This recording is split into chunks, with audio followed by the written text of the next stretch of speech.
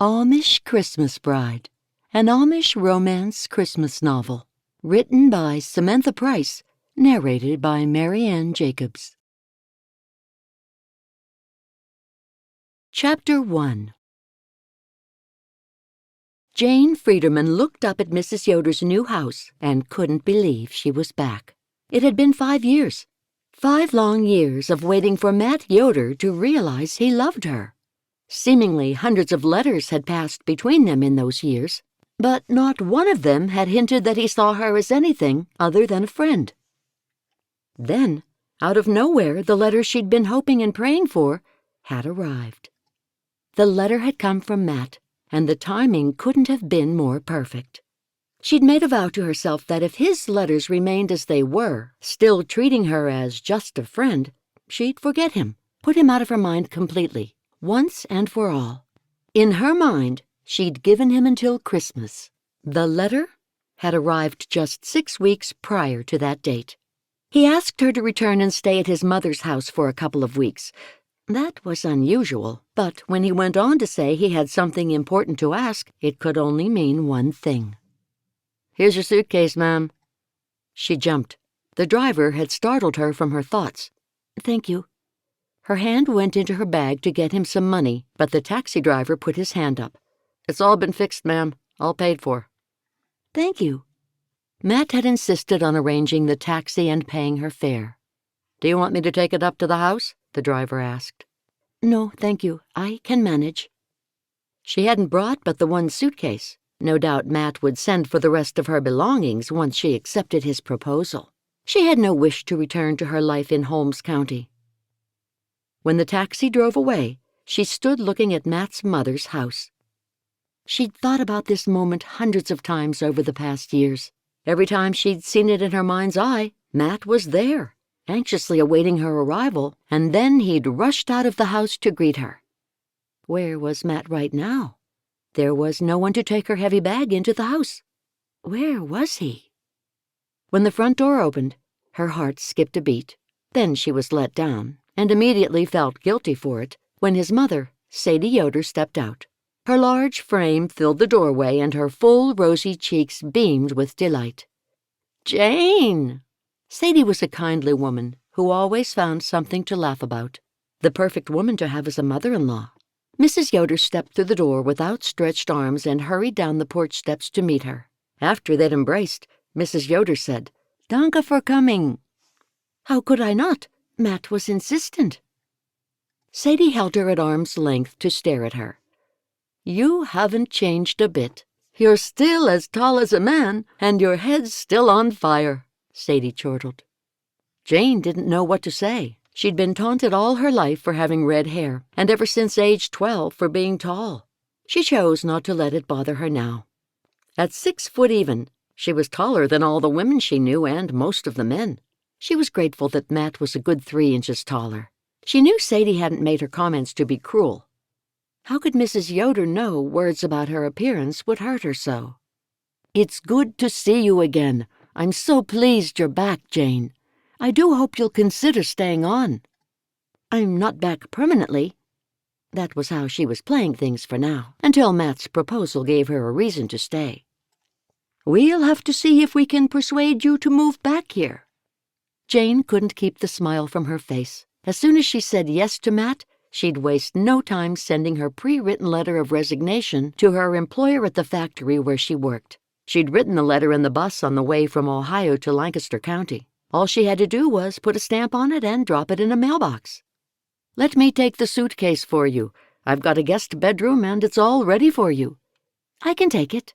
"Nonsense. Let me." Sadie reached for the suitcase and took it out of Jane's hand before she could utter another word.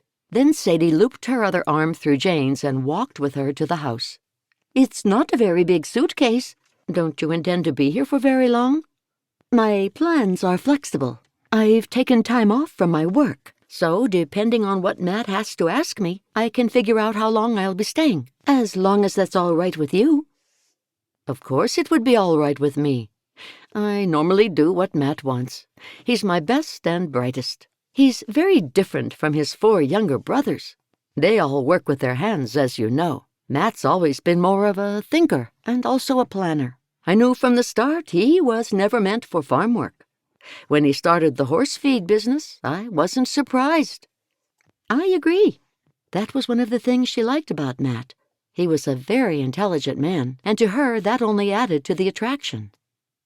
Sadie took her right to the bedroom at the end of the long rectangular home. The walls were distinctly cream-colored, and Jane couldn't decide if they clashed somewhat with the bright white and blue of the gingham curtains and the matching blue and white starburst-patterned quilt on a single bed. "This is a nice room. So lovely and fresh and colorful." "Not too bright, I hope." Laughter tumbled from Sadie. "Oh, no. It's just right. Perfect."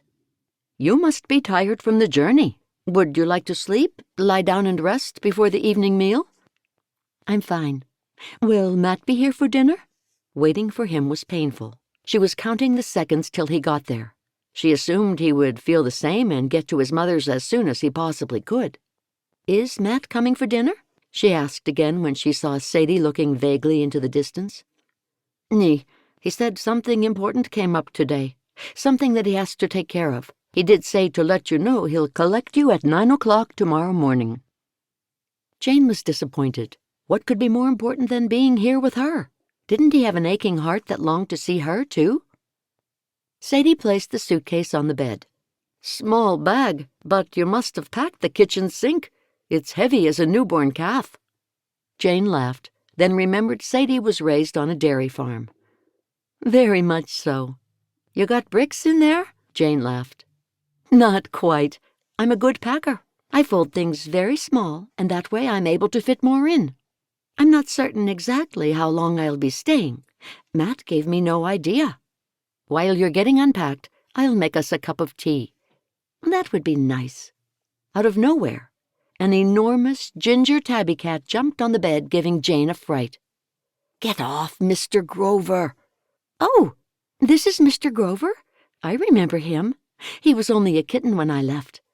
"That's him, all right." Jane reached out and stroked him, and Mr. Grover walked closer to her and meowed. "He's adorable, and he's grown so large." "That he has. He thinks he's the boss of this place, too." "I'd love to have a cat. I've often thought about it." Sadie put her hands on her hips. "What's stopping you?" In her heart, she never felt where she lived was truly her home. She never felt settled or that she belonged anywhere. "I will someday." Jane sat on the bed, and Mr. Grover took an instant liking to her, smoothing up and down against her arm, looking for more pats. "I'll fix us that hot tea." "That'd be nice. Danke." As soon as Sadie left Jane alone with Mr. Grover, the cat jumped off the bed and followed his mistress from the room. Jane stretched out on the bed just for a moment. She'd waited the whole ride in the Greyhound, counting down the hours until she would see Matt. Now she'd just have to keep counting.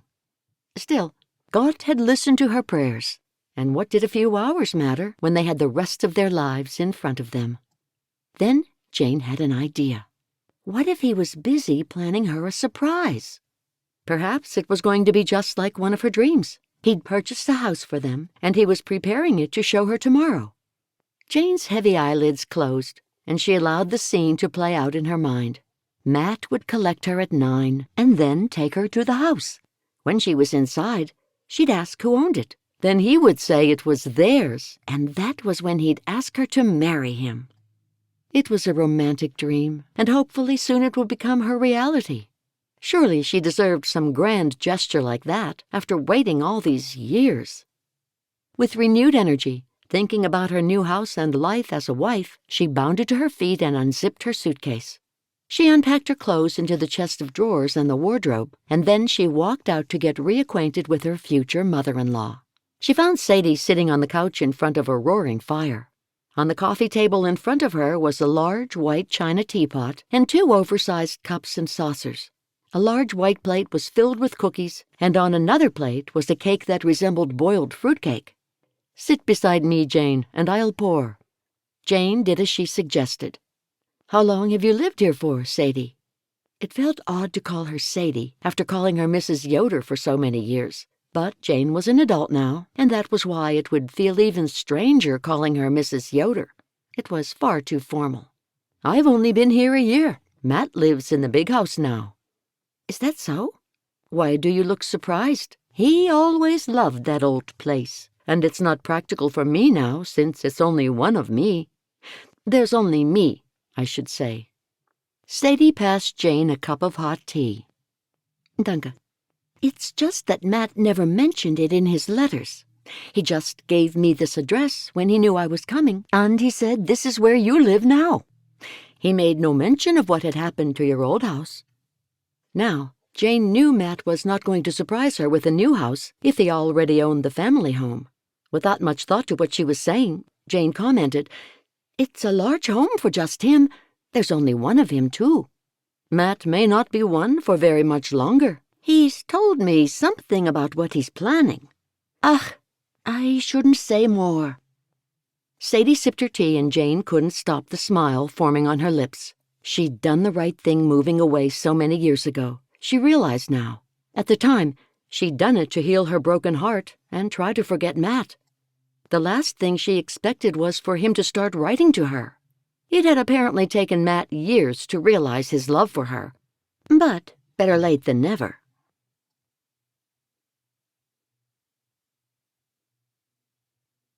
Sadie had cooked Jane a delicious roasted chicken dinner with baked vegetables and minted peas, and after they'd eaten it and cleaned up the dishes, it was late and time for bed. As Jane changed into her nightgown, she tried to still the butterflies in her tummy. Tomorrow, she would see Matt's face for the first time in years, and also, her life would never be the same. If Matt was planning something involving her, he had to be planning on proposing. What else could it be? After she pulled off her prayer cap and tossed it on the end of the bed, she unpinned her hair, loosened the braiding, took out her pure boar's bristle brush, the one that used to belong to her mother, and ran it through her fine thigh-length hair. With every stroke, she imagined what her and Matt's children would look like. Would they have his dark, chocolate-brown hair and eyes, or would they have her reddish locks, green eyes, and fair skin? Perhaps some would resemble him and her, a mixture of both. With brush still in hand, she stretched her hands over her head and yawned. The day's journey had been long, and Matt's mother, with her constant chatter and chortling over the smallest things, had been tiring. Still, it was nice to see Sadie again, and having a decent meal at the end of the busy day was much appreciated. Jane laid the brush down and turned off the gas lamp on the nightstand. Slipping between the cool sheets, she wondered what Matt was thinking right now. As she'd done most nights in her life, she fell asleep thinking of a life where she was Matt's wife, raising their children. Chapter 2. Ready well before 9 the next morning, Jane was extra nervous.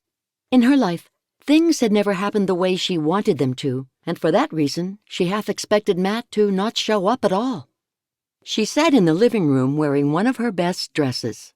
Sadie was sitting next to her with Mr. Grover nestled firmly on her lap. The clock over the mantel told Jane it was 3 minutes after 8. The more often she kept looking at the minute hand, the slower it stubbornly moved. "What is that?" Jane pointed to red and green fabric at the end of the couch. "Christmas decorations for charity. They look interesting." Jane was trying to make conversation to fill the time. She stared at the tiny red jackets with dark green edges. "Everything has to be in red and green. That's what they said." "What is the charity?" "I'm not even sure which one it is this time. One of the ladies is organizing it. I'm just one of the helpers, the seamstresses. I just do what I'm told. I'd love to help while I'm here. I left so fast that I didn't pack any of my needlework. Most nights I sit and sew." "I'd be delighted if you would do some. I was wondering how I was going to get through it all." Sadie pointed to 2 large black plastic bags in the corner of the room. "What are they?" Jane asked. "Is that all red and green fabric?" "That's right. Some of the ladies cut out the pieces already, and we have to put all the pieces together. I'm so happy. I love having projects. I may not be here for very long, but I'm looking forward to helping all I can. Don't worry. The ladies and I will put you to good use while you're here." Jane giggled, pleased now that she hadn't brought her own work. "I hope you have a nice day today, Jane," Sadie said. "Danke. I do too. He told me he had something important to discuss with you. Her gaze swept to Sadie. He did? Jane studied Sadie's face to see if it gave any clues to what she knew of Matt's intentions. Yeah, that's why you're here. Sadie wore a smug grin. If Sadie didn't already know something, she'd guessed what was on Matt's mind. It was obvious why he wanted Jane to come all that way, but Jane was doing her best not to get her hopes up until she heard the words out of Matt's own mouth. Jane smiled. That's what he said to me, too. Something important. Soon you'll know what it's all about, and then you can both come back and tell me. There was a definite sparkle in Sadie's eyes. There was no mistaking what Sadie thought her son was going to ask. Jane's heart skipped a beat and then took off racing when the rumble of a horse and buggy sounded in her ears. While she sat there frozen to the spot, Sadie jumped to her feet, leaving Mr. Grover to leap to the floor. Sadie looked at Jane, and then Jane stood too. That's him. Sadie pulled aside the heavy living room curtains. Jane took in a sudden breath to ready herself to see him after too many long years apart. With shaky legs, Jane got herself to the front door. By this time, Sadie was also there and had pulled Jane's black coat off one of the pegs by the door. Don't forget this. It'll be frosty out there today by the look of the sky. Danke. Sadie helped Jane into her coat, and then she opened the door. When Jane stepped onto the porch, she looked up and saw Matt jumping down from the buggy. He stood staring at her for a moment while their eyes locked. Good Maria, Sadie shouted in her usual booming voice. Morning, Mum. I've got things to do, Sadie announced as she patted Jane's arm. I'll see you later, Jane. No sooner had Sadie spoken than she disappeared back into the house. Matt walked toward Jane, and she walked down the 2 porch steps to meet him. He had barely changed. The years had only served to make his features more manly. When he got closer, she saw the tiny lines that fanned out from the corners of his eyes. He stretched out his arms, and she didn't know what to do. As much as she wanted to hug him and be held in his arms, they'd never hugged before, and she wasn't ready for it now. Not yet. She reached out her hand, and he looked down and took hold of it with both hands. When she looked back into his face, she saw his lips turn upward into a smile. You look good, Jane. So do you. You haven't changed a bit. Let's go. I'll take you back to my house where we can talk. He walked over and opened the buggy door for her. She climbed in and waited for him as her heart pounded in her chest. When he was seated, he picked up the reins and smiled at her. Danke for coming all this way. Oh, of course I would. It sounded important, and I'm always there for my friends. She was not going to admit her feelings until he did. He gave a small nod, then moved his horse and buggy back down the driveway. It is important. I think through our letters we've grown even closer since you left. I'd say that's true. Nervousness kept her talking. She didn't want him to know that she'd guessed he was going to propose. While I'm here, I'm hoping to see a lot of Jessica. It's been years since I've seen her, and she's got 2 kinna that I've never met. That'll be good. I don't want to take up all your time. You should enjoy yourself while you're here. While you're here? She analyzed those words. If they married, wouldn't she be staying here with him forever? From the tone of his voice and his words, it sounded more like she was only there for a vacation. She quickly berated herself for letting her mind travel to the very worst possibility. He hasn't even said why he wants me here. I've got to be more positive. He wouldn't want me to come all this way for nothing, she told herself. As you can see, nothing much has changed around here since you've been gone. She looked out at the fields they were passing. I know. I was thinking that on the drive to your mother's house yesterday in the car from the bus stop. A moment later she said, You never told me you took over your old family home. He glanced over at her. Didn't I mention it? Nee, he chuckled. I've told you nearly everything else going on in my life. I know, and you. I don't know why I didn't mention it. Perhaps I wanted to show it to you as a surprise. But there aren't many surprises when my mother is around. She likes to talk. Jane smiled. She doesn't talk too much. She does, it's true, he grinned. Anyway, I didn't want you to come all this way to talk about her. We were always close, even as children, and here we are still friends in our 30s. We were best friends right up until we were 12 or so, and then people were worried about us being too close." He chuckled. "We were encouraged to keep away from each other for a few years there. Then you moved away, and we started writing. They never could keep us apart, not really." She didn't correct him, but she hadn't moved away until she was a grown woman of 25. He'd ignored her for those last few years before she left, when she was in her late teens and early 20s. He spoke as though she'd moved away as a young teenager. As he chattered about times gone by, she wondered if he was driving to his home to propose to her this very day. That was how she'd always pictured it in her mind. Not exactly in his old home, but exactly which house he proposed in didn't matter. What mattered was he realized they were meant to be together, and finally he was going to do something about it. When they drove down the long driveway, the sprawling farmhouse appeared. It was almost as she remembered it. The only difference was, all the pretty and colorful gardens were gone. "I've always loved this place," Jane sighed wistfully, hoping that one day she'd soon have the gardens to work on. She'd bring them back to how Sadie once had them. "I feel the same about it. And that's why I had to buy it when Mom was talking about selling it to buy a smaller place. Come inside, and I'll show you what I've done with it. There's still so much more to do. Mom would never allow any of us to work on it after Dad died, and the place fell into disrepair." Jane nodded, wondering why Sadie would have done that.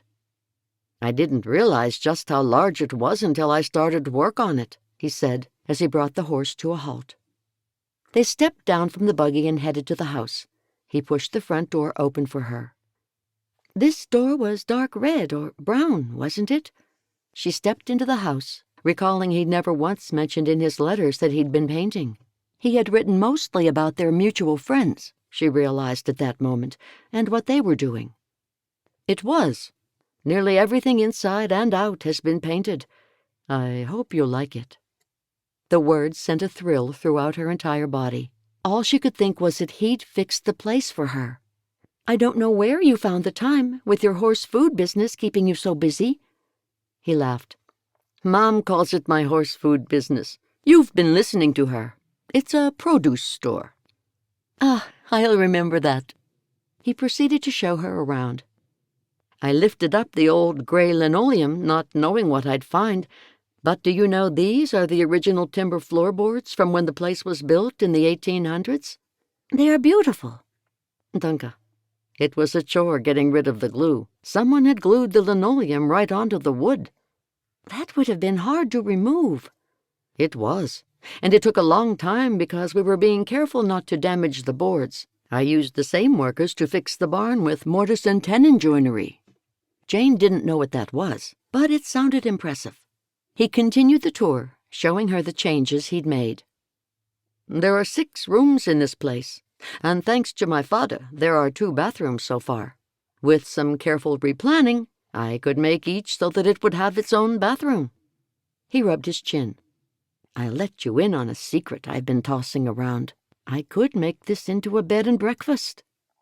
"That's why you wanted this place? All the rooms?" "Nee, I love it here. And it's my family's home where I grew up. I've been thinking about it these last couple of days. I won't need to grow crops. I could lease the land, part of it to one of my brothers. One of them is looking for land. I'd be much more suited to running a guest house than trying my hand at farming. I could even increase the guest capacity by transforming the attic into a large room, even fit in another bathroom up there. And 3 of the bedrooms have fireplaces. Oh, that would be so cozy. What about your horse feed business? Oh, I'm sorry. I mean your produce store." "I can put a manager to run it. I hardly need to be there as it is. The place practically runs itself. I can see myself playing host to all the tourists and guests who'd stay here. I'd make sure their stay was a comfortable one. And the cooking would be wunderbar." "You could use your motor for the cooking." Matt laughed. "I don't see things that way. Now, I have something important to say. Sit down with me. At last, I've been dying to know why I'm here." He pointed to the couch in the corner of the living room. She sat, smoothing down her apron as she did so. He then sat down next to her, but not too close. Then he twisted to face her, and she did the same, mirroring him. "Jane, I have the utmost respect for you." "And I feel the same about you. Even when I moved away, I was so happy we came back together through our letters." "That's right. And out of anyone apart from my mother and my siblings, you know me best. And it's because of that I need to ask you something very important." This was the big moment. A lump formed in the back of her throat, and her head swam a little. If she'd been standing, she'd surely have needed to sit. Not wanting to forget any second of the next few moments, ones that she wanted to treasure for the rest of her life and tell their kinner about, she pulled her mind to attention. You have something to ask me?" "Yeah," he smiled. "You know I do. That's why you're here." "What is it?" Everything inside him wanted to ask her to marry him. But what if she said no? The word no was so final, so brutal. His best chance was sticking to his original plan. "I need your help with something very important." Jane stared at him and blinked a couple of times. It was an unusual approach for a proposal. He wanted her help, as in, he wanted her to be his helpmeet? He wanted her help with starting a marriage and then a family? "Of course I'll help you. What do you need my help with?" "Marriage. I want your help in selecting a bride." She replayed the words in her head. Had she heard right? The word marriage had been one of the words she'd been waiting to hear, but selecting a bride? Chapter 3. Never could she have imagined he'd say those words to her. Never at all. Selecting a bride. They were never in her dreams. Her help with selecting a bride? But she was sitting right in front of him. It didn't make sense. She could only utter, "What?" He repeated his earlier words. "I value your opinion. I need your help with choosing a bride." Her heart sank even further, and she tried not to let it show on her face.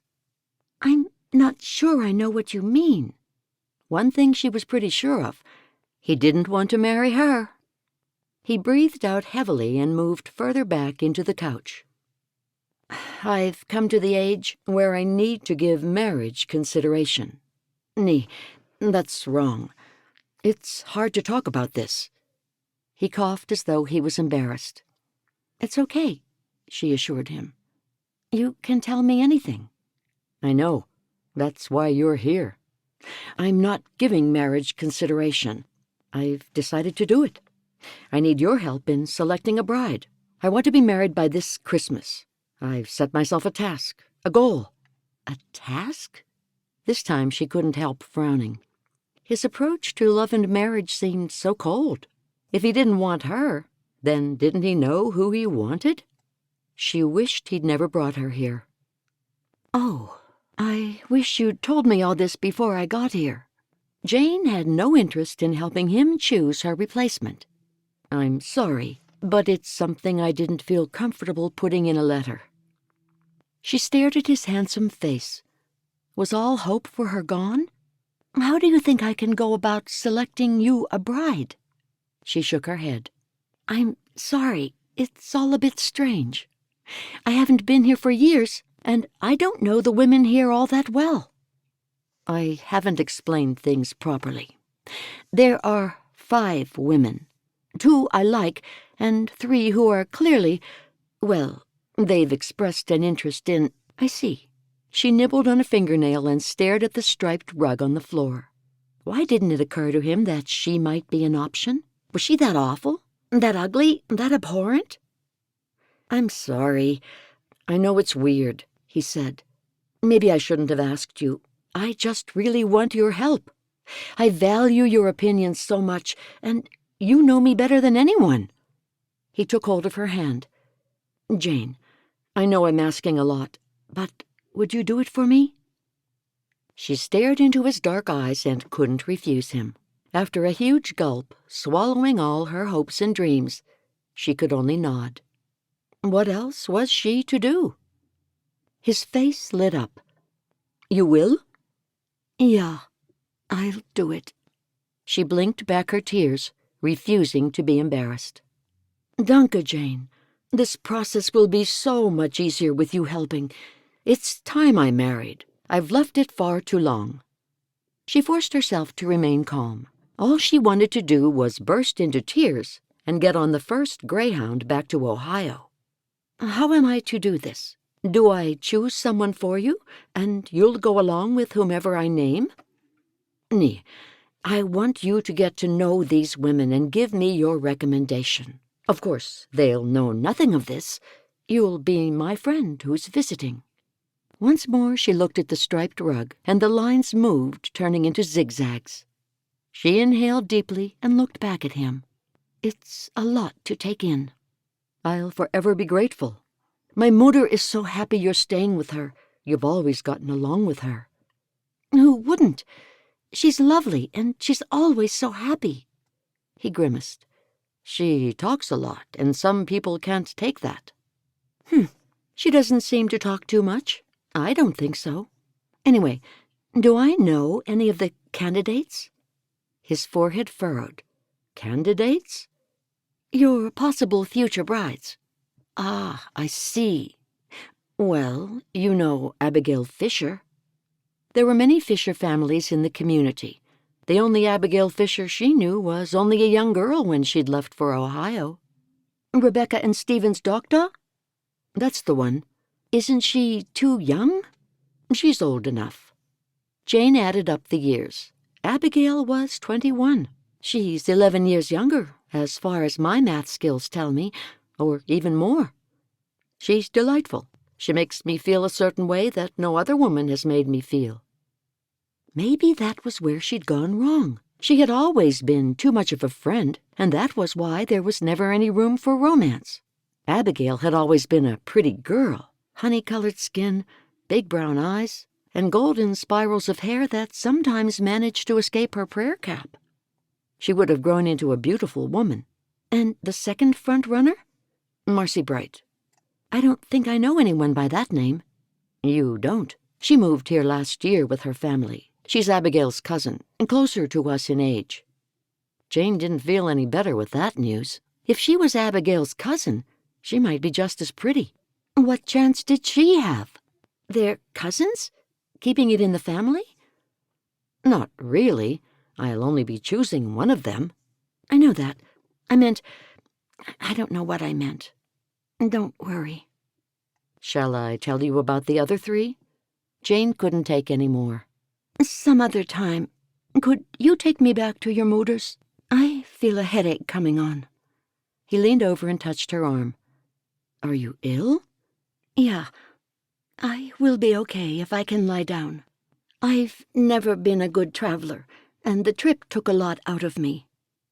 He stood up and held her hand until she stood. Then he guided her out of the house with his hand on her arm. I'm so selfish, Jane.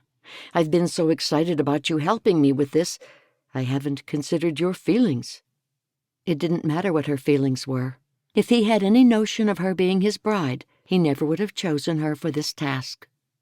I'm happy to help, if that's what you want. They continued walking toward the buggy, and when they climbed in, Jane said, I can stay as long as you want. Excellent, because I'd like to be married by Christmas. He gave her a beaming smile and then took hold of the reins. She wished he'd stop talking about marriage. All she wanted to do was cry. There was no other man for her, only him. Trying to keep it together, Jane pressed a fingernail into the palm of her hand. It hurt, and she was sure she was drawing blood, but it helped to stop the tears that were threatening. Going along with her claim of a headache, she closed her eyes and tipped her head back. It hadn't been a lie about the headache. Now she was feeling an ache in her head for real. We're here, Jane, he whispered about 15 minutes later. She opened her eyes to see they were back at Sadie's house. "I'll have a lie down, and I'm sure I'll feel a lot better." "I'm coming for dinner tonight. I hope you'll be better by then." Why was God torturing her? This was cruel. "I'm sure I will. You're not coming in now?" "Too much to do today." "I see. Just as long as you don't find a 6th contestant. 5 is enough, I'd say." He laughed. "I agree. 5 is quite enough." She stepped down from the buggy. "Bye, Matt." "I'll come in with you." She frowned. He just said he had too much to do. "Nee, I'll be okay. You go and do what you have to do." "Bye, Jane. Have a good rest, and I hope your headache's better soon. I can see you at dinner. We've got a lot of catching up to do." "That's right. You've been keeping many things from me." He smiled at her. "And danke for saying yes to this. It means such a lot." "Of course." "Ma'am knows nothing of this yet." "Okay, I'll keep that in mind." As Jane walked toward the house, she saw the door swing open. "That was fast." Sadie looked between Jane and the horse and the buggy moving away. "It was. I need a lie down if that's all right. I have a headache." A pained expression took over Sadie's face. "Oh, Jane dear, that's awful. Do you get these often?" She raced to put her arm around Jane's shoulder and moved her into the house. "Nee, I don't. It's just all that traveling from yesterday, I guess." Sadie walked her into the bedroom, and they both saw Mr. Grover curled up on the middle of the bed. "Mr. Grover, out!" Sadie ordered. Mr. Grover opened his eyes just slightly and then closed them again. Sadie then lifted him off the bed, and Mr. Grover gave a disgusted meow as he slinked out of the room. "I've disturbed him." "Ah, don't worry about him. The fire's on now. He'll curl up and sleep in front of that." Once Jane was lying on the bed, Sadie put a hand on Jane's forehead. "You do feel a little hot. Can I get you anything?" "Nee, it's okay. I just need to close my eyes for a couple of hours." "You do that, dear." Sadie leaned over and kissed her forehead. "Call out if you need anything. I'll come back and check on you in a little while. I'll leave the door open for the warmth of the fire." "Danke." Jane breathed deeply and let it out slowly. When Sadie slowly backed away, Jane placed her hand over her swirling tummy. Visions of Abigail and a girlish figure who represented Marcy troubled her mind. How could she recommend any woman to him? The only woman she could truly see him with was herself. A tear trickled down her cheek. Who was she kidding? Anyone would be happy to have a man like Matt. He'd be a perfect match for any woman. No wonder there were 5 women who wanted to marry him. 6, including herself. The only thing she could do was go away, run away like she'd done years ago. Only this time, she'd never come back. He hadn't been romantically attracted to her years ago, and he certainly wasn't now. The only saving grace was that he didn't know how she felt. That would have been embarrassing. She could not let him know the extent of her feelings. What excuse would she give for leaving? She put a hand to her aching head. If only she were more attractive. No, not even that would be likely to make a difference. When he looked at her, he never seemed to see a woman, a possible Frau. All he saw was his old childhood friend, the one he climbed trees with and collected acorns and pine cones to paint to make Christmas decorations. The one who played in the treehouse with him and swung from ropes and played at the edges of the creek. Christmas had always been their favorite time of year, and he was going to ruin it by marrying someone. He was coming tonight for dinner. She'd talk privately with him and make some excuse why she couldn't do it. That was what she should have done in the first place. He could figure things out by himself. It was too much responsibility. She wouldn't make a good choice anyway. No, she had to think up a better excuse. Perhaps say that she'd thought he wanted her there for a more important reason. After all, she had left her home and her job because he'd made it sound like some kind of emergency. Now that she knew it wasn't, she should go home. Why prolong the agony? If her heart was broken now, How much more pain would it be to see Matt with someone he was going to spend the rest of his life with? Chapter 4.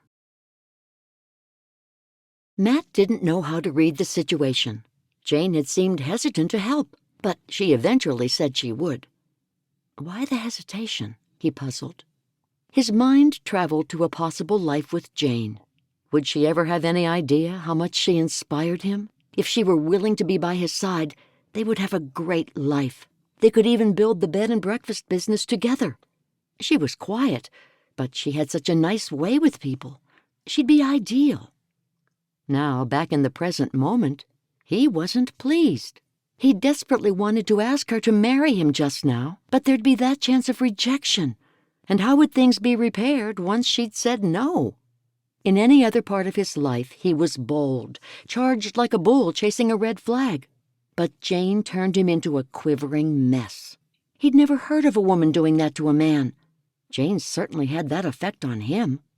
There'd been many times he'd made plans to visit her community under some pretext or other, just to see her. Each and every time he'd canceled those plans in case he got there to find she was planning a life with someone else. He dissected each and every word of her letters, looking for a hint of a man in her life. So far, there had been none. His best chance, and probably his only chance of a life with Jane, was to carry out the plan that Lainey had helped work out.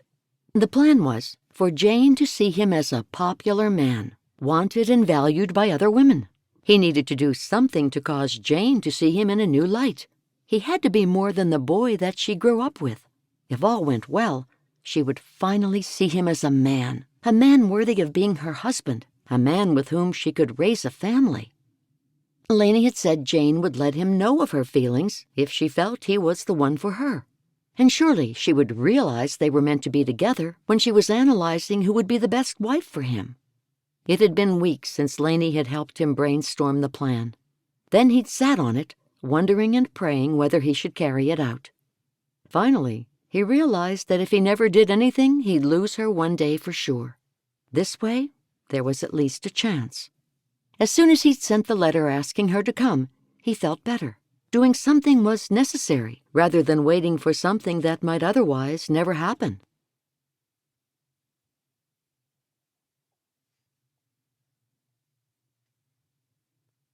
"Is it a secret why Jane is here?" Sadie asked at the dinner table that night, over a meal of asparagus and chicken pie. Matt looked up at his mother, appearing shocked. "Nee, not at all."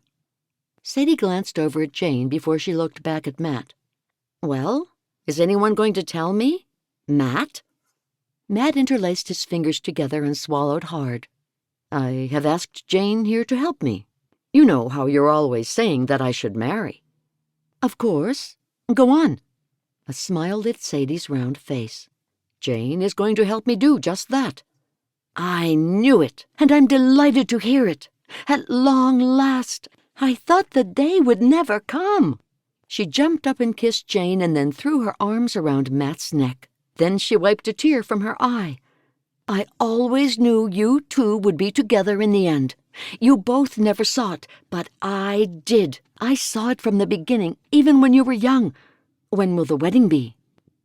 Matt's eyes opened wide. "Ach, nee, Mum."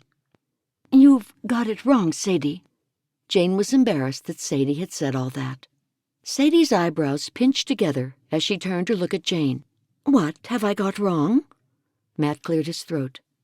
"I have asked Jane here to help me select a bride." "Select a bride?" Sadie screeched as she sat heavily on her chair. "That's right. It's not as bad as it sounds." "I can't believe my ears. Why have you done this to me and to Jane?" Jane didn't want anyone feeling sorry for her. She raised her hand and lightly touched Sadie's arm. "It's quite all right. I'm willing to do it to help Matt be satisfied with the choice he made. Will make, I mean." "This is the silliest thing I've ever heard." Sadie shook her head. "I've always been a practical man, ma'am. It's a practical thing to do." "You're right. I'm not practical, though. Not when it comes to matters of the heart. I fell in love with your father, and he fell for me. We didn't calculate it off some silly checklist or have our friends approve of each other." She glared at Matt with fire in her eyes. "Is that what you're doing? Are you giving Jane a checklist for each woman?" "Nee, not at all. I just thought it would be something far different and a good way to choose someone suited to me. I want Jane to get to know each of the women and then make a recommendation. I don't know who you take after in the family, Matt, but it certainly is not me or your father." Matt looked down at the table and shook his head. In a quiet voice he said, "I'm sorry if I've upset you." "Yeah, you have."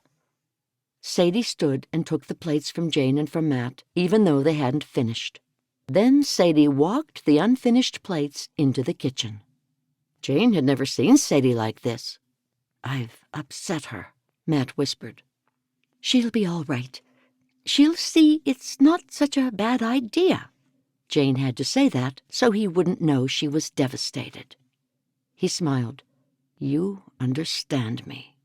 "No, I don't," she thought, but she managed to smile nonetheless. "I wouldn't do this. I wouldn't ask anyone else apart from you, Jane." "Danke. It's an honor to be asked to help you." She wished he'd asked her a very different question, like, obviously, to marry him. How many times would this rejection be thrown so directly in her face over the next few weeks? Jane was a little bit pleased Sadie thought they'd be a good match, but that wasn't any use if Matt himself couldn't see it. Sadie stormed back out of the kitchen and sat down again. "And how long is this process going to take? I'm sure Jane has better things to do with her time." "It's quite all right. I'm taking time off work, and I am willing to do that to help Matt out." Matt reached over and grabbed his mother's hand. "Mom, I need you to be okay with this, because I want you to invite 2 of the ladies to dinner soon, so both you and Jane can get to know them better." "Do I get a say in which one I like best?" Sadie asked. Jane didn't like the sound of that. A bad situation had just become worse. "I didn't know you'd want to be involved with it," Matt said.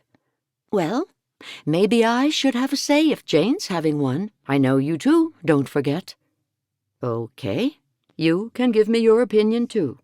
But I already knew you would," Matt smiled at his mother. "I think it's a silly way to go about things. You should choose with your head as well as your heart." "Many would disagree with you, ma'am. I am making the final choice, but I will take what you both say into consideration." "I never thought any child of mine would disagree with that. Choosing a Frau shouldn't be this hard, Matt. You're making a chore of it." "Nee, I'm making it easier." Jane sat there quietly, listening. She wanted to defend Matt, but she found the whole thing just as ridiculous as Sadie did. "Who's ready for apple pie?" Sadie asked. "Me," Jane said with all the enthusiasm she could muster. "Yeah, me too, Mom. I love your apple pies." "And let's hope these ladies can cook a good apple pie. We should also be sampling their cooking." Jane burst out laughing before she could stop herself. Then she covered her mouth and looked down. "Sorry," she mumbled, almost under her breath. "I don't think I need to do that," Matt said. "I think all Amish women can cook, can't they?" "Yeah, I suppose they can," Sadie agreed. "But it wouldn't surprise me if you make both of them deliver a pie for a tasting." Jane realized Sadie thought there were only 2 contenders. What would she say when she learned there were 5? "Ma'am, you're being ridiculous." Sadie picked up a serving spoon and shook it at him. "You're not too old for me to spank."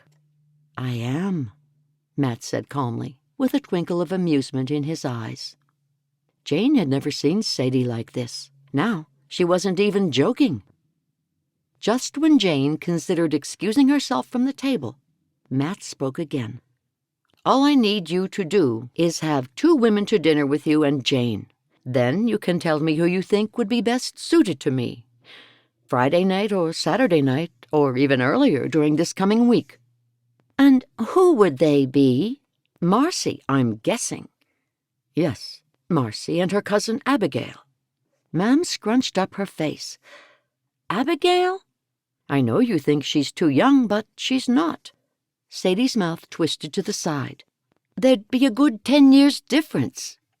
And that's fine, Matt said. Is she even interested in you? Yeah, she is. So it's out of those two. Actually, there are 5 of them, Jane said, trying her best to hide her disapproval. Sadie's mouth fell open as she continued to stare at her son. I've never heard anything like it. But if that's what you want to do, then I'll go along with it, and I'll even help you. Danke, Mum. I just hope that it doesn't blow up in your face. Sadie stood up again and went to the kitchen. Jane half stood. I should see if I can help. Nee. When she's like this, it's best to let her be. Oh, do you think so? I do. I should have told her sooner. She hates secrets being kept from her. Sadie brought the pie back to the table and cut it in front of them. As she served the slices onto plates, she said, I thought Jane was here for a very different reason. Jane was so embarrassed she couldn't even look at Matt. His mother spoke again. How much will my opinion matter if it differs from Jane's? Have you thought about that? Matt picked up his fork. If I'm honest, I'd rather have Jane's opinion. It's just that you like everyone, ma'am. Jane would have a better idea of who I like and who would suit me. She knows me and... All right, I know what you're going to say. You're not really interested in my opinion. You just want me to sit quietly at the dinner table while Jane gets to know them both. That would be good, ma'am. I know you'll like whomever Jane chooses. Sadie pushed out her lips. Once Matt had eaten dessert, he mumbled something about collecting them for the meeting tomorrow and him needing an early night, and then he left. Sadie and Jane were still sitting at the table when Matt closed the front door behind him. Oh, Jane, I'm so sorry. I thought you were both going to tell me you were getting married to each other. Don't be sorry for me. I have someone back home. She stretched the truth. There was Isaac, who lived next door, a widower with an adorable little 5-year-old girl, Rosalie. They were friends, nothing else. Why was it all the good men saw her as only friend material? I didn't know. You didn't say anything. Forgive me. There's nothing to forgive. He's a lovely man. His name's Isaac. It's not very serious between us at the moment. Jane giggled to hide her disappointment over Matt. Isaac and I are not getting married tomorrow or anything like that. In fact, we haven't even talked about marriage. But we do like one another. She didn't want to stretch the truth too far. Sadie's shoulders drooped as she stared at the table. This is not turning out the way I wanted it to. Whatever happens will be God's will. It'll all work out in the end. As she spoke, Jane smiled through her doubts. It would work out for someone else, like it always did. She would never marry. If it couldn't be Matt, there was no point in marrying anyone. It wouldn't be fair. How could she marry another when her heart would always belong to one man? And if she didn't marry, she'd never have a child. The whole thing was so unfair. Sadie quickly wiped a tear from her cheek and turned to Jane. All my kinner are married except for Matt. He's so good at making decisions. So why is finding a fra so hard for him? He's making a chore of it. It shouldn't be this way. She turned her face upward. His father wouldn't approve of this. Then and there, the last speck of hope left Jane. She'd harden her heart, find Matt the woman most suited to him, and then leave there forever and never return, not even for Matt's wedding. You go to bed, Sadie. I'll finish up in here. I won't hear of it. You're a guest. I'll be staying for a few weeks by the sounds of it. You'll wear yourself out if you don't allow me to help. I am a little tired. Go to bed. Jane stood up and looped her arm through Sadie's. Sadie stood and Jane walked her to her bedroom. Once they were at the door, Jane let go of her arm and gave her a hug. Danke, Sadie. What for? For making this whole thing easier for me. Sadie searched her face. So, you are in love with him. I told you I have someone at home. But, Sadie pushed out her lips. Jane, are you sure you're not in love with my son? Of course I love your son. As a friend, and I told you. I know, you told me about someone else, Isaac. It's just that I always thought that you and Matt would marry. Even when you went away, I was sure he would follow you and bring you back home. That was exactly what Jane had been hoping for, but it never happened. All I can do is make sure I give him my best and honest opinion of who's the most suited to him. I've been away so long I really don't know any of these women anymore. Abigail was just a young girl when I left. I've never even met Marcy, and I'm not even sure who the other three are. You don't need to say anything more about Abigail. I know exactly what you mean, and I agree. Do you think Marcy would suit Matt best? Probably any one of them would. Matt is a wunderbar man, and he'd make a perfect husband. I know. That's what I think, too. I have no idea why he's left it so long to think about marriage. Didn't you say he should only marry for love? Perhaps that's the answer. Maybe he hasn't gotten married yet precisely because of the whole notion of love. Now he's in his early 30s, and he's taking a different approach. You could be right, Jane. Age does make us view things differently. I just want you to do a good job for him. You're a good friend to him, Jane. I only wish you wanted to be more. Jane smiled at Sadie.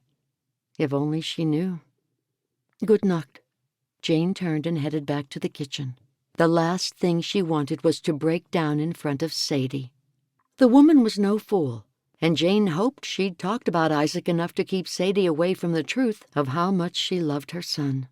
As Jane dried off the remainder of the dishes, she willed herself not to cry. What use would it be to marry Matt if he didn't love her the same in return? Then Jane felt sorry for the 5 women he was choosing between. Didn't he even know his own mind? Jane stopped where she was and put down the dish. She prayed then and there for God to take her love for Matt away. If they were only friends, she could cope with what was going on, enjoy the process even. When she opened her eyes, she felt much better. The churning in her tummy had stopped. Hopefully, in time, the feelings for Matt would disappear as well. Chapter 5. Over a breakfast of oatmeal and toast the next morning, Sadie announced, "I've been giving it some thought. I know who the other 3 women are." "You do?" Jane stared at Sadie and noticed immediately the dark circles under her eyes. Had the poor woman been lying awake all night, thinking and worrying? "I think it's the Simpson twins. They're 23, or thereabouts, and they're always gathered around him like buzzing bees. You'd think there was 3 of them, or even 4. Okay, with the twins, that makes 4 ladies. And he said there were 5, so who could be the 5th? I've been giving it a lot of thought. Lainey. Last year, her husband just up and died, leaving her a widow. Matt might feel sorry for her. They do spend a fair bit of time together. That's sad. I remember she married Desmond Lapp. I know he was always sick when we were growing up. What did he die from?" "He had a heart condition. I'd heard he had rheumatic fever when he was little, and that it damaged his heart. They both knew he might not have long, but they were both in prayer about it." "Oh, that's so sad for her. Was Matt close with them?" "I don't think so. Not particularly. But he is friends with Lainey now, and he is a protective man. I could see him wanting to look after her and her doctor. And he's already as good as said he's going about this with his head and not his heart, so I see what you mean. I remember Lainey as a very quiet and shy girl. She's about 3 years younger than I am. That's my guesses for the remaining 3 of them. Hasn't he told you who they are yet?" "Nee, But he will soon. He'll have to if he wants my help. I'm hoping he'll point them out to me at the meeting today. And he will be here soon to get us. Will you be ready?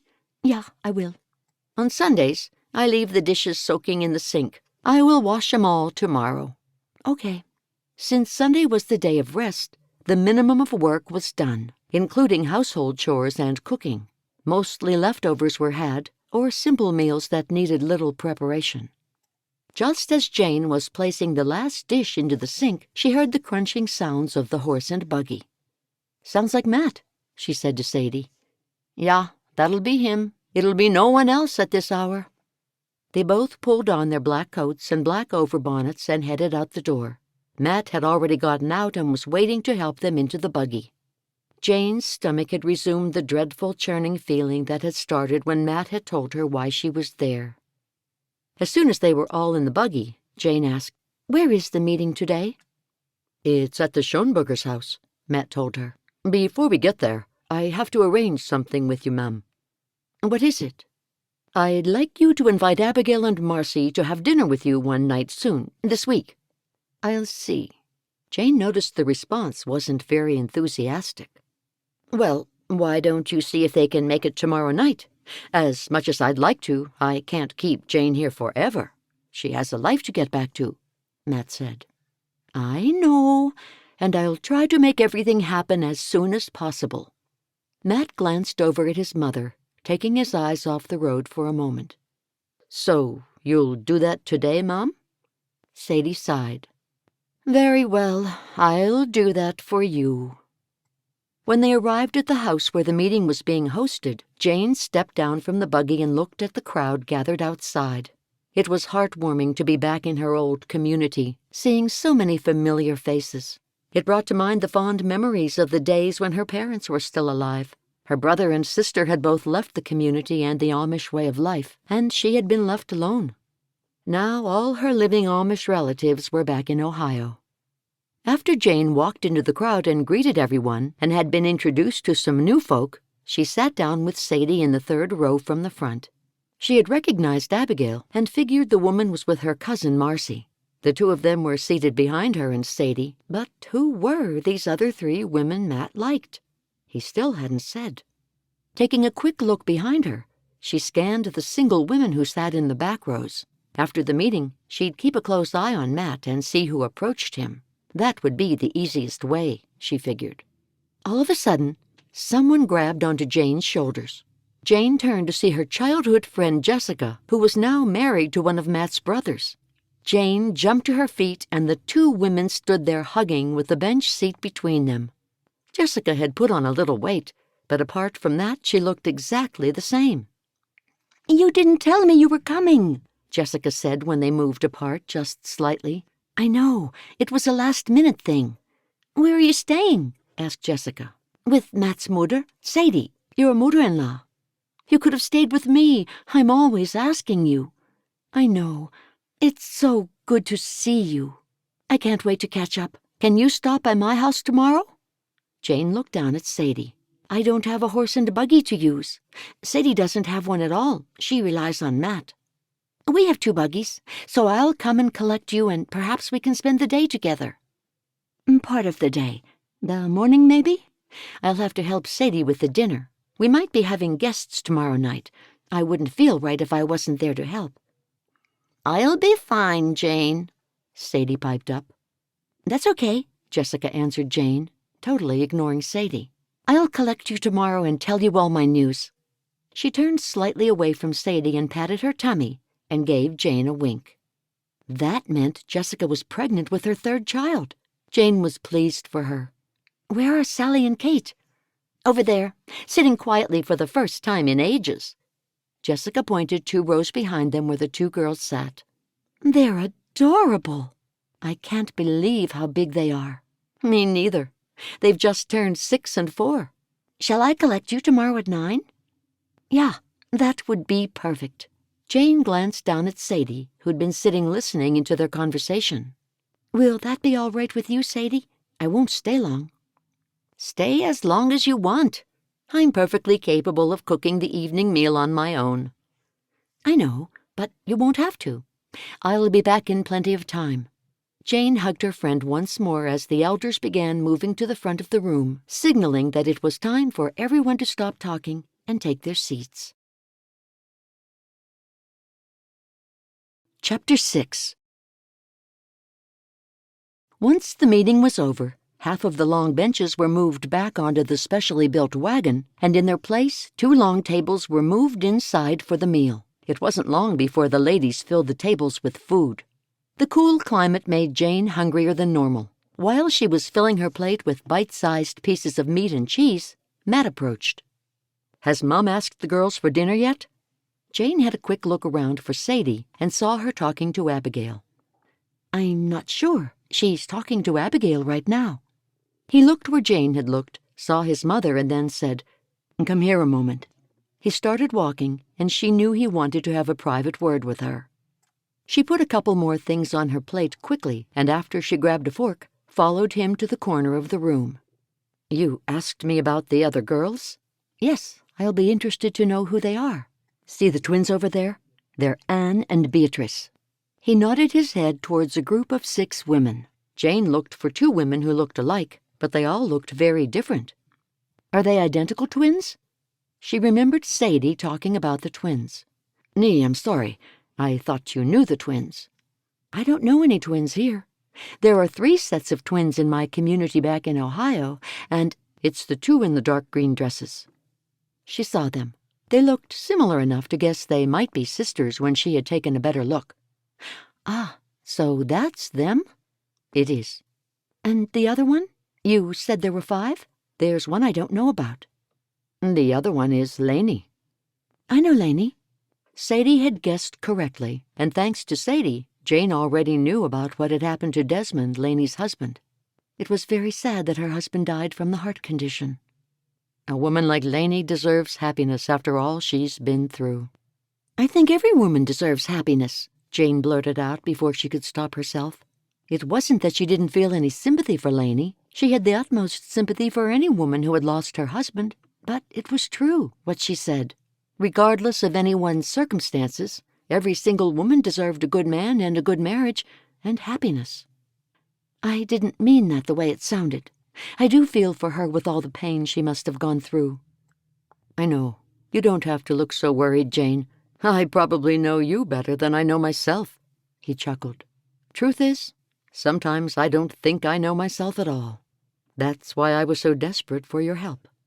It was comments like that Jane couldn't understand. Would any of these 5 women know him as well as she did? "I'll make my way over and talk to them as soon as I finish my food." "You don't have to do that today." "I might as well. After all, that's why I'm here." "Thanks so much, Jane. You're such a good friend. I don't know what I would do without you." "I'm happy to do it," she lied through her teeth. Now, right at this moment, she just wanted to be alone with her sorrow. "I should sit down to eat this."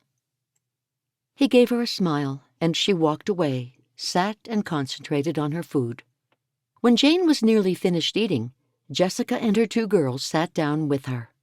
Jane was so engrossed in talking to her friend and to Kate and Sally that when they'd finished, almost everyone had already gone home. The men stood waiting for them to move so they could collect the benches they sat on and take the table away. She said goodbye to Jessica and the girls and hurried over to the buggy where Sadie and Matt were waiting. "I'm sorry, Matt," she said when they were in the buggy heading down the Schoenbergers' driveway. "I was so pleased to see Jessica and her girls that I'd never met before that we couldn't stop talking and I had no chance to speak with the twins." "It's okay. Mom has them coming for the evening meal tomorrow night." "Oh, good. Are you coming too, Matt?" "Nee, I want you to get to know them without me around." Jane felt bad for thinking of herself. She was seeing Jessica tomorrow, so she could have excused herself today and introduced herself to the twins. When they arrived at Sadie's house, Matt said, "Jane, can I fetch you tomorrow around mid-morning?" "Sure. Oh, no, wait. Jessica is stopping by and taking me back to her place." Sadie butted in. "Why don't you move your plans for Jane to Tuesday? Then Jane can give you her report card on the twins and tell you whether they failed or passed." Matt frowned at her. "It's not like that, Mom. Jane was grateful for Sadie's suggestion. Even though she wanted to see Matt every day, she still had to process what he'd requested of her. Tuesday's probably the best day. I'll be busy with Jessica in the morning, and then I'll be helping prepare the dinner, and seeing you're not coming to the meal. Yeah, I get it. I can see what's going on here. He smiled. I'm not welcome back here until Tuesday. Sadie got out of the buggy. Bye, Matt. You'll be missing a good meal. I know it. You'll have to cook a special meal for me again Tuesday night. I'll see what I can do, Matt. Jane got out of the buggy, too. Bye, Matt. I'll do my best to get to know the twins. Good. One other thing you should know. Jane's heart beat fast. She couldn't cope with anything else. And what's that? They don't like being called the twins. Relief washed over Jane. Oh, okay. I'll try to remember that. Jane backed away, and then she joined Sadie on the porch. Sadie pushed the door open and then closed it behind them. I won't say more, but you know I don't like the idea. I've never even heard of anyone doing what he's doing. I know. It's a little odd, but I agreed to help him, so I have to focus on doing a good job. Jane fixed a smile on her face. There was no way she was going to let Sadie know her true feelings for Matt. Chapter 6. Once the meeting was over, half of the long benches were moved back onto the specially built wagon, and in their place, 2 long tables were moved inside for the meal. It wasn't long before the ladies filled the tables with food. The cool climate made Jane hungrier than normal. While she was filling her plate with bite-sized pieces of meat and cheese, Matt approached. Has Mom asked the girls for dinner yet? Jane had a quick look around for Sadie and saw her talking to Abigail. I'm not sure. She's talking to Abigail right now.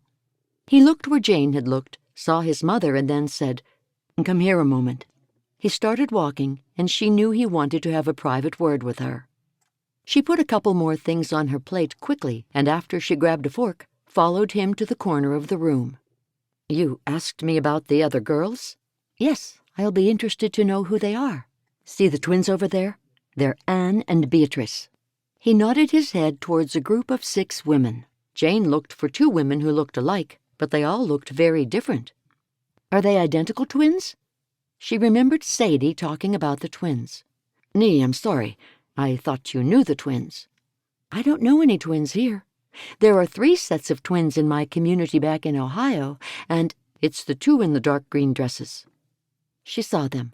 They looked similar enough to guess they might be sisters when she had taken a better look. Ah, so that's them? It is. And the other one? You said there were 5? There's one I don't know about. The other one is Lainey. I know Lainey. Sadie had guessed correctly, and thanks to Sadie, Jane already knew about what had happened to Desmond, Lainey's husband. It was very sad that her husband died from the heart condition. A woman like Lainey deserves happiness after all she's been through. I think every woman deserves happiness, Jane blurted out before she could stop herself. It wasn't that she didn't feel any sympathy for Lainey. She had the utmost sympathy for any woman who had lost her husband. But it was true, what she said. Regardless of anyone's circumstances, every single woman deserved a good man and a good marriage and happiness. I didn't mean that the way it sounded. I do feel for her with all the pain she must have gone through. I know. You don't have to look so worried, Jane. I probably know you better than I know myself, he chuckled. Truth is, sometimes I don't think I know myself at all. That's why I was so desperate for your help. It was comments like that Jane couldn't understand. Would any of these 5 women know him as well as she did? I'll make my way over and talk to them as soon as I finish my food. You don't have to do that today. I might as well. After all, that's why I'm here. Thanks so much, Jane. You're such a good friend. I don't know what I would do without you. I'm happy to do it, she lied through her teeth. Now, right at this moment, she just wanted to be alone with her sorrow. I should sit down to eat this. He gave her a smile, and she walked away, sat and concentrated on her food. When Jane was nearly finished eating, Jessica and her 2 girls sat down with her. Jane was so engrossed in talking to her friend and to Kate and Sally that when they'd finished, almost everyone had already gone home. The men stood waiting for them to move so they could collect the benches they sat on and take the table away. She said goodbye to Jessica and the girls and hurried over to the buggy where Sadie and Matt were waiting. "I'm sorry, Matt," she said when they were in the buggy heading down the Schoenbergers' driveway. "I was so pleased to see Jessica and her girls that I'd never met before that we couldn't stop talking and I had no chance to speak with the twins." "It's okay. Mom has them coming for the evening meal tomorrow night." "Oh, good. Are you coming too, Matt?" "Nee, I want you to get to know them without me around." Jane felt bad for thinking of herself. She was seeing Jessica tomorrow, so she could have excused herself today and introduced herself to the twins. When they arrived at Sadie's house, Matt said, "Jane, can I fetch you tomorrow around mid-morning?" "Sure. Oh, no, wait. Jessica is stopping by and taking me back to her place." Sadie butted in. "Why don't you move your plans for Jane to Tuesday? Then Jane can give you her report card on the twins and tell you whether they failed or passed." Matt frowned at her. "It's not like that, Mom." Jane was grateful for Sadie's suggestion. Even though she wanted to see Matt every day, she still had to process what he'd requested of her. "Tuesday's probably the best day. I'll be busy with Jessica in the morning, and then I'll be helping prepare the dinner, and seeing you're not coming to the meal." "Yeah, I get it. I can see what's going on here." He smiled. "I'm not welcome back here until Tuesday." Sadie got out of the buggy. "Bye, Matt. You'll be missing a good meal." "I know it. You'll have to cook a special meal for me again Tuesday night." "I'll see what I can do, Matt." Jane got out of the buggy, too. "Bye, Matt. I'll do my best to get to know the twins." "Good. One other thing you should know." Jane's heart beat fast. She couldn't cope with anything else. "And what's that?" "They don't like being called the twins." Relief washed over Jane. "Oh, okay. I'll try to remember that." Jane backed away and then she joined Sadie on the porch. Sadie pushed the door open and then closed it behind them. "I won't say more, but you know I don't like the idea. I've never even heard of anyone doing what he's doing." "I know. It's a little odd, but I agreed to help him, so I have to focus on doing a good job." Jane fixed a smile on her face. There was no way she was going to let Sadie know her true feelings for Matt. Chapter 7. On Monday morning, after a sleepless night, Matt was having more regrets about his plans. He was putting Jane through a lot of trouble for nothing. She was taking choosing a wife for him far too seriously. He'd never pictured the whole thing playing out like this. The whole thing seemed awkward now he was in the midst of it. He was starting to wish all the women hadn't agreed to helping him. In truth, he had hoped in the middle of telling Jane about his plan, she'd reveal her own feelings for him. That certainly hadn't happened. Maybe Lainey would be right, and Jane's feelings for him would surface during the process of finding him a bride. The only bride he wanted her to find for him was herself. The problem was, now Jane was distant to him, cold even. She'd never been like that, and she'd put up a wall the moment she learned why she was here. That was how it seemed. He arrived at Lainey's house just as she was washing up the breakfast dishes. She made him a cup of coffee, and he drank it at the kitchen table while she fussed around the kitchen. "Lainey, I'm not sure I'm comfortable with all this deception with Jane." "You're looking at it the wrong way. You want to marry Jane, right?" She pulled out the plug in the sink, allowing the water to drain. "Yeah, it's true, but only if she feels the same about me. I was hoping she might." "Then, like I said at the start, if she's in love with you, she'll forgive you when the truth comes out." She wiped her hands on a small towel. "And she'll even see the funny side if she's anything like you. And you've told me she has a sense of humor." "She has." "Well, you're safe then." She sat down in front of him, and Mary Lee came running out. "More toast, please, Mum." "Nee, you've already had enough, and I've washed the dishes. I'll give you more in an hour or so. Now run along and play with your toys while I talk to Mr. Yoder." "I'm tired of my toys. I want the special ones. Please." Lainey got up and retrieved some brightly colored wooden blocks from the top shelf of the cupboard and passed them to Mary Lee. "Now, make a house, and I'll be out to look at it soon."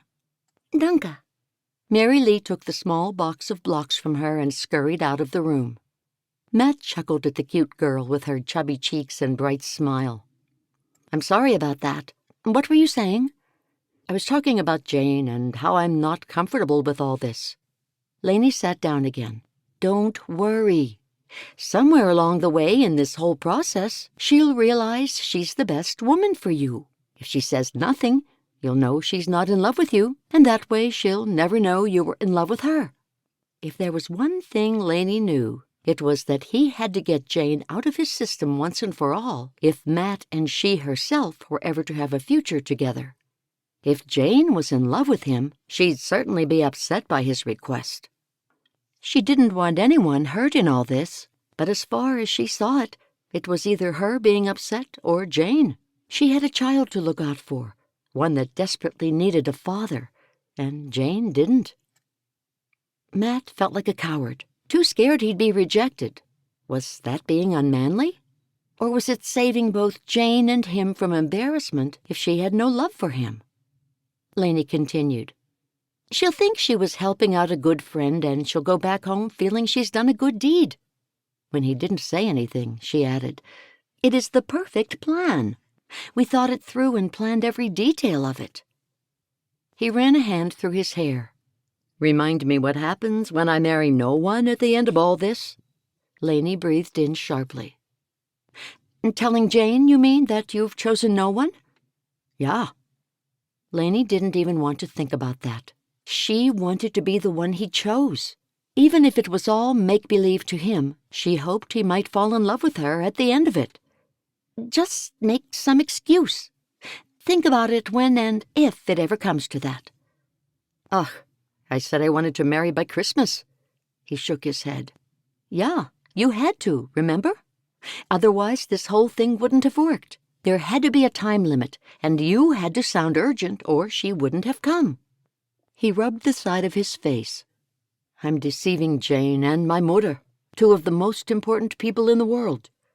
And they'll both forgive you if they ever find out." Did we really need 5 women? It seems a bit extreme. "We had to make you seem desirable. Trust me, I'm a woman.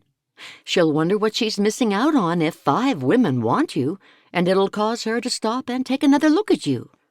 "Okay, I'll take your word on that. I guess you're right. She'll have to be curious as to what these women see in me." That was how Lainey had wanted it. It would make Jane think of him differently. Lainey was certain that Jane had always been in love with Matt, and she suspected that was why she'd distanced herself from him all those years ago. Lainey's own plan was that after Matt got Jane out of his system, he'd finally truly see her for the first time. And if nothing worked out with Jane, she'd be right there for Matt, giving him her shoulder to cry on.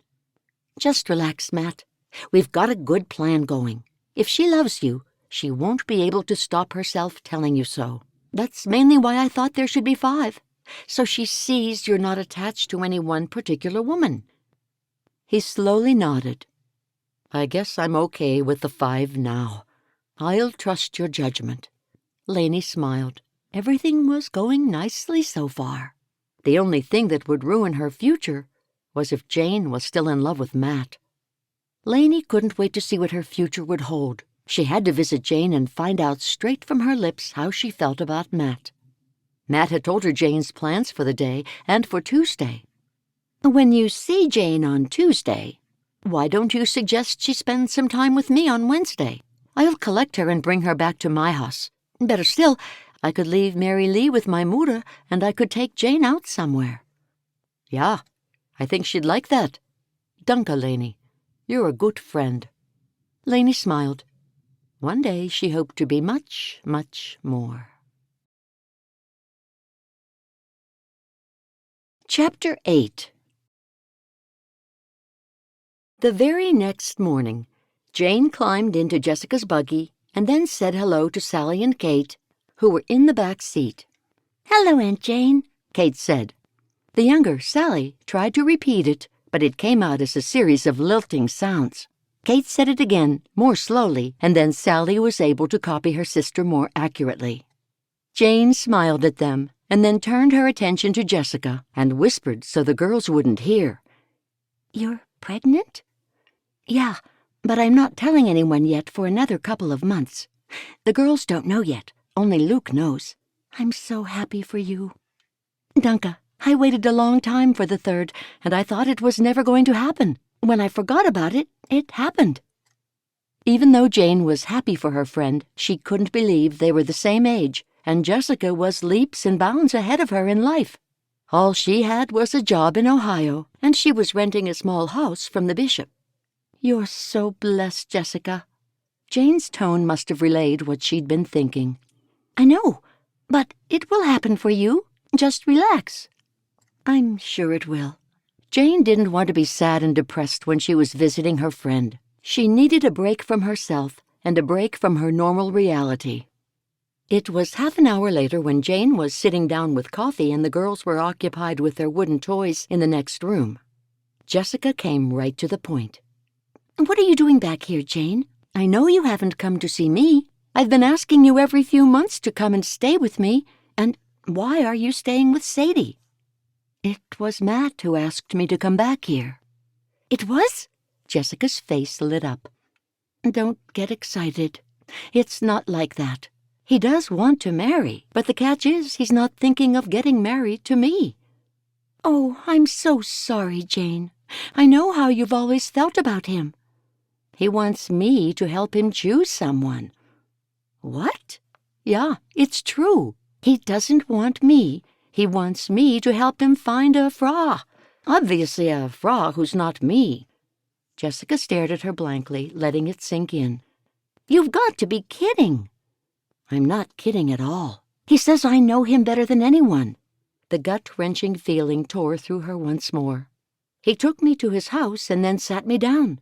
You know what I thought he was going to ask me?" "I do. And why wouldn't you think that if he asked you to come here?" Jane nodded and couldn't keep everything bottled up any longer. "I thought he was going to ask me to marry him, and what he asked me was like driving a knife through my heart." Tears filled her eyes. "That's awful. I'm so sorry, Jane. It's dreadful. Please don't tell anyone. Unless... Did Luke mention anything to you?" "Nee. The two brothers are close, but they don't talk about things like that. And I'm sure Matt wouldn't want it to get around. That's why I couldn't be with you all day today. Matt has arranged for Sadie to invite two of the women for dinner tonight. I want to be home to help Sadie prepare the meal." "Two of the women?" Jessica's eyes bugged out. Are there more than two of them?" Jane sat back and told her friend the whole story from start to finish. Jessica was the only one who knew Jane was in love with Matt. "Oh, you poor thing. You must be devastated." "Pretty much. But what's the point of being upset? Surely if he was the one Gott had for me, then we'd be in love and married by now. There must be someone else out there for me. Don't you think so?" Jane wasn't convinced about that, but she desperately wanted the pain in her heart to go away.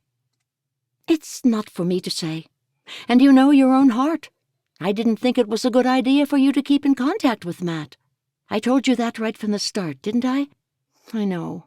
But it was hard not to write back to him with the way I feel about him and all." Jessica shook her head. "You were dangling on a string. He was playing with you like a cat plays with a mouse, and he's still doing it. Just leave, Jane. Just leave and never speak to him again." "I can't do that. It's too late. Maybe I should have taken your advice when I left, but I had hopes he'd write and ask me to return. He eventually did." Jessica sighed. "Yeah, but it wasn't what you hoped for. Would you have returned if you knew what he'd ask you?" Jane sighed and looked down at the white handkerchief she held twisted between her fingers in her lap. "Nee, I wouldn't. You see, I prayed about it and said to God that if Matt didn't make a move by this Christmas, I'd forget him completely. Sure, I'd still return his letters, but they'd be shorter, and I'd wait for months before I returned them. So, when I saw the words, him asking me here, I convinced myself it was an answer to my prayer. You see, he made a move. I can see how you'd think that. Jane, are you sure he's not brought you here because he's considering you? Jane huffed. I don't want to be considered. I want to be the only woman he sees. I get you. I totally do. But if I can say something... Jane frowned at her friend, wondering what she was trying to say. Go on. You've got to relax. Let it all go.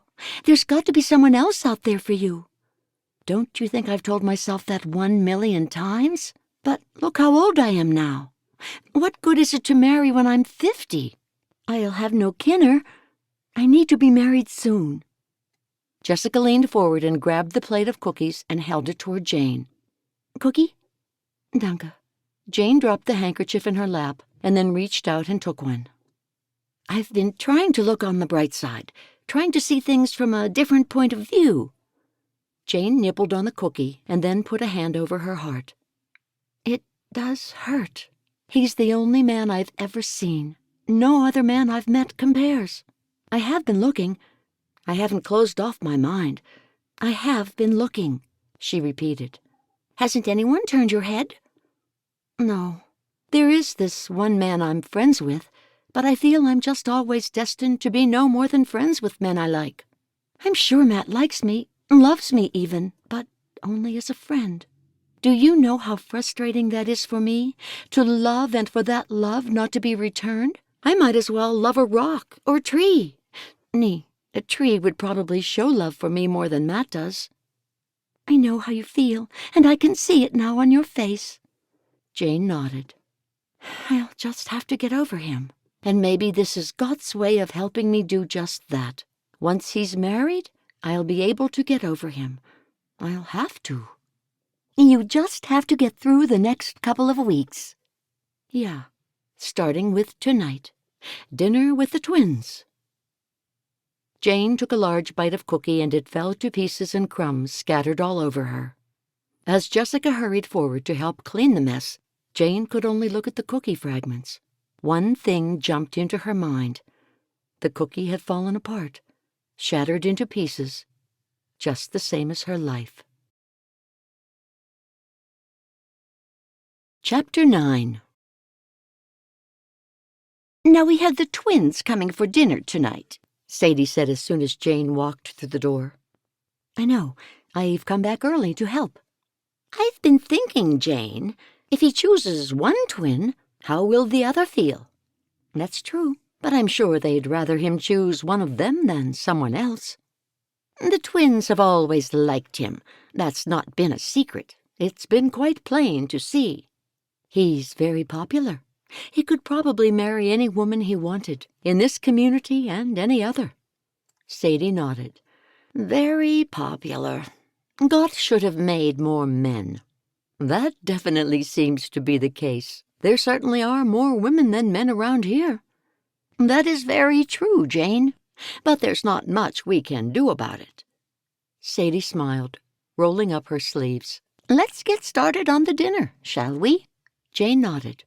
It was nice to be with Sadie. It reminded her of being with our own mother. Cooking together was fun.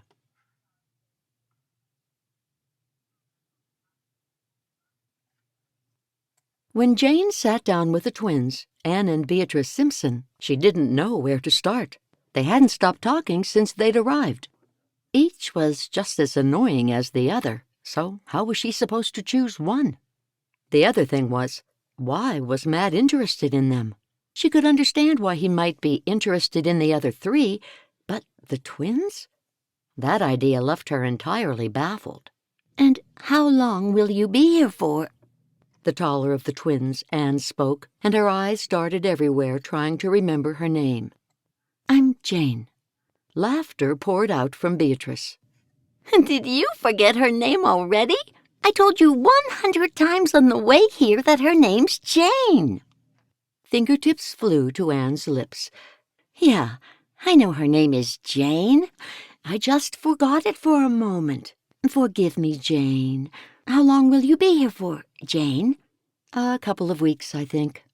Jane helped herself to a piece of fried chicken and then some mashed potato. Don't you know? Jane licked her lips. Not really.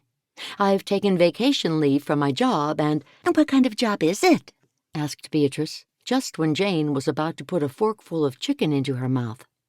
Jane didn't want to sit there all night talking about her job. A thoroughly uninteresting and boring one, believe me.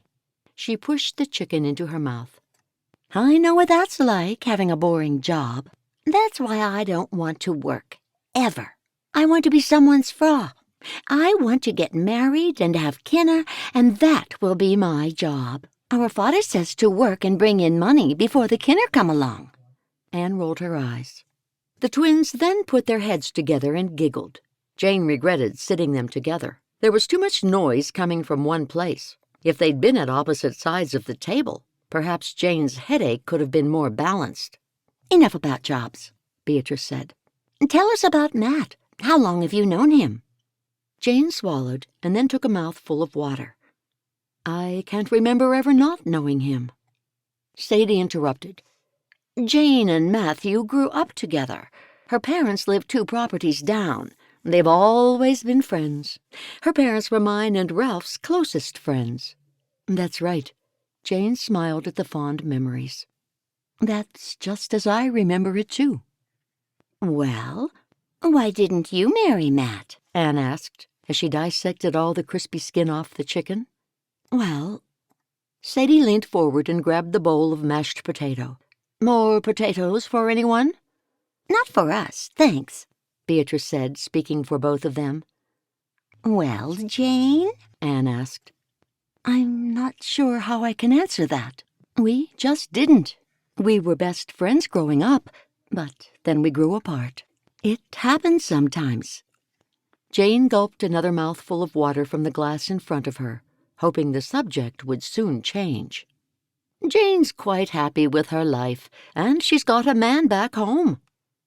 The twins stared at Sadie, and then stared at each other. Then they turned to look at Jane. Beatrice gasped. Ah, do you have a man back home? Jane didn't know why they looked so surprised. Was she that awful that they thought no man would be interested in her? She couldn't deny it now, or it would look like Sadie was telling fibs. I do. He's a very nice man.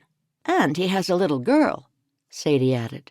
Anne stopped chewing her food and frowned. His fra died? Blurted Beatrice. Yeah. Jane looked away from Beatrice, because Beatrice was talking with her mouth full. I knew her well. So sorry to hear that. So, how did it happen? You should stop talking about it, Beatrice. Can't you see that she's upset about it? A friend died, and now she's involved with the husband. Of course she wouldn't want to talk about it. Jane felt dreadful. Things weren't like that. She wasn't that good a friend of Isaac's wife, and she'd only become closer to Isaac in the last few months. Still, they were friends. Never anything more than that, but maybe one day, many years from now, something could develop between them. Jane directed a question back to them. Anyway, when did you 2 arrive in this community? We're from Ephrata, Anne said. Beatrice nodded. We moved here with our sister when our father died. Oh, what do you mean? When your family died? Asked Jane. Nee, when our father died, Beatrice said loudly. Oh, I see. Are you hard of hearing, Jane? Beatrice asked. Anne said, That happens sometimes when people get older. But you really shouldn't call attention to it, Beatrice. You're right. I'm sorry, Jane. I didn't mean to embarrass you. Jane shook her head. Nee, I'm not embarrassed. And I'm not hard of hearing. I have excellent hearing. I just misheard what you said. And that was only because she had been speaking with her mouth full. But Jane was too polite to say that. Still, their comments only made Jane feel worse about herself. They thought she was forever single, and that she was getting problems recognized as old people's problems. She couldn't wait for the dinner to end so they'd be rid of these twins. Should she tell Matt that she didn't think either of these women suited him? What had Matt been thinking? At that moment, she felt as though she didn't know him at all. Almost anybody else in the community would have been a better choice than these two girls. Sure, they were attractive with their light brown hair and their large brown eyes, but that was canceled out by how irritating and immature they were. And if he did marry one of them, she was pretty certain the other twin would be around way too often for comfort. Surely someone more mature like Marcy or Lainey would be a far better option for him. And besides, it was true what Sadie had said. If he chose one twin, the other would be upset since they both liked him. "It's lovely at Ephrata," said Anne out of nowhere. Yeah, it is nice, Jane said, having fond memories of many visits there in her youth. "We both are going to live there when we get married," Anne said. Beatrice added, "and raise our girls together." Anne giggled. "We're going to have twins. 2 sets of twins each. 1 set of girls and then another set of boys," Beatrice said. "We're going to be pregnant at the same time and give birth around the same time." Jane smiled. I hope that works. That sounds delightful. She finished the last of her food, a few peas and potatoes, while the twins talked more about their childish plans for the future. "We want the fathers of our kin to be as handsome as Matt." Anne looked over at Beatrice. "Unless one of them is Matt." "Ach, yeah." The twins put their heads together and giggled. As they moved on to dessert, custard tart with cream, it came out of the conversation that they both wanted to marry brothers. What was going on? All of Matt's brothers were married already. She'd noticed the twin who'd said it had gotten a sharp dig in the ribs from the other twin. Then they'd both gone quiet. Something wasn't right.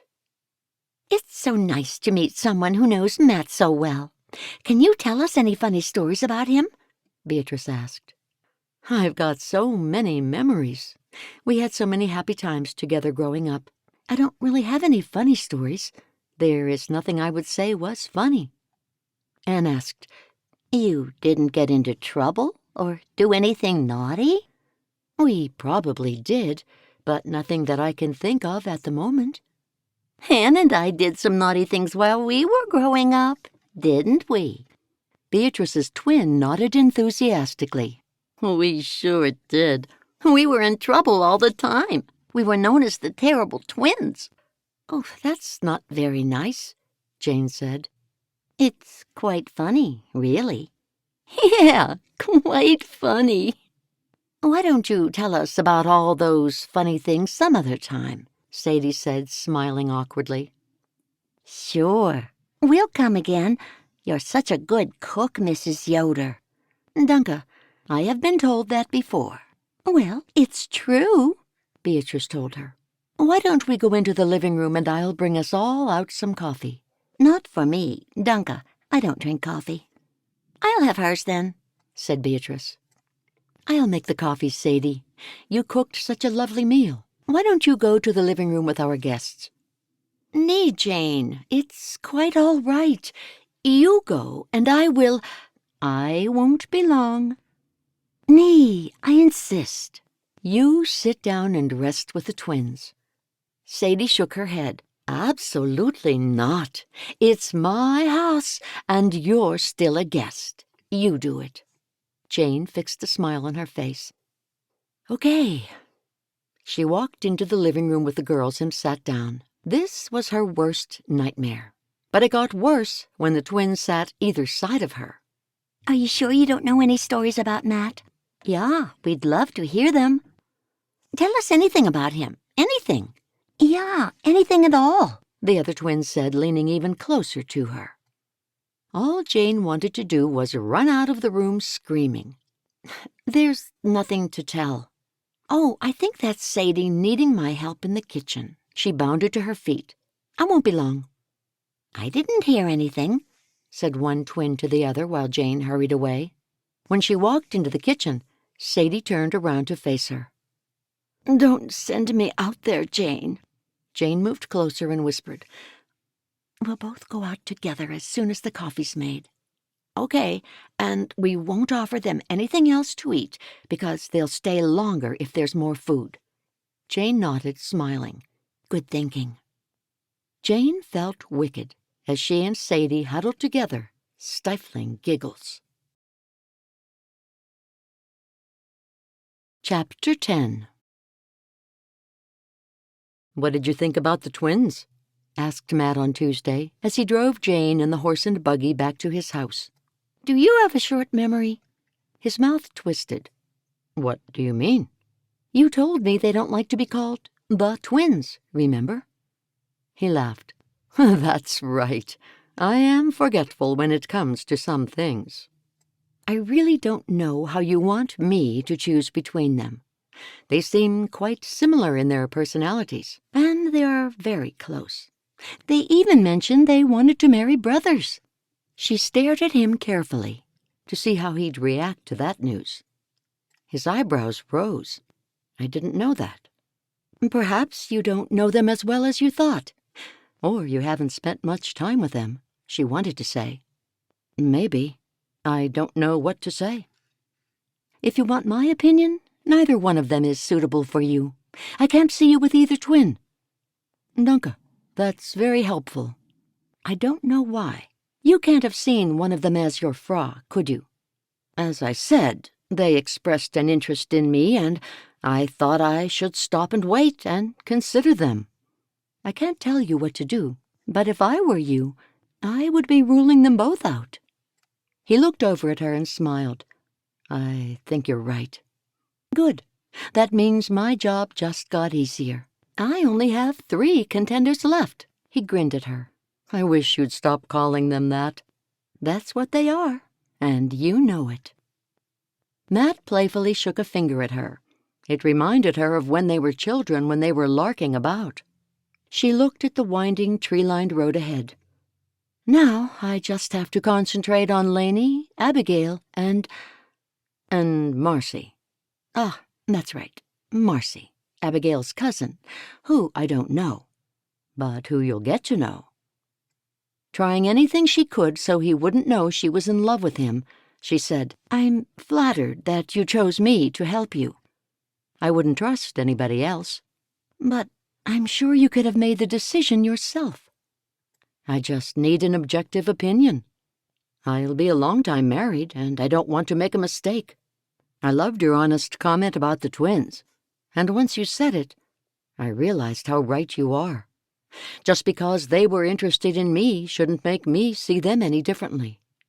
For an intelligent man, he wasn't making smart decisions regarding women. "I do like the idea of turning your house into a bed and breakfast, but do you think there are getting to be too many in the area?" "I'll have to find out. If there's a call for it, I'll proceed with some plans." He shot her a quick look. "I'm pleased you like the idea." "I do. It'll be exciting for you to have a project to work on." "Even more so to have a woman by my side while I'm doing it." "I'll correct that. While we're doing it.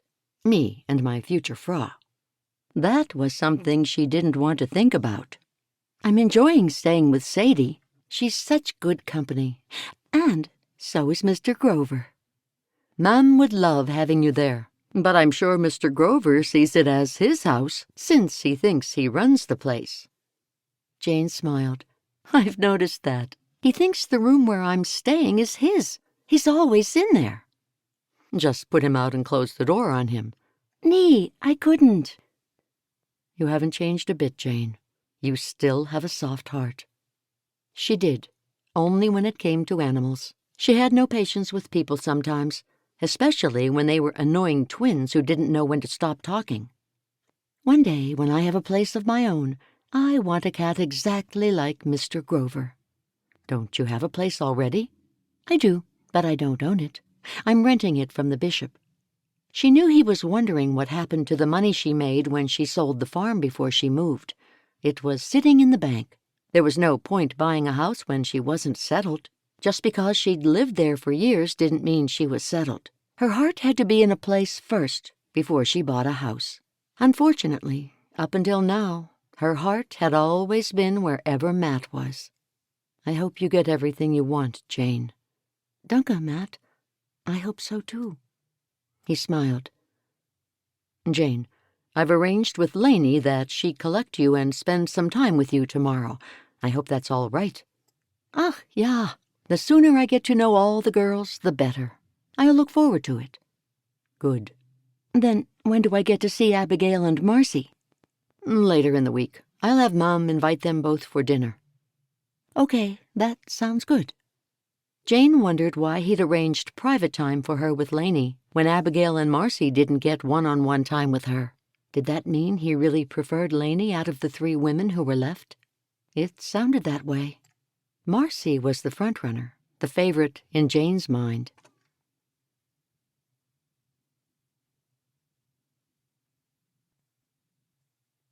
That night, Sadie went to bed early, and Jane didn't want to sit up by herself, so she headed to the bedroom. Just as she was changing into her nightgown, Mr. Grover sauntered into the room. "Hello there," Jane said. He meowed at her before he jumped onto her bed. Jane recalled what she'd told Matt about the cat thinking of the room as his. That didn't matter. Jane was desperate for someone to talk with, and Mr. Grover would have to do. Jane pulled off her prayer cap, tossing it onto the bed, and then she unwound her hair that she'd braided and coiled around her head. She picked up her brush and then sat cross-legged on the end of the bed, facing the cat, and began her nightly routine of hair-brushing. What am I to do, Mr. Grover? It's plain that he prefers 5 women before me. Well, 3, now that he's ruled out the twins, and they're clearly unsuitable. Why can't he see that? She stared into the cat's eyes, and he half closed them. Was she boring him with her tales of woe? That didn't deter her. He liked it there on her soft quilt. He was a captive audience. It didn't look like he was going anywhere, so listening to her was the price he'd have to pay. I thought things were going to be very different. I thought we'd be planning our wedding by now. Sadie stopped still in the hallway when she heard Jane's words. She'd been about to knock on her door to ask if she needed an extra quilt. A chilly night was headed their way. The fireplace wasn't a large one, and because of that, the fire mostly went out in the early hours, leaving them to wake up in a cold house. Sadie's heart went out to Jane. She was in love with her son, and he'd broken her heart. Still, what could she do if Matt wasn't in love with Jane? She couldn't force him to have feelings. Jane was her choice for Matt, and she'd prayed off and on over the years that one day they'd be together. Jane spoke again to Mr. Grover. "What do you care? You're only a cat, and you have a perfectly lovely life with a caring owner who loves you." She tossed the brush onto the bed. "You're a very lovely cat, though." She patted his soft fur. "One day, if God wills it, I'll have a house of my own. Matt will be my adoring husband, and apart from all our kinner, we'll have a cat as lovely as you." A knock sounded on Jane's door. "Jane, would you like another quilt or a furry blanket? It'll be a cold night." Jane winced, horrified. Had Sadie heard her? Just as well she'd been talking softly. "Nee, danke, Sadie. I'm fine. This quilt is very warm. It's like having 2. Jane bit her lip. "Okay, I'll leave a blanket here by the door just in case you get cold later on." Jane jumped off the bed, opened the door, and saw Sadie's smiling face. It didn't seem like she'd heard one single word. "Danke." Jane took the blanket from her. "I'm sure I'll be fine, but I'll take it just in case." "Good Nacht, Jane." "Sleep well, Sadie." "I will. I always do."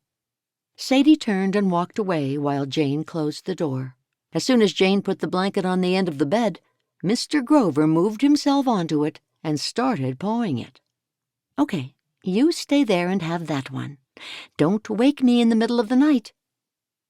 Jane then opened the bedroom door just a little, in case Mr. Grover wanted to leave at some time during the night. When she got into bed, she whispered, "I hope she didn't hear me." Then she closed her eyes, and instead of worrying about the other women, she imagined herself happily married to Matt. If it wasn't going to happen in her real life, at least she could have things just the way she wanted them in her dreams. Chapter 11. The next morning, Jane was in Laney's buggy heading away from the house. "What do you want to do today, Jane?" "Anything you'd like to do." "Where's Mary Lee?" "At my mooter's. She loves looking after her, and it's a perfect arrangement for when I want free time. But I don't often want free time. I don't have anything to do because, the truth is, I don't have any friends, so when Matt said you wanted to spend the day with me, I was delighted." "Why don't you have any friends? You grew up in the community." "Everyone who has kin or Mary Lee's age is married, and I really don't have anything in common with those women now. They don't know what it's like to lose a husband. All the other widows are so much older, and all the single women are so much younger." "I see. That would be difficult." "Yeah, there are no women in my exact situation.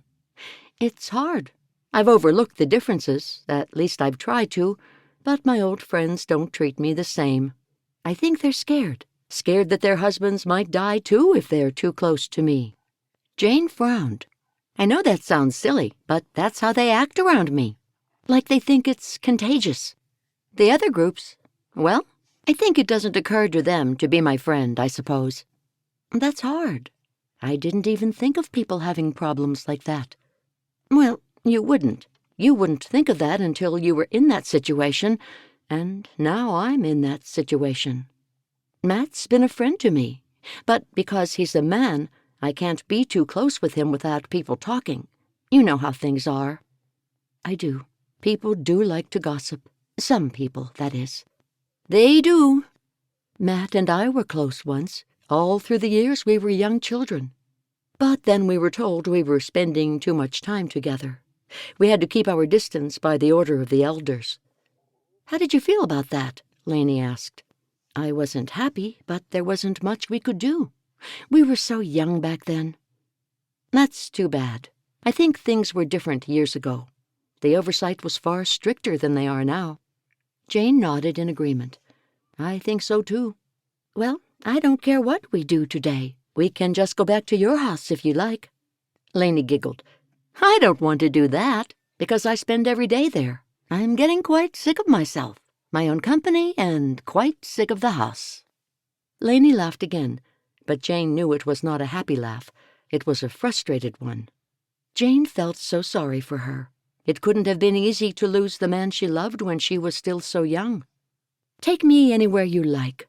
We could go to the farmer's market and I'll get some food supplies for Sadie." "Sure." When they arrived at the markets, Jane took up a basket and walked along the aisles, looking at the selection of fresh vegetables. "I know why you're spending time with me. It's okay. The others don't know, but I know Matt is choosing between us. It's hard for him, but it must be done. I'm just glad that I'm one of the ladies he's considering." "You don't mind that there are 4 more?" Jane picked up a lemon, figuring she'd make a lemon tart. "4?" Jane let the lemon fall from her fingers. It landed back with the others. "Oh, I'm sorry. I thought you knew." Laney laughed. "I'm just kidding. I couldn't resist it. You should have seen your face." Jane gave a little laugh of relief. "I thought I'd put my foot in it. So you're the only one who knows what's really going on?" "That's right. Matt and I have become very close over the past few months." Jane pushed her worries from her mind and placed 6 lemons in her basket. Matt had never mentioned Laney, or any of the women in his letters. Exactly how close had Laney become with Matt? It seemed like she didn't know him at all anymore. In a daze, Jane filled her basket up with food and then headed to pay for it. "What shall we do next, Jane?" All Jane wanted to do was go back to Sadie so she could make her lemon tart. Anything to get her mind off the pressure she was feeling. "There's a cafe around here somewhere. Are you hungry?" "Yeah, I am, but I forgot to bring money." "My treat." "Oh, are you sure?" "Of course I am." Once Jane had paid for the food, Laney took 2 of the 4 bags from her. Let me take these and we can put them in the buggy now and come back." "Good idea." On the way out through the markets, Jane wondered if she should ask a few questions of her own about Matt. Before she could, Lainey began talking again. "I never come here. It's always so crowded, so many people." "Where do you go?" "My mother grows fruits and vegetables, and we can and preserve them for the winter months. It's a lot of work, but it sees us through. Anything else we get from my aunt. She has her own chickens for eggs and buys many things in bulk lots." "That's convenient." "I know." They reached the buggy and then they placed the bags inside. "I feel dreadful about forgetting my money. What if we go and get it? It won't take long." "Nee, that's fine. It's my treat, like I said." "I feel awful." "Don't. It's fine. Order anything you want. I wonder what the food's like. I'm quite hungry now." "It's very good." Jane stared at her, wondering how she'd know. "Oh, I never shop at the markets, but I have been to that cafe before. You'll like it." Lainey gave her a beaming smile. There was something that felt a little off about Lainey. Jane didn't know if she fully trusted her. "It's so nice to have a day where I'm not sewing. Sometimes my neck and shoulders ache so much. Desmond used to massage my shoulders at the end of a big work day." "How many days do you work?" "I just do whatever work comes in. The repairs and the sewing jobs that come in from people I know. It covers all my bills." It was 11 o'clock when they were seated in the cafe. Jane saw the time above the coffee machine. How much longer would she have to be with Lainey to be considered enough time? Jane looked through the menu and chose an open-faced sandwich of grilled cheese, ham, and avocado on sourdough bread. "I'll have the same, and an iced chocolate." "That's easy." Jane got up and ordered at the counter. When she sat down, she said, "It is nice here." "I told you. Wait till you taste the food." "Lainey, what has Matt told you about me?" Jane figured she'd best get in a question or two while she could. She noticed Lainey swallowed hard and a glazed look came over her face. "Nothing much. You're a very good friend and he's having trouble choosing a frau." "How does it make you feel to know that he's considering other women?" "I'm fine with it. He should make a careful decision." Jane nibbled on her thumbnail. How could any woman be fine with knowing she wasn't the only woman he was interested in? "Why are you the only one he's told about why I'm here?" "I'm not sure. Maybe that's something you have to ask him." Jane shot back. "I'm asking you." "I don't know." "If you had to guess, what would you say?" "Maybe he knew they'd overreact. He knows I'm more calm." "Sounds like he knows you well." "Yeah, he does." Jane's coffee and Lainey's iced chocolate arrived at the table, interrupting them. "Your food won't be long," the waitress told them. They were another hour at the cafe, and then they had to drive back to Lainey's house to get her money because she insisted on paying for her own meal. Then, when Lainey eventually drove up beside Sadie's house, Sadie came right out to the buggy before Jane had a chance to get out. "Lainey, come for dinner with us next week. Make it Monday. You and Mary Lee, of course." "I'd love that, Sadie. I'll look forward to it." Jane wondered whether Matt asked his mother to invite her. She'd soon find out. Sadie would tell her. "Good. We'll see you then." Jane got out of the buggy. "Danke for a lovely day, Lainey." "I can't remember when I had such a good time. Danke for coming with me." Lainey gave her a beaming smile and then waved to both Sadie and Jane as she moved her horse and buggy away. They watched Lainey leave. "Did you have a nice day?" Sadie asked when Lainey was out of sight. "I did. She's so nice. It can't be easy for her now that her husband's gone." "I know." "Ugh, I'm sorry. You'd know what that's like." "Yeah, but she's lost him so early. God called him home, and now she's got Mary Lee to raise all on her own." Jane nodded. "Unless someone like Matt came along and became father to Mary Lee." "Did Matt ask you to invite her to dinner?" "Nee, I thought she should come, so it's fair. The others have had dinner here, or will be here soon." "That's true." "Have you seen Matt today?" Sadie peered into her face. "Nee, is he coming for dinner?" "He was, but he stopped by earlier to tell me he couldn't make it." "Oh." Jane wondered what had kept him. One of the women, perhaps? Since he'd now ruled out the twins, it had to be either Abigail or Marcy. Sadie cleared her throat. "I'm sure he's working on his business tonight. He does all his own bookwork, you know." "I didn't know that."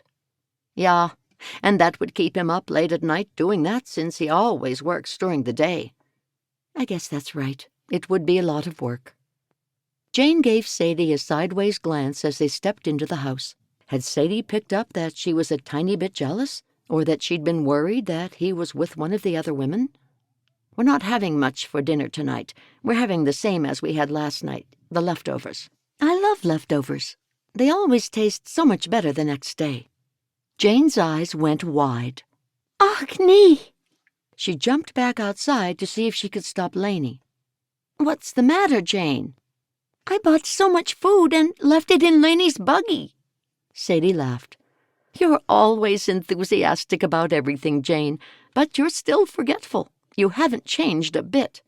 Jane smiled. "You didn't need to buy food. I have plenty. I'm just using the leftovers before they spoil." Jane sighed. "Hopefully Lainey will remember the food's in her buggy and bring it back." "I'll make you a hot cup of tea and we can sit while you tell me all about your day." "Ah, that does sound good." "Now, don't forget, I did invite Lainey to dinner with us for Monday night." Jane giggled. "I know. I was there, and I'll remember." "Good. You can remember for the both of us." Jane smiled as she took off her coat and hung it on the peg by the door, while Sadie headed to the kitchen. Chapter 12. Lainey got 5 minutes up the road when it dawned on her.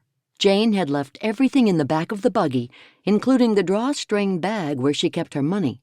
Instead of turning around and taking it directly back, she pulled the buggy off the road and jumped out. After she had a careful look up and down the quiet country road to make sure no traffic was coming, she opened the back. The drawstring bag lay on the top of the paper shopping bags. Lainey knew it was wrong to look inside, but it could contain some answers to the many questions she had about Jane and Matt. There could be a secret note, or some kind of letter that had passed between them. Matt had confessed he loved Jane, but Jane acted as though he was nothing but a friend. Why wouldn't Jane love him? It didn't make sense. There had to be a logical answer, since both Jane and Matt seemed such logical people. She took a big gulp as she took hold of the bag. "I'm doing this for Mary Lee," she told herself. Mary Lee needed a father. If she knew how Jane really felt, it could help her find a way into Matt's heart. Once she pulled the opening of the bag apart, all she saw was some bills neatly folded and a few coins at the bottom. Lainey promptly pulled the strings of the bag closed. She was none the wiser.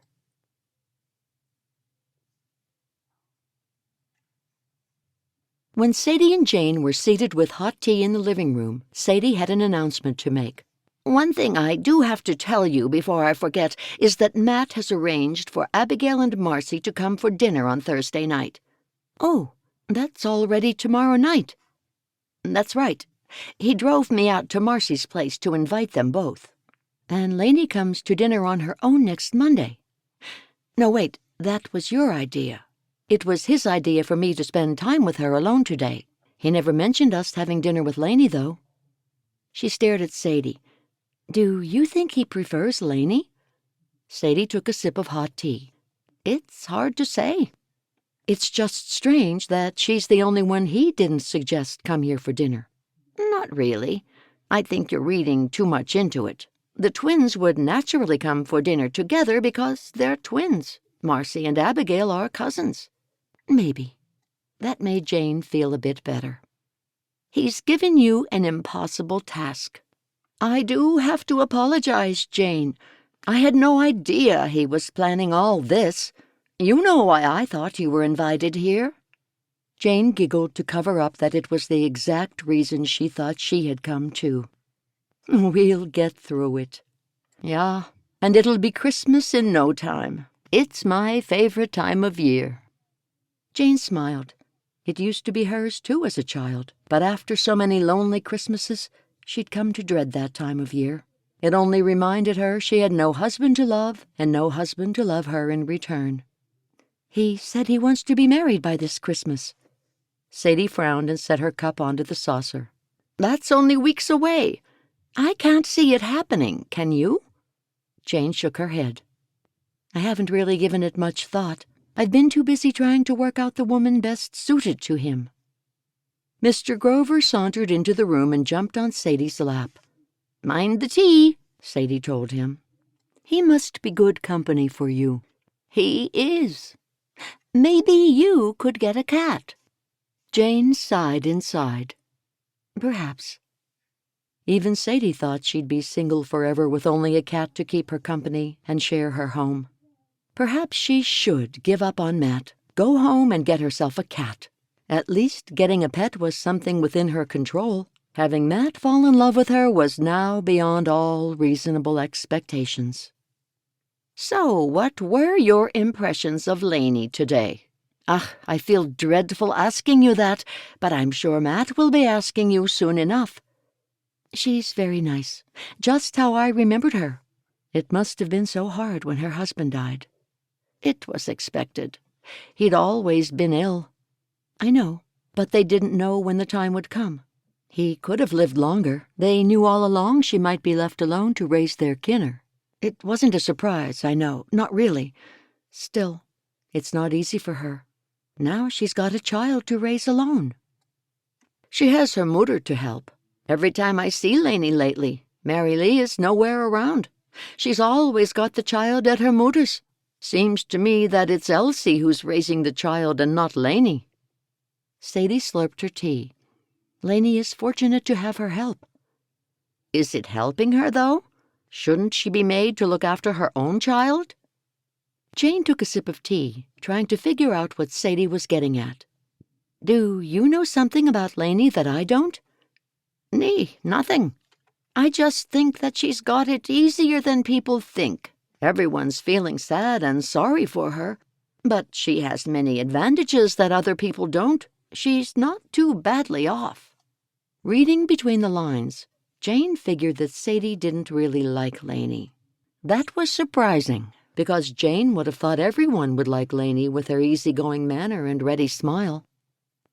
When they heard a buggy, Jane jumped up. I hope that's Lainey. She opened the door to see that it was indeed Lainey. Jane continued down the steps to the buggy. I got halfway to my mooters and I remembered you didn't get the food. I know. I remembered when you barely left, but it was too late. The two women giggled, and then Jane pulled the bags out of the back. Lainey was right by her side to help her carry the bags into the house. Hello, Mrs. Yoder. I'm back again, Lainey giggled. Mrs. Yoder stood. Do you have time for hot tea? It's ready. Nee, danke. I'll have to get my doctor back from my moeder. Okay. Lainey continued to the kitchen with Jane and placed the food on the table. Is everything okay with Sadie? Yeah, why? Oh, nothing. I just thought she looked very tired. If it's too much for her having you stay here, you can always stay with me. I don't think she's tired. I'm helping her with everything as much as I can. I know, but you know how old people can be. They think they can do it all until they can't. Danke for the offer, Lainey. I'll give it some serious thought. Perhaps I'll ask Sadie what she thinks. Nee, don't do that. It'll embarrass her.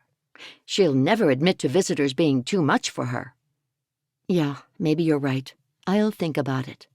I'd love it if you stayed with me. It'd be so much fun. Jane smiled, feeling good that she had the offer, although she'd much rather stay with Sadie. I'll give it some thought. I hope you do. Chapter 13. Jane wasn't looking forward to dinner with Abigail and Marcy, not if it was going to be anything like dinner with the twins. Marcy was closer to Matt's age, so Jane was certain that she was going to be the more suited between the two of them. Sadie hadn't mentioned the two women for the entire day, not even when they were cooking for them. It was as though she was deliberately and completely trying to put them out of her mind.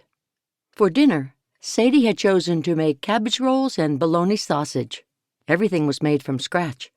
For starters, they'd have a traditional and hearty chicken corn soup with fresh-baked buttermilk biscuits. Dessert was going to be shoe-fly pies.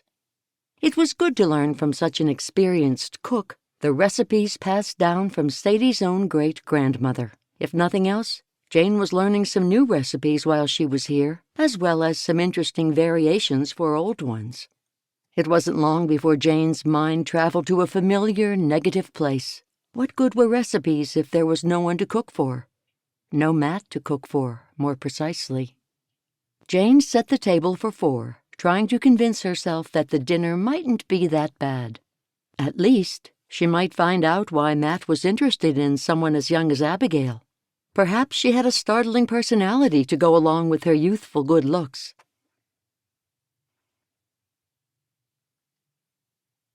"That's them," Sadie said in an excited voice, the first excitement Jane had heard today, as she removed her work apron. Sadie hurried from the kitchen while Jane stood straightening the last fork on the set table and hoping the night wouldn't be too awful. While she was listening to the voices coming in the front door, she realized she'd already made up her mind. Out of the 2, she'd assumed Marcy was the most suitable simply based on age. That wasn't fair, she decided. She would clear her mind of biases due to age and do her best to give each woman an equal chance. When she saw the sausages were sizzling too much on the stove, she turned off the gas, took the pan off the burner, and then headed out to greet the girls. They each met her with a smile and a kiss on the cheek. "Are we ready for dinner now, Jane?" asked Sadie, as if Jane had done all the cooking. "We are, if everyone would like to take their seats." "We're a little late, and I'm sorry," Abigail told them as they headed into the dining room, just off from the kitchen. "That was my fault," said Marcy. "I'm always late, but I'm trying to improve." Sadie smiled kindly. "We all have our faults. All we can do is try to better ourselves." Although Sadie was being kind, Jane couldn't stop herself from taking a very different approach. Marcy was tardy. She knew that Matt was a very organized man. Would he cope well with a wife who was often late? Probably not. When the 2 guests were seated, Jane and Sadie brought the food from the kitchen and placed it in the center of the table. "Oh my, this looks good," Abigail said. "It certainly does." "Danke." It was a joint effort, but all Sadie's recipes. Sadie smiled at Jane, and then they closed their eyes, and each said their silent prayer of thanks for the food. Abigail opened her eyes. Marcy giggled. "Danke for cooking us a lovely meal." "You haven't tasted it yet," said Sadie as Jane passed the bowls of food around. "I hear you're a very good cook, Abigail," said Sadie. Abigail giggled. "Where did you hear that from?" "My mooder, I guess." "That's right." "Mem thinks I'm good at everything. I'm just average." "Your mooder told me you got first prize at the Shul Open Exhibition Day for your cooking, and again at the fair last year." A smile beamed on Abigail's face. "That was for cherry pie. Anyway, you're embarrassing me." Marcy looked at Jane. "When was the last time you saw Matt? Not counting this visit." "I haven't seen him for quite a few years. Since I left here, I guess. We've kept in touch through our letters." "He often talks about you." Abigail seemed to hint at more than her words alone conveyed. "Does he?" Jane's eyebrows rose. She wanted to hear more. Why would Matt have mentioned her to Abigail? "He talks about you all the time." "I didn't know. Do you talk about him also?" Abigail fluttered her lashes innocently, but Jane knew the question itself wasn't quite so innocent. "To be honest, I don't think I do. That's probably because no one at my community knows him, so there probably wouldn't be much point talking about him because they wouldn't know who I was talking about." Jane smiled on the outside, but on the inside she wished Matt had never given her the ridiculous task of finding him a wife. "Oh, this food is delicious," Abigail commented once more. The girls were trying to be on their best behavior. It was just a simple meal of bologna and cabbage rolls. "It's all just simple food," Sadie commented, saying exactly what Jane was thinking. "What brings you here, Jane?" Abigail asked. Jane coughed. She couldn't tell them why she was there. "I thought it was time to visit old friends. As I just said, I haven't been back since I left years ago. It was time." And do you have a boyfriend or anything? Asked Marcy. Jane stared at Marcy. It was the kind of question she thought Abigail might ask. Kind of, Jane said, offering an embarrassed laugh to cover the awkwardness gnawing at her tummy. A kind of boyfriend? That sounds interesting. Not really. It's a developing relationship. I've known him for quite some time. Jane shrugged her shoulders. We'll just have to see what happens. Tell us about him, please, asked Abigail. I think Jane wants to keep that to herself, Sadie said. Oh, I'm so sorry. I didn't mean to pry. I'm just interested in that kind of thing. I'm interested in how couples get together. It seems a complete mystery to me. That's because you're still young, Sadie told her. Marcy smiled. Well, when you find out, let me know, will you? I'm still waiting for someone to fall in love with me. Maybe someone already has fallen in love with you, Marcy, and you just don't know it yet, Abigail suggested. Maybe. I'll be just like Jane. I'll just wait and see. Good idea. Jane didn't like where the conversation was going. She had to steer it away from love. And what do you do for work, Marcy? I work 2 days a week at my cousin's cafe. And I make candles that my cousin sells at the cafe, said Abigail. It's a mutual cousin, explained Marcy, since Abigail and I are cousins too. Oh, I love making candles, said Jane. I haven't done that for so long. I love putting the different fragrances and the oils in the melted wax before dipping the candles. I'm making some tomorrow. Why don't you come to my place, and we can make some that you can take home with you? Oh, I couldn't do that. Why couldn't you? I just couldn't. Why don't you, Jane? I don't think you have anything planned with Matt tomorrow, do you? Asked Sadie. She had been hoping to see Matt tomorrow, but now it didn't look like it was going to happen, and she would get to know Abigail a bit better, and that was the purpose of her being there. Sure, I'd love it. That's very kind of you, Dunca. I can't wait. It'll be fun. Over dinner, Jane was slowly changing her mind. Marcy didn't seem any more mature than Abigail. The conversation shifted back to Matt. So, you've been spending a fair bit of time with Matt while you've been here, have you? Marcy asked. Little bits and pieces. They were best friends growing up, Sadie told them. They were always together. 2 peas in a pod they were, except one being male and one being female. They were with each other every day until they were young teenagers.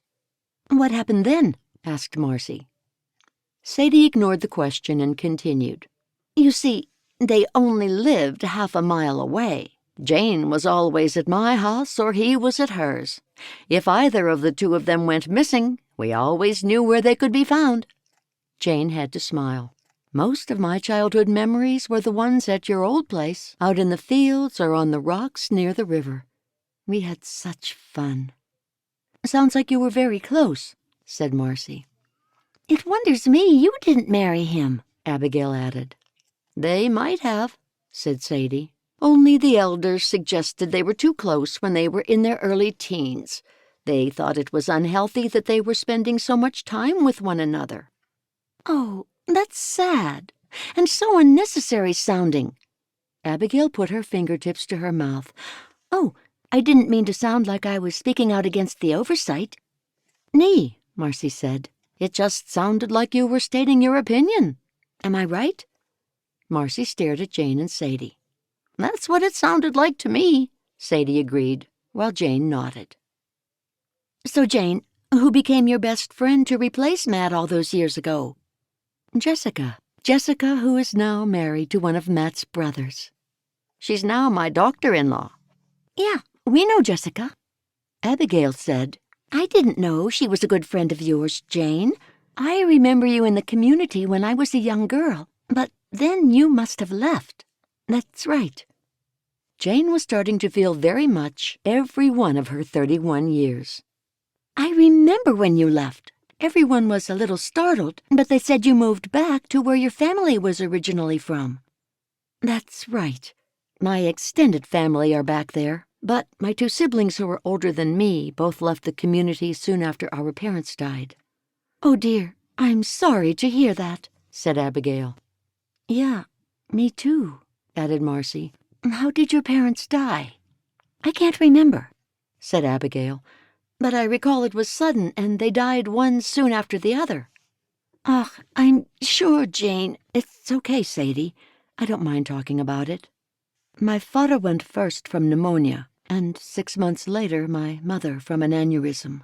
I think it was her way of being with him. They were always together, always holding hands when they sat together. We used to giggle about that when we were younger.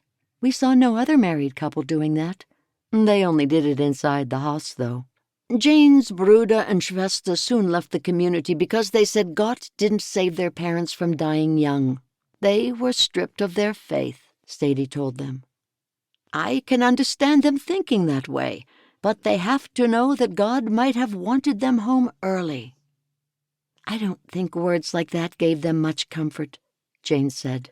They had one good talk with the bishop and the elders, but that didn't stop them from leaving. I haven't heard from them since. Jane felt tears stinging behind her eyes. In a way, it hurt more than her parents dying because her parents didn't have a choice in leaving her.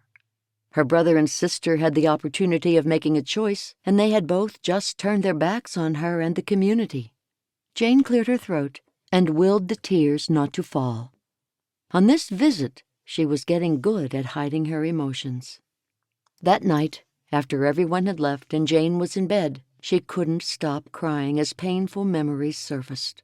She'd been left alone in their house when her brother and sister left the community. She was only 17, and they were 19 and 20.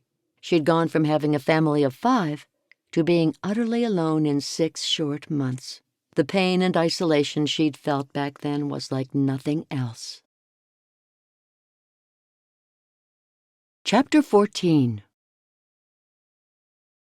Jane spent the next day with Abigail making candles. She came home with a half-dozen rose-scented beeswax candles and another half-dozen of lemongrass-scented ones. How was your candle-making session? Lovely, and she let me have all these. I'll share them with you. Sadie laughed. I have so many candles. Just give me one. Jane put the box down on the kitchen table and told her which ones were which. Sadie reached in and chose a rose one. I light it tonight in the living room and put it in the window. Now, I have something for you. What is it? I have a letter for you. It came today. A letter for me? Yeah, unless I have another Jane staying with me who has exactly the same last name. Sadie giggled. That's odd. The only person who has this address is the bishop. Sadie turned the envelope over and looked at the back. This person could have got the address from the bishop. Know someone with the first initial of I? I for Isaac, maybe? Isaac's my neighbor. Oh, no. I hope there's not something wrong with my house. But then I suppose since it belongs to the bishop, it would be he who'd write to me. Still holding on to the letter, Sadie said with more than a hint of mischief, Didn't you tell me you and Isaac were a little more than friends? Jane felt bad for deceiving Sadie, and even worse now that her fabricated stories were coming apart at the seams. That's right, but that doesn't mean he would write to me, necessarily. It's a very new relationship. Sadie put the letter down on the coffee table and placed her hands on her hips. You're not fooling me for 1 minute, Jane. You're not even excited to see you have a letter from Isaac, your supposed boyfriend. I don't get excited easily. I don't even know what it says yet. You're in love with my son, always have been. Jane had no words for that comment. She reached forward and grabbed the letter. I should read this. You read it. I'll put the coffee on, and then when I sit back down, we can talk. Sadie headed off to the kitchen. Jane sat on the couch with her fingers trembling, half due to the cold and half from nerves about what the letter might say. Carefully, she ripped open the envelope. Dear Jane, this is a difficult letter to write. We've lived beside each other for so long, and I knew I liked you. But it was only when you left to help out your friend that I knew the true extent of my feelings." Jane read on. In the rest of the letter, he expressed his feelings toward her, feelings that she didn't return. Maybe, just maybe, if she hadn't seen Matt again, she might have fooled herself into thinking something could happen between them, a courting kind of relationship that would lead to marriage. She folded the letter into 3 and set it onto her lap, and then she looked into the crackling fire as it sent off sheets of golden amber flames into the darkness of the chimney above.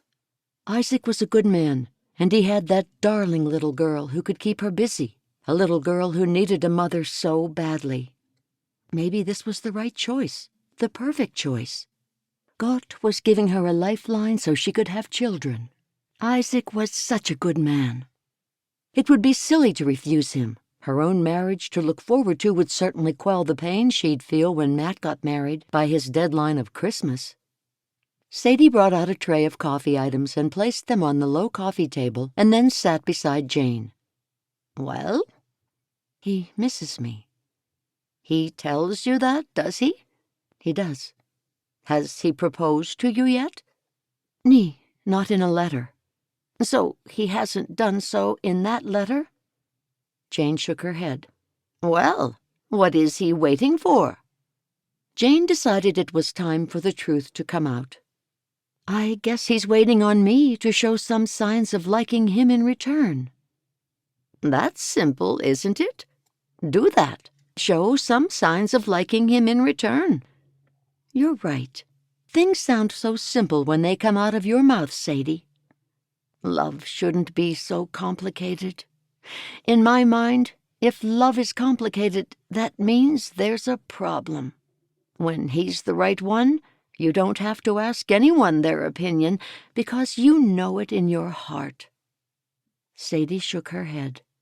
Jane looked at the large white coffee pot, knowing that Sadie was really talking about Matt. "Shall I pour?" "Nee, I'll do it." Sadie poured out 2 coffees and then topped them with milk. 2 sugars for you, isn't it?" "Yeah," Jane said, feeling more like 5 spoonfuls of sugar to give her some much-needed energy. "Don't look so worried all the time, Jane. You're making wrinkles on that pretty forehead of yours." She passed the coffee mug over to Jane. "It's a little late for that, I'm afraid." "Jane, it's not. You're always putting yourself down. I can hear it in the little things you say." "Better to put myself down before other people do it." "Nonsense. Let people say what they will." Jane took a sip of coffee. "They probably wouldn't say it, but they'd think it.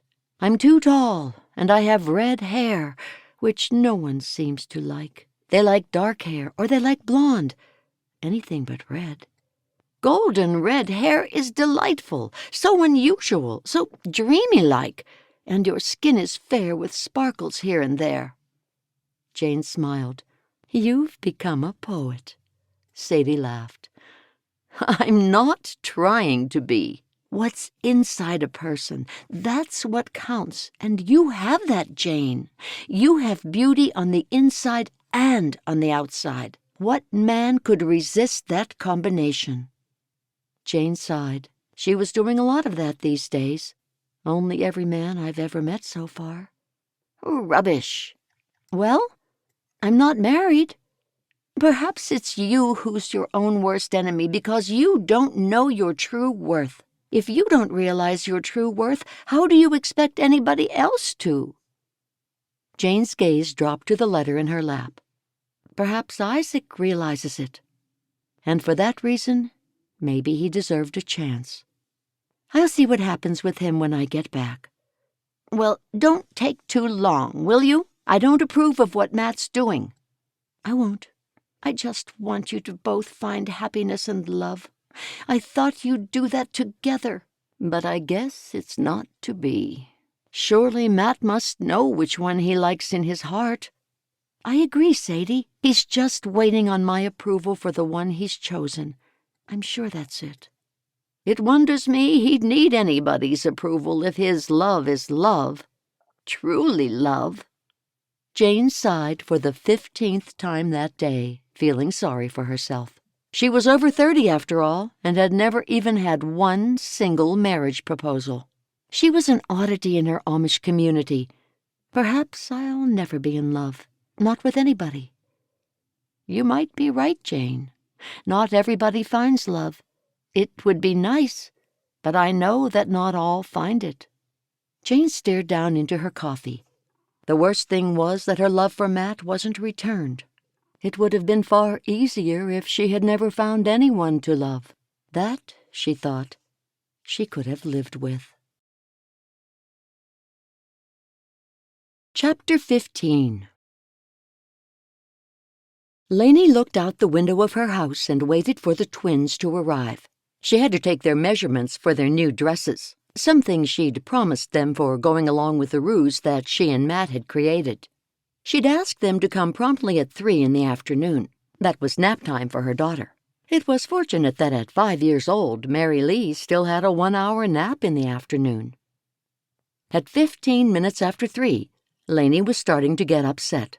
If they came when Mary Lee was awake, she'd find it hard to concentrate, and concentration was something that was vital when it came to taking measurements.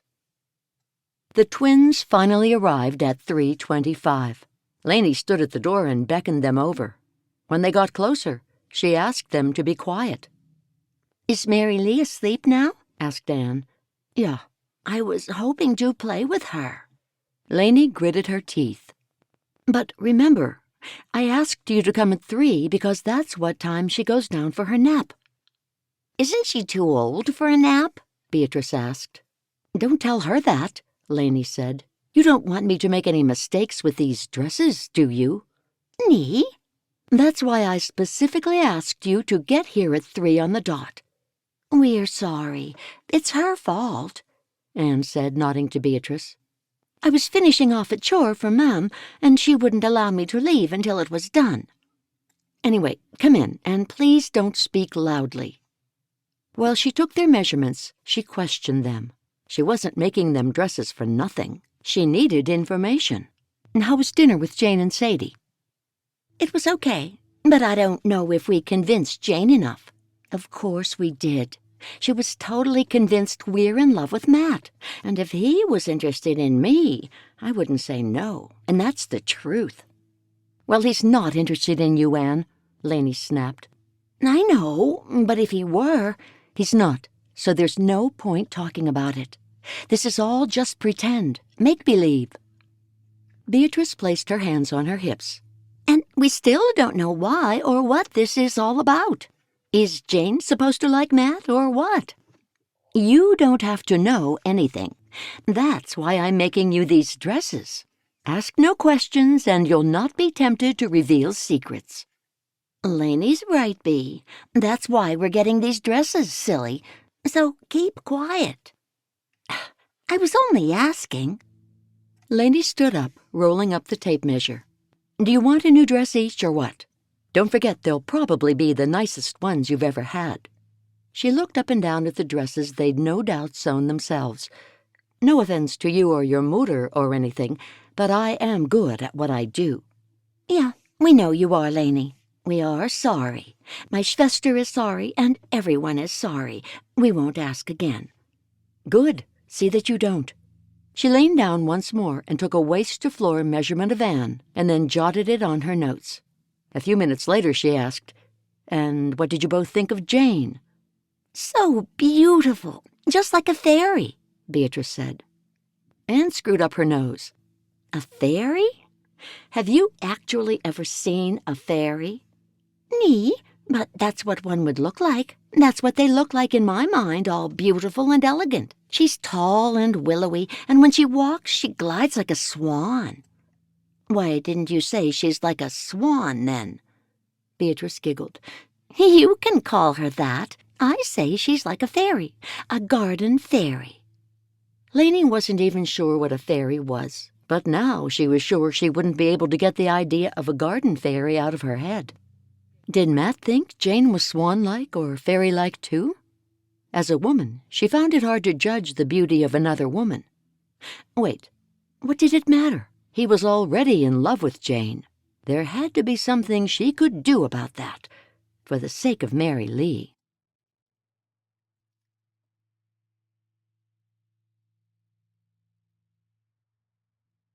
The next day, Matt's conscience was bothering him again.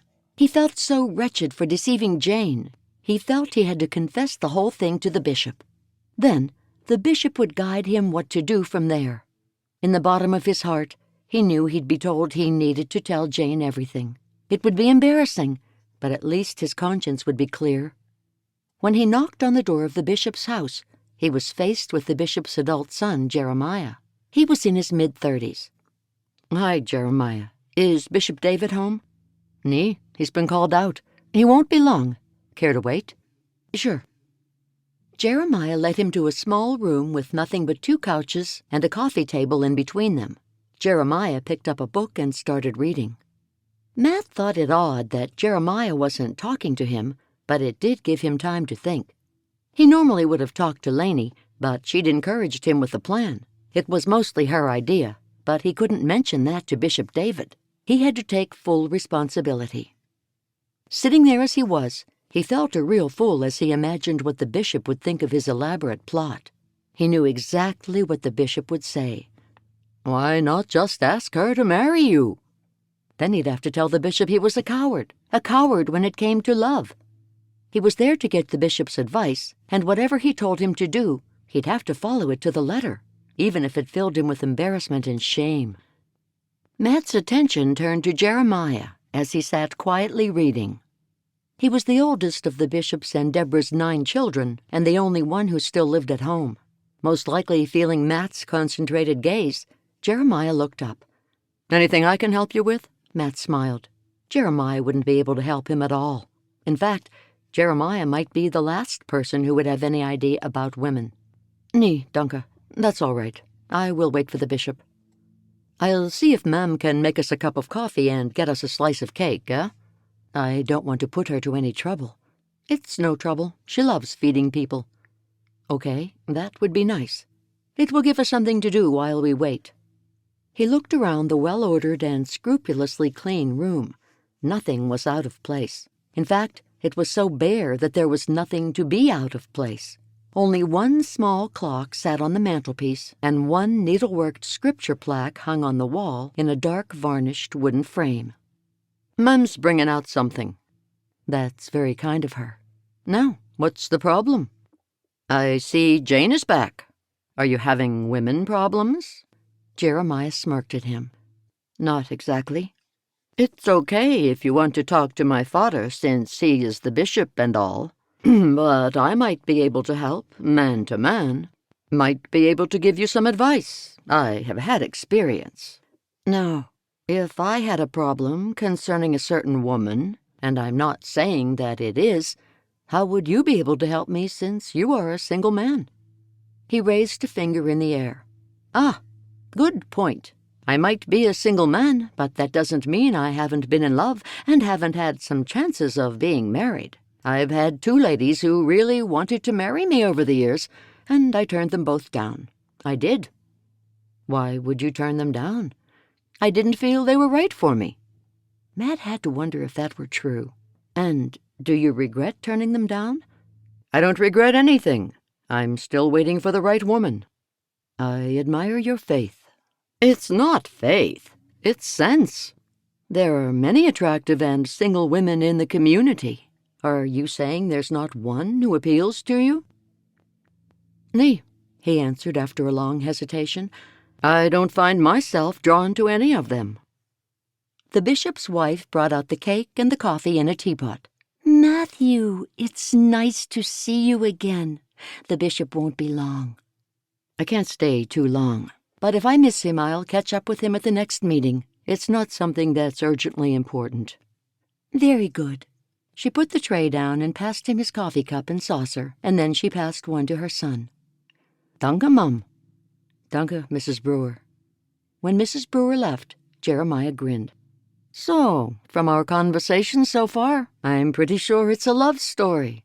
Hopefully a love story that's going to have a good ending. Maybe it's a loved and lost story." "Nah. Or have you lost your love and that's what you're upset about?" I don't know. I'm so confused about everything. He took a sip of coffee. It was strong almost to the point of being bitter. It was just like his mother made. He had used to like strong coffee like that in his younger days, but now he liked it a little milder. Once he finished his coffee and Jeremiah was asking more probing questions about Jane, he figured he'd talk to the bishop some other time. Maybe God was prompting him to work these problems out for himself. Matt gave heed to the promptings and made his excuses to leave. One thing he knew, he didn't want to end up a single man like Jeremiah. Chapter 16. Jane and Sadie had just sat down with Lainey for their dinner when a knock sounded on the door. "Who could that be at this hour?" Sadie said as she got up. Jane hoped it was Matt. "I'm sure I heard a car," said Lainey. "I wasn't taking much notice." Lainey kept talking to Jane, but Jane had one ear on the door, listening to see who it was. She got the surprise of her life when she heard Isaac's voice. "Hello, ma'am. I'm Isaac Egan, a friend of Jane's." You're not Isaac, are you?" Jane frowned. It was Isaac. This was dreadful. If only she hadn't mentioned Isaac to Sadie and exaggerated their relationship.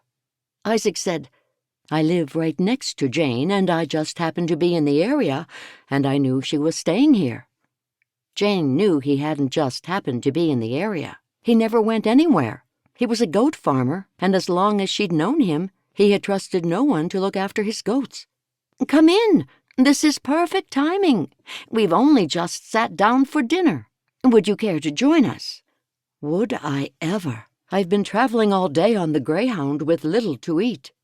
"Well, we have plenty. Come in. We're having corned beef with white onion sauce and baked vegetables." That sounds and smells mouth-watering. Jane bounded to her feet. "Isaac, what a surprise!" "Jane, it's so good to see you. Can I steal you away for a quick moment for a word? I know you're in the middle of dinner." "Steal her away," Sadie said. "And we're not in the middle. We've barely started."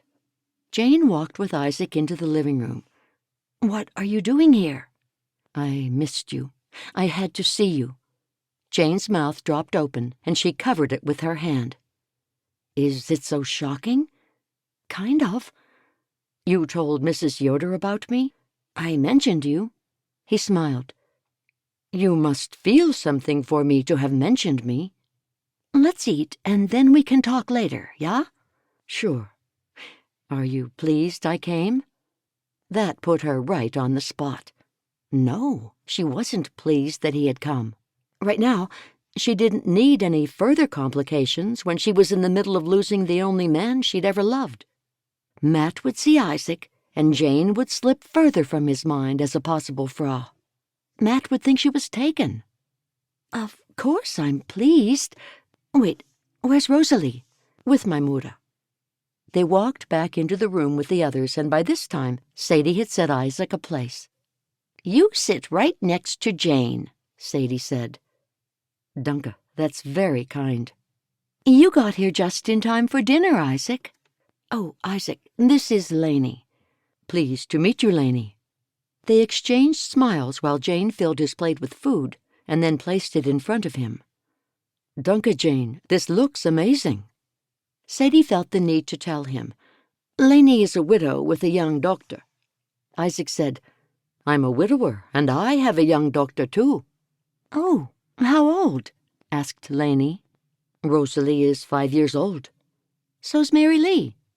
"You have things in common," said Jane, seeing the writing on the wall. He was going to fall in love with Lainey.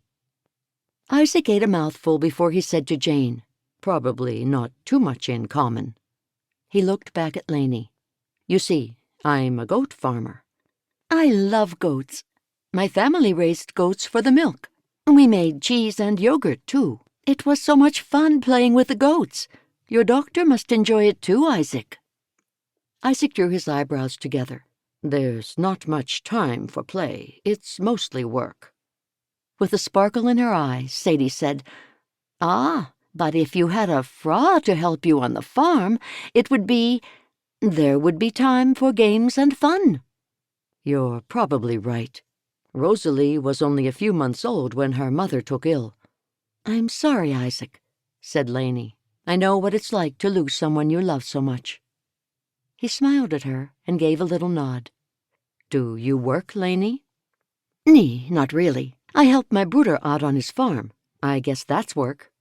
In exchange, I get to live in a small house on his property. I'm getting the better end of the arrangement by far." Jane had heard that Lainey sewed for a living and wondered why she hadn't mentioned that. "I'm sure it makes him happy to be looking after you," Isaac said. "It does, I suppose." Jane noticed Isaac's face come alive when he spoke to Lainey. This wasn't good. This was her backup man, and the last thing she wanted was for him to have an interest in another woman. But there was nothing she could do about it, nothing at all. And who wouldn't be attracted to her with her creamy skin, haunting dark eyes, and raven black hair? And he hadn't even met Mary Lee yet, and she was as cute as a button. Jane knew in her heart the two little girls would get along so well. They would be like twins. Maybe she was destined to be alone, and if she couldn't have Matt, she was better off that way. It wouldn't be fair to marry a man who was her heart's second choice. Unless God had someone else for her, Jane thought. Someone she could love and who would love her in return. "Where are you staying, Isaac?" asked Jane. "Our bishop arranged for me to stay with Bishop David." "That's perfect," said Lainey. "He lives up the road from me. I can drive you there when we're finished with dinner." "That would be great, but I thought I might have a word with Jane before I leave, if that's okay." "I can wait for you." When they finished a dessert of peach pie with cream, Sadie wasted no time making a suggestion. "Isaac, why don't you and Jane go to the living room and I'll stay here and talk with Lainey?" Isaac smiled. "Thank you." Isaac and Jane walked into the living room and Jane quickly sat. She knew he'd want to discuss the letter he'd written. "Sit here beside me." He sat down. "I hope you don't mind me coming to see you. I wasn't quite sure what I was walking into." "That's okay. It's always nice to see you." "I guess you got my letter." "I did, and I have to say I was surprised by it. I thought we were friends." "I hope you don't think I'm too forward in the letter. I've never said anything to you like that in person, but I figured you might have known my feelings for you without me having to say anything." He pushed his dark hair behind his ear. "Then I realized I might be wrong, and I had to find you and tell you in person. As soon as I sent the letter, I knew it wasn't enough. You can't say these things with just written words. I needed to look into your eyes." "Do you mean you still feel that way?" "Of course. I only wrote the letter last week. What possibly could have changed?" "Meeting Lainey." Jane decided the straightforward approach was the best. She had to figure this love thing out fast. She'd sensed something between the two of them right away. "Jane, I don't know that woman. Never met her before. Why would meeting a woman for 5 minutes change my feelings for you?" "I don't know, but that's the funny thing. How do you know what love is when you feel affection for someone? Is that love? If you want to live with someone and look after them, well, isn't that what a Bruder does for a Schwester? And that's not the kind of love we're talking about. But it's still a kind of love. Not the one she was looking for, though. Did Isaac have a brotherly love for her?" He narrowed his eyes, and Jane saw it as confusion. She tried to explain herself better. "Love needs to be all-consuming, doesn't it? You only see that person. You only think about that one person. It's not a choice as such." A smile replaced Isaac's confusion. "Will you marry me, Jane?" Jane's mouth fell open with shock. Someone had proposed. No longer would she be a woman with no choices. She was now a woman someone wanted. It felt good. He continued. "Return with me now. Marry me as soon as possible." She always wanted something like this to happen. She couldn't say yes, but she was too cowardly to say no. What if this was her only chance of becoming a mother? Surely that would make up for everything. But would it be fair to Isaac? Can I have time to think it through? Of course. I know this has come as quite a shock to you. Take all the time you need, as long as you can give me a yes at the end. They smiled at each other. She was grateful to be loved, to be given that chance for happiness. Isaac was a good man. She'd always respected him. I can't believe you came all this way. I thought I should, just in case you fell in love with someone here. I never would have forgiven myself. I didn't want to hold back any longer. That never would have happened. This is my old community. I know most of the people here. I know, you said that. You told me your father moved over here. Then your mother joined him, and then years later you moved back to Ohio. That's right, and that's why I feel like I have two homes. This is where I grew up, mostly. Jane was grown up on the outside, but inside she felt just like a young girl. She did all the grown-up things, had a job, paid the bills, but just like any little girl who sometimes needed a good mother and her father, she also needed. What made her feel more alone was that her sister and brother had left the community, and she'd not heard from them since. I should go. I think Lainey wants to go, and the bishop will most likely want to talk with me when I get back. It'd be rude to get back there too late. That's fine. I agree. What are you doing tomorrow? Oh, Isaac, I'm sorry, but I don't really have any free time while I'm here. I came here to help out a friend. It's been quite time-consuming so far. She had to keep the two men apart. But how could she now that Sadie knew about Isaac? Could you squeeze in lunch with me tomorrow? She owed him that much for coming so far to see her. Yes, I think I could do that. We could have a quick lunch somewhere. But neither of us have use of a horse and buggy, unless you do. I'm sure I can borrow one from Bishop David. That sounds good. And how long will you be here for? Just a few days, and then I have to get back. It was tough getting someone to mind the place. That's why, I know, that's why you can never go on a vacation. That's right. But if we get married, if you accept my proposal, I will do my best to try to get away every few years and go somewhere nice. I have relatives all over the country we can stay with. Sounds wonderful. Is that a yes? He joked. She giggled. No, it's not. I'll collect you at 11. Perfect. Chapter 17. 15 minutes later, Sadie and Jane watched Lainey and Isaac leave. Once the horse and buggy were out of sight, Sadie closed the door. What did he say to you? I shouldn't be telling you. I'm your friend, aren't I? That's true, and I do need someone to talk to. He asked me to marry him. Sadie's mouth turned up at the corners, causing her cheeks to look even fuller. She pulled Jane over to the couch. I thought so. Why else would he have come out all this way? Maybe God brought him here to meet Lainey. Jane, take a good look at yourself without your negativity. He was politely talking to that woman. He has no interest in her, and she's too young for him. But isn't being young a good advantage? Don't men prefer younger women? Matt doesn't seem to mind. Look at Abigail. Need, Jane. They prefer someone they can talk with, someone who can be a friend and a companion. He did say he wasn't interested in Lainey. Sadie gasped. Jane, you didn't ask him, did you? I did. I thought it would be okay. Why ever would you ask such a thing? I had to know the truth. It seemed they were getting along great, and their kinner would too. They could have a perfect family if they married. He's lost a fra, and she's lost a husband. Each would know the other's sadness and pain. You shouldn't have opened your mouth about things like that. He probably wouldn't have considered her before now, and now he could think that she's a possibility. Jane giggled. Who's being negative now? Sadie smiled. That's true. You're rubbing off on me. It should be the other way around. Whatever is good, just and pure, we should think on those things. I know.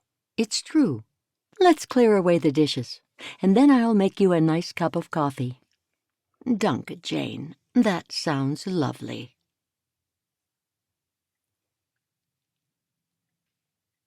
Lainey looked over at the man beside her and wondered if he'd been sent to her from Gott. Matt only had eyes for Jane, so was this man meant for her? Only thing was, she was certain that he, too, was in love with Jane. She had to do her best to change his mind. My doctor is staying with my Mutter tonight. I'm blessed I have her to help me out when I need it. I normally take her everywhere with me, but I had gotten a feeling that Jane might not be too fond of children. That's wrong. Jane loves children. She's so good with Rosalie. What a delightful name. Thank you. Jane might only like certain children, the ones she knows well then. It's possible, I suppose. But don't we all like our own better than anyone else's? She giggled. I guess that's true. If poor old Jane ever has her own, she'll be a changed woman. She'd have to love her own kinner. When did your husband die, if I might ask? Just over a year ago. I'm sorry to hear that. And your Frau? She died when Rosalie was only 2 months old. Oh, that's seriously tragic. It was influenza, a particular bad strain, they told me. 2 others in our community died from it that year. My husband had a heart condition. They didn't know how long he had. He was here one day and gone the next. Even though I knew it could happen, it still came as a shock. It's good you have your family close by. And you? My family disowned me when I joined the Amish at 19. Oh, how romantic. You joined for your Frau? Nee, I didn't know her then. I met her a few months after I'd officially joined, and got to know her over the next couple of years, and then we got married. So, you just up and joined? Why? Because I knew there was a better way, a better lifestyle. I wanted to put away distraction, work with my hands, and concentrate on living a godly life. Lainey was impressed. He was such a good man with good principles. It annoyed her that 2 men she liked were both in love with Jane. Which one would Jane choose? She guessed that was why Isaac had followed Jane all the way from Ohio. Do you have any plans while you're here? Only to have lunch with Jane tomorrow. Apart from that, we've not planned anything else. It sounds wunderbar. She steered the horse into the bishop's driveway and drove the horse and buggy all the way to the house. I hope you have a nice day while you're here, Isaac. He got out of the buggy. Thank you, Lainey, and thanks for the ride. They exchanged smiles. Lainey made her way back down the driveway. What she had to do was clear. She had to stick to Jane like glue, and she had to get to know Isaac a whole lot better before he left. Chapter 18. The next morning, Matt came to collect Jane, and Sadie was right there to keep Matt up to date with recent goings-on. Jane had a visitor last night, Sadie was quick to tell him. Oh? Who was it? Matt asked, sinking into the couch. Someone from her community, and he came with a proposal. Jane heard what was being said from the kitchen. She put the last dish away and folded the tea towel over the tap to dry. For Jane? Matt asked. Of course for Jane. Jane walked into the living room. Sadie, I told you that in the strictest confidence. Proposal for what? Matt asked, looking blankly between the two of them. Proposal for marriage, of course. What else would he propose about? Asked Sadie. Matt tilted his head to one side. Someone has proposed marriage to you, Jane? That's right. I thought you'd never marry. Well, you were wrong. I will. She noticed he gulped. So, you said yes? His eyes opened wide. She's considering it, Sadie answered for her. Sadie, please. Jane then looked at Matt and sat down beside him. Please don't let anyone know about this. Isaac wouldn't want anybody to know. Especially if she refuses him, said Sadie. Matt shrugged. Who is this Isaac person? He's a neighbor of mine. Yeah, and he chased her all the way over here just to make sure she wouldn't forget him. He wants to marry her. You said that once or twice now, Mum. He looked from his mother to Jane. You never mentioned anyone called Isaac in any of the letters. Well, I didn't tell you about everything, just like you didn't tell me everything about your intentions with these 5 women. I see. Isaac did make her feel special. He had followed her and stated his intentions. That was something she wished Matt had done. Jane hoped that Matt was jealous, but she didn't even consider that possible. She'd seen the competition, and all of them were far more pleasing to the eye than she was. Oh, did you have big plans for us today? Jane asked. I'm hoping that whatever it is won't take too long. Why? I told Isaac I'd go to lunch with him. Matt's shoulders drooped. You're here to see me, not to go to lunch with someone you can see when you go home. Ah, Matt, stop being such a bubbly, Sadie crowed. Jane found that a little bit funny and couldn't keep the smile from her face. It'll just be a quick lunch for the very reason you mentioned. I told him I was here helping you with something. Did he ask what? I don't recall that he did. Anyway, I didn't, and I won't tell him. What time is he calling for you? About 11, he said. Then you're mine for 2 hours? I guess. Come on, let's go. Once they were in the buggy and turning onto the road, Matt said, Tell me about Isaac. Like I said, he's my neighbor, a widower with a young girl. You forgot the part about him being in love with you. Jane looked at the fields they were passing. Matt continued, I'm your friend.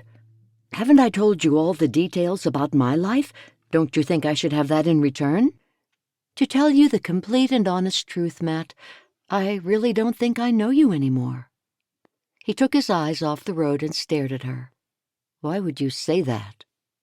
She breathed out heavily. All this about you not knowing who you want to marry, it's all a bit strange. Do you want to choose between these women as if one woman is practically the same as another? It seems a cold approach, and I never saw you as a cold person. I'm sorry you feel that way, but that's not the way I see it. I've come to a certain age, and I do want marriage and everything that goes along with it. I want a family to look after, Jane. Don't you understand that? I'm sorry.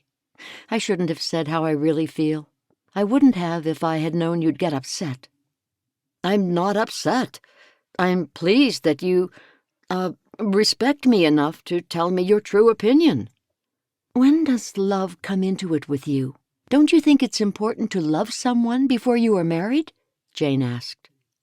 That's the way I've always hoped it would be. Love, marriage, bubblies. She smiled when he smiled at her. Don't you want that, Jane? That's what I've always wanted. She saw him swallow hard. Jane, have you ever been in love? Yeah, I have been. And who is he? Or who was he? Her heart froze. She didn't know what to say. When she opened her mouth, desperately hoping the perfect words would somehow spill out, she looked up the road and saw a buggy heading toward them. He saw it, too, and squinted. That looks like Lainey. I wonder what she's doing out this way. Jane was saved from answering the question. What a relief. She hoped he wouldn't ask it again. If he asked straight out, it would be hard to tell him a lie. But she might have to tell a quick lie to save everybody from embarrassment. When the buggies came level to each other, Matt pulled his horse up and Lainey also stopped. Where are you off to? He asked. Back to your Muda's house. I think I left my coat there last night. Jane remembered that Lainey had been wearing her coat last night. What was she playing at? I think I saw you leaving in your coat. Really? Jane nodded. That's strange. I can't find it anywhere at home. Maybe I'm wrong, Jane said with a quick shrug. It won't hurt to ask her. Mam's home." "What are you two doing today?" Lainey asked. "Nothing in particular. I just thought I needed to take Jane out, give her a break from being home with my mother all day." "I'll keep Sadie entertained for a while then." Lainey offered him a big smile. Jane knew that Lainey was trying to get on Matt's good side and his mother's. If Sadie really liked Lainey, it would make things easier for Matt. It was an obvious ploy, but probably a good one. They said their goodbyes when a car appeared behind Lainey, and then the horses and buggies continued on their separate ways. "What do you think of Lainey?" asked Matt. "I like her. She's intelligent and mature and ready to settle down. She already has Mary Lee, and I'm sure she doesn't want her to be an only child. For sure."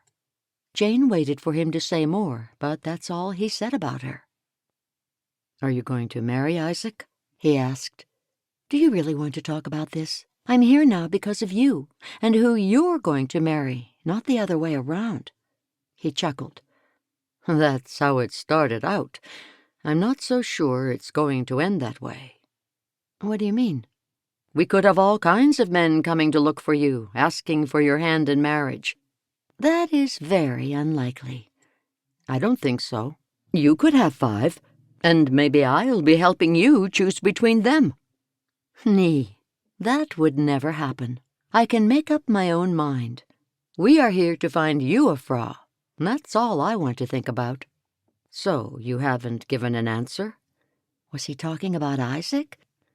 About what? "An answer about marriage to Isaac." "Nee, I haven't given him an answer, and I'd rather not talk about myself or my life. I'll find you a Frau. I'll go home, and then we may or may not keep writing to one another. Those letters will have to include your wife, of course, once you're a married man. And your new husband," he shot straight back at her. She glanced over at him disapprovingly and shook her head. Chapter 19. Lainey stood on Sadie's front porch and knocked on her door. Sadie opened it, and Lainey was pleased to see a smile on her face. "Lainey, it's nice to see you again." "Danke. Did I leave a coat here last night?" "I don't think so. Come in and we'll take a look around."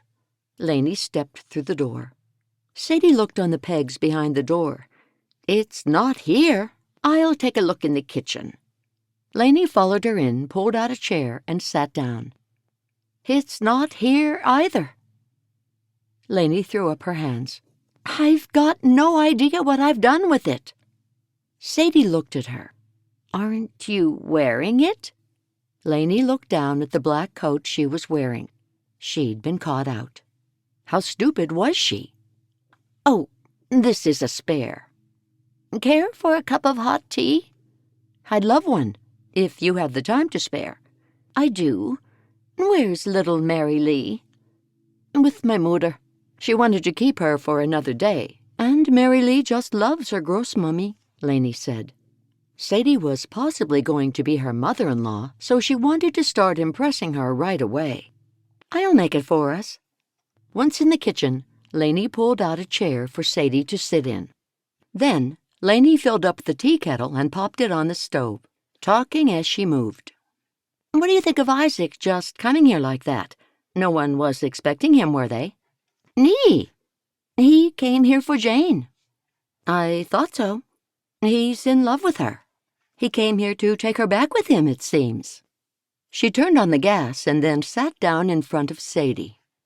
"You might as well know as long as you don't say anything.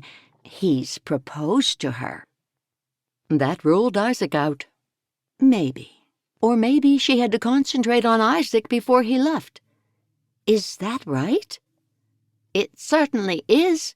He seems a very nice man." "He does. But how will he cope with seeing Jane with Matt? I just saw them passing me in the buggy just now." "They're just friends. They keep telling everyone that." "What does Jane think? Has she answered Isaac, accepted his proposal? Are they getting married?" "All I know is that Jane was shocked to see him." Lainey leaned closer. "Has she said yes?" Nee, she hasn't said yes, but they're going to have lunch together today. He will try to talk her into it for sure. I've never seen Jane as the marrying kind, Lainey said. Funny you say that, because neither does my son. You've talked about Jane with Matt? I have, Sadie answered. So, you want to marry my son? Lainey hadn't been prepared for that question, hadn't expected Sadie to be so open about this project. I do like him, and have made no secret of it. Oh, so does Matt know? I haven't specifically told him. Who have you told? Lainey giggled. No one. I don't intend to make a secret of it. Perhaps that's what I should have said. Are you prepared to marry again so soon? I think it will help take away the pain. He won't be a replacement for Desmond. The two of them are very different. Desmond was a very gentle man, and Matt is more forthright. I think he'll make a wonderful father and wonderful husband. Oh, there's no doubt about that. There are 4 other women who think the same, as you probably already know. I found that out. The twins and Marcy and her cousin Abigail. It's not nice. I know, but what am I to do? I've been thinking of something, and it's kept me up all night. Both Jane and I thought you got along well with Isaac. Why don't you marry him and leave Matt for Jane? Lainey was horrified. Sadie didn't like her. Didn't want her for a daughter-in-law. What's more, she wanted Jane to marry Matt. This was dreadful. Leave Matt for Jane, echoed inside Lainey's head. Sadie, are you saying that you don't think I'm a good match with your son? She desperately wanted Sadie to take the words back. I've always thought that Jane and Matt would marry, and I'm having trouble ever seeing him with anybody else. It's nothing personal, Lainey. I am very fond of you. Lainey was pleased to hear it. Apparently, she just wasn't as fond of her as she was of Jane. At that moment, the kettle whistled. I think I have some chocolate chip cookies in that blue cookie jar on the top of the counter. Perfect. I'll fetch us some. While Lainey found the cookies and placed some onto a plate, Sadie got up and made the tea. Let's take this and have it in front of the fire, Sadie said once the tea was steeping. Yeah, that sounds lovely. They sat down on the couch and had a silent moment. Then Sadie poured them each a cup of tea. Sadie, I have to ask you something. Sadie looked at her and then sat her teacup in the saucer. Go ahead. Do you think that Jane is in love with Matt? Sadie sighed. That's what I always hoped, and then Isaac showed up. I did ask her, and she told me she had someone back home. So she mentioned Isaac to you when she first arrived? Not right away, but his name did come up. Lainey wanted to be sure. When you say his name came up, did she say she was in love with Isaac? Not in so many words. Sadie sipped on her tea. Why? Are you afraid she'll take Matt from you? Lainey giggled. Sadie could see straight through her. Ach, nee. I just want Matt to end up being with someone who truly loves him. How can he fail when there are 5 women who say they truly love him? Lainey fixed a smile on her face. Sadie's words reminded her to stick to the plan Matt and she had devised. Jane could marry Isaac, and she'd have Matt. That's true. He's very blessed. He truly is. It's true. Sadie kicked off her shoes and continued. If you ask me, I don't see him with one of the twins. He's more suited to someone older, someone more mature, like either you or Marcy. Lainey was glad to hear it. Danke. I only hope that he sees that. I'm sure he will. He was probably only considering them because they like him, and they let him know it. That wouldn't have happened in my day, Sadie said. These days women are far too forward. Yeah, I know what you mean. Lainey drank her tea as fast as she could. It was awkward sitting there with Sadie when the woman didn't approve of what was going on. She saw that Sadie was drinking her tea just as quickly. When they both had finished, Lainey sat her teacup on the saucer and set both down on the coffee table. "I should go." "Okay. Danke for stopping by. If I find your coat, I'll have Matt drop it by." "That would be good. Danke." Lainey leaned forward and took both cups and saucers. "I'll rinse these before I go." "Leave them. There's no need." "It's fine." Lainey took the dishes to the kitchen and washed them out, dried them, and left them on the counter. She then went back and said goodbye to Sadie. When she was in her horse and buggy, a little way down the road, she saw the bishop's tall bay horse coming toward her. In her heart, she knew it was Isaac driving the buggy. She slowed her horse, and then she stopped the buggy on the quiet country road. He pulled up beside her. As soon as she saw his handsome face, she forgot all about her thoughts of minutes ago, the one where she didn't mind if Isaac and Jane married. "Hello, Lainey. We meet again." "Hi, Isaac. Are you heading to see Jane?" "I am. Where are you headed?" She didn't tell him Jane wasn't back yet. "I couldn't find my coat, and I thought I might have left it at Sadie's house. It wasn't there." He smiled and looked in the buggy. "Where's your doctor?" I couldn't get her back from my mother.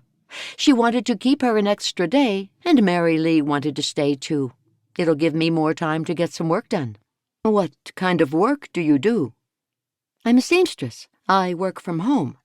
I make dresses, suits, and I also do mending repairs for some of the local tailors and dry cleaners.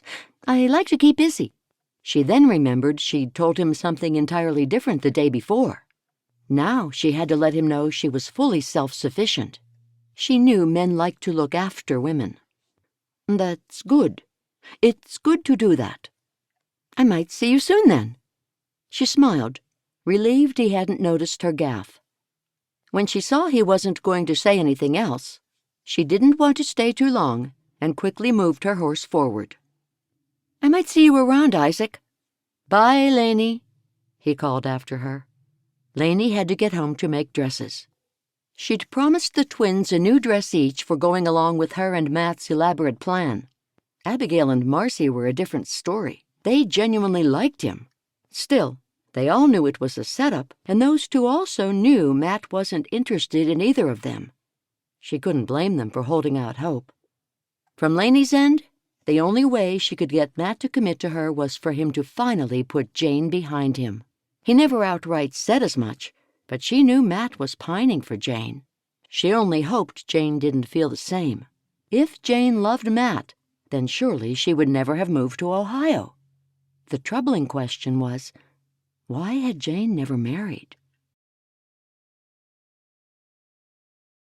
Chapter 20.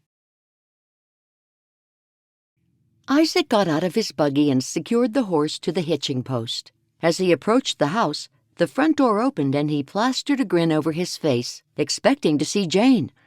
Instead, a large woman filled the doorway. It was Sadie. "Wie geht's, Mrs. Yoder?" "Just call me Sadie," she said with a laugh. "I'm popular today, but I'm sure you're not here to see me." "I did arrange to meet Jane here at 11. "You're a bit early. It's only 10:30. "Is she not here?" "Nee, she's gone out with my son Matt. They should be back any time, though. She hadn't forgotten about you picking her up at 11. The kettle is boiled if you'd like to sit and wait with a cup of coffee or tea." "I'd love a cup of coffee if you're having one." "I'll be glad to have one, and I might be able to find some chocolate chip cookies." She opened the door wider, and he walked through. "Have you had another visitor this morning? You said you were popular today." "Yeah, that's right. Lainey was here." "Oh, that's right. She said she'd left her coat here. I met her on the roadway." "We had a nice conversation over a cup of tea." "That's good." "You sit in front of the fire now, and I'll get you that coffee." As soon as Isaac sat on the couch, Mr. Grover jumped onto the couch next to him, giving him a fright. The cat then stared at Isaac, who slowly put out his hand toward him. Mr. Grover sniffed his hand and then moved toward him and tucked his head under Isaac's hand, responding with loud purring. "I don't like cats," Isaac said under his breath. "That's Mr. Grover," Sadie said as she brought out a large tray that contained only 2 small cups of coffee and a couple of cookies on a plate. "Well, hello, Mr. Grover." The cat proceeded to sit on his lap. "Get off," Sadie said, pushing the cat away. "There, now you can drink your coffee," she said to Isaac. Isaac leaned forward and took one of the small cups while Sadie sat next to him. After he took a sip, he said, "This is very strong coffee." "That's why I serve it in the small cups. Oh, do you take milk or sugar, maybe cream? I forgot to ask." He shook his head. "Just black's fine for me, thanks. That's how I have it, too." When Sadie got herself comfortable, Mr. Grover jumped back onto the couch and stared at Isaac. "He likes you. He normally doesn't take to strangers. All animals like me." "Do you have any pets?" "I have a goat farm, and they are my pets, too. It's hard for people to understand, but it's true. They each have their own personality." "Ah, that's right. You said last night that you had the goat farm." "No pets, beyond the dog that helps me on the farm. He's not much of a pet. He's too old for that now. I'm sure my doctor would like a pet when she gets old enough to ask. I might allow her to have some when she's old enough to look after them. I don't have the time." "That's a good idea.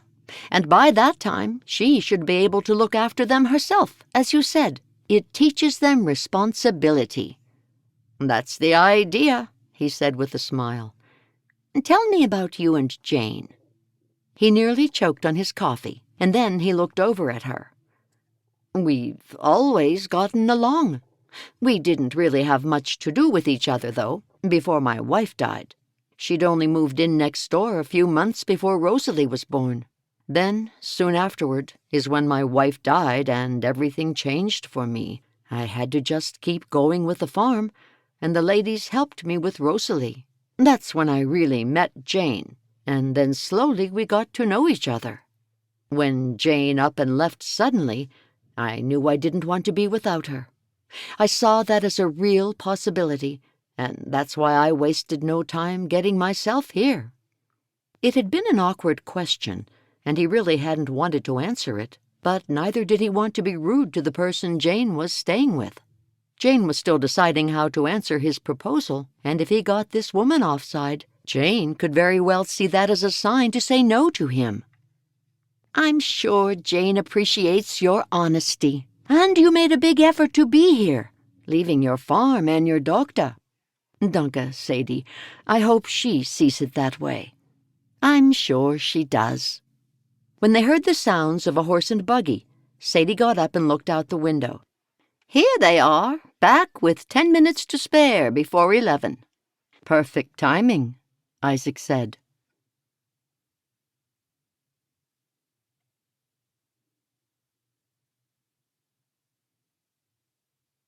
Matt saw the buggy, one that he recognized as the bishop's, parked outside his mother's house. He said to Jane, "It seems your admirer is keenly waiting for you." "Maybe. I'll come in with you and find out." That was a dreadful idea. Jane had to keep them apart. "There's no need for you to do that." "That's fine. I'm keen to meet him, since he's a friend of yours." There was nothing Jane could do to keep them apart. Matt walked with Jane into the house. Sadie opened the door for them and then introduced Matt to Isaac. The air was thick with tension as the 2 men sized each other up. "What brings you here, Isaac?" Matt asked, getting to the point. "Jane does," was all that he said. Matt raised his eyebrows. He wasn't expecting such an abrupt answer. In Matt's mind, Jane was his. This didn't sit well. The worst thing was, Jane had no idea how he felt, but if she did, would she even consider him? "Goodbye, Jane." Matt smiled at Jane and then looked at his mother. After he gave her a nod, he said, "Mom?" "Are you coming back for dinner tonight?" Sadie asked. "Yeah, Mom. I'll be back for dinner." He gave Isaac a nod as well, and then walked out the door, closing it gently behind him. As he walked to the buggy, he hoped that him accepting the dinner invitation would stop Isaac from having dinner there as well. And it did. Chapter 21. Jane didn't know what to say to Isaac. She knew how to deal with him as a friend, but now that he'd confessed his love for her, she didn't know how to react. She probably would have married him if she'd never met Matt, but she had met him, had grown up with him, still loved him. The question she had to consider was, once Matt married someone else, should she then marry for the sake of having a family and kinner? She was now alone in life with no family. For so many years she'd longed to be somewhere with someone. Every Christmas and every other sort of celebration, she had to rely on invitations from friends. She'd much rather have the celebration at her own home with her very own family. In her heart, she knew there was still a chance of motherhood. Maybe God sent her Isaac to show her that all was not lost. "How about this table?" Isaac said, pulling out a chair for her to sit in. "Yes, looks perfect." She sat down, pulled her thoughts together, and took a deep breath, hoping that he would say something so she wouldn't have to lead the conversation. "I hope you don't mind me arriving here suddenly like I did." He studied her face. "Not at all, but it was a surprise to see you." He took one of the menus that was wedged between the salt and pepper shakers, handed it to her, and then took one for himself. "I'm ravenous." "Don't they feed you where you're staying?" He laughed. "They do, but I wasn't very hungry this morning, and I pretty much skipped breakfast. I plan on making up for it now." "Please do." When they each had a burger and fries in front of them, he took a mouthful, then wiped his hands on a napkin. "That is so good," he raved, after he'd chewed and swallowed. "Yes, they do make a nice hamburger. I've been here before once or twice. After you left to come here, I got to thinking about something you had said." She'd just taken a mouthful and could only raise her eyebrows to signal that he should continue. "You said your friend Matt wanted to speak to you urgently. I've heard you speak of Matt, speak of him very affectionately, and I happen to know he's not a married man. I asked around, and besides that, you've never mentioned he had a wife, and then I got to thinking it could only be one thing." She swallowed a mouthful. "And what's that?" "I'm guessing he's going to ask you to marry him. Am I right? That is, if he hasn't already." If only it were true. It was too embarrassing to tell him why she was there, and the fact that Matt had overlooked her completely was equally embarrassing. "At the moment, the reason I'm here is to help him with something that is confidential. It's nothing really. It's nothing to make a fuss of, and it's not what you just said." "It's not?" He searched her face. "No, it's not. It's not that at all." "I'm glad to hear it. I'm delighted to hear that. I wasn't certain what the relationship you had with him was. I knew you were friends, good friends." "Yes, good friends, and that's the end of it." "Will you consider my question?" "I will. I already have been. It has come as a bit of a shock, and I just need time to get used to the idea." He smiled. "Rosalie loves you, and we would have a perfect life together." He was probably right, but she didn't know if she could overlook the fact that her heart burned for someone else. Would that be fair to Isaac? Even though her stomach was churning, she ate as much as she could of her hamburger and could only manage a few of the French fries.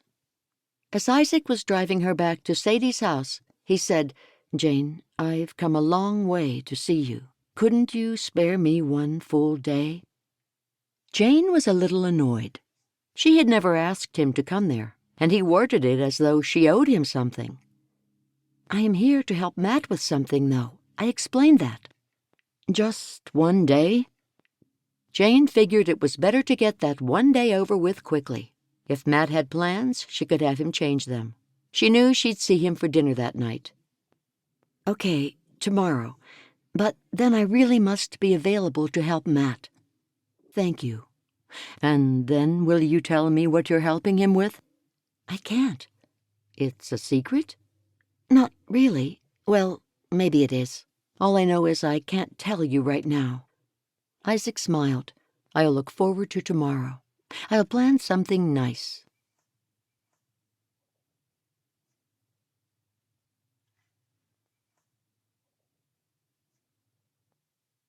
Jane, I have something to confess.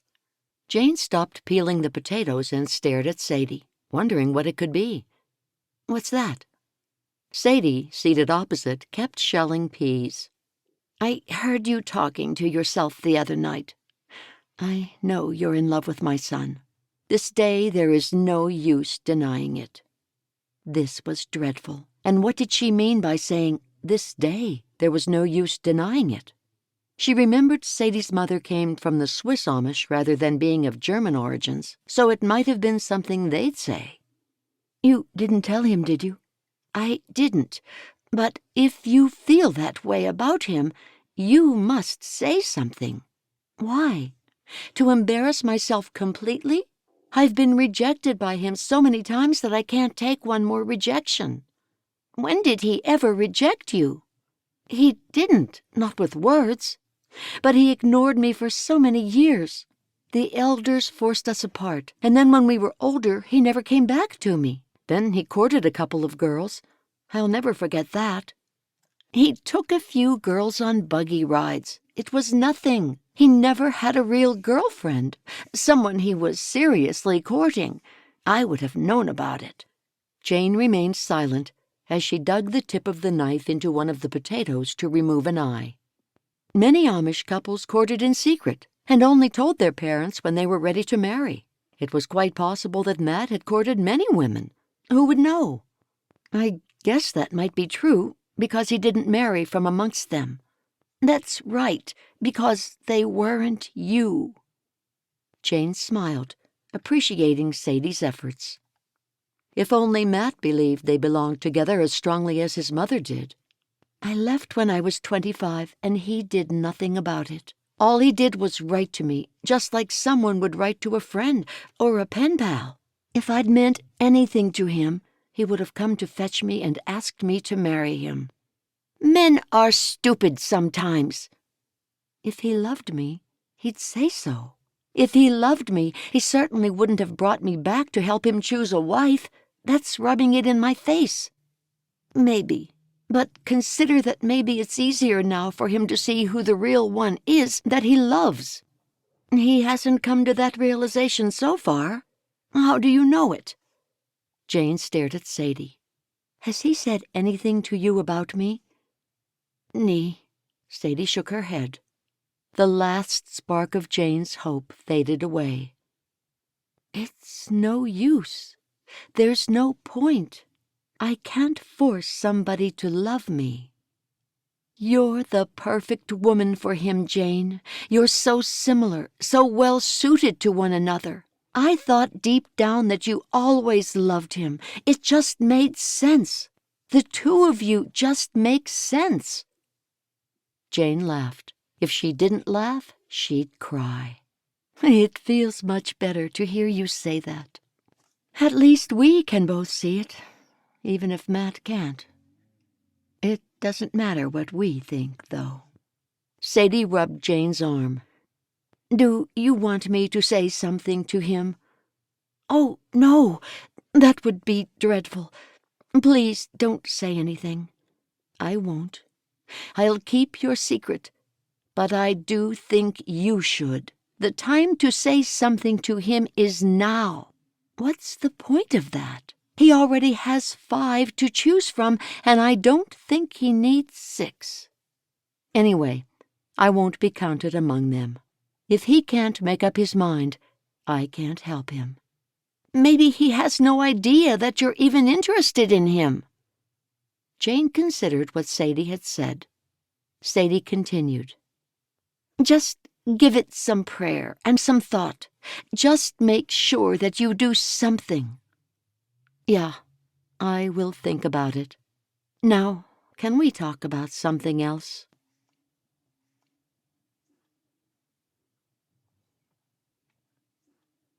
Over a dinner of ham and baked vegetables that night, Matt looked bothered to learn that Jane had agreed to spend the whole of the next day with Isaac. "I'm sorry, Matt, but he's come all this way. I'll stay an extra day to make up for it." "Dunka, Jane, I appreciate it. But you can see him every day when you're at home." "I know that. It's just one day." Matt nodded. "What does he want you to do?" "I don't know what he's got in mind." Matt didn't want to sound too bothered about it, but he knew he'd have to step things up or risk losing her.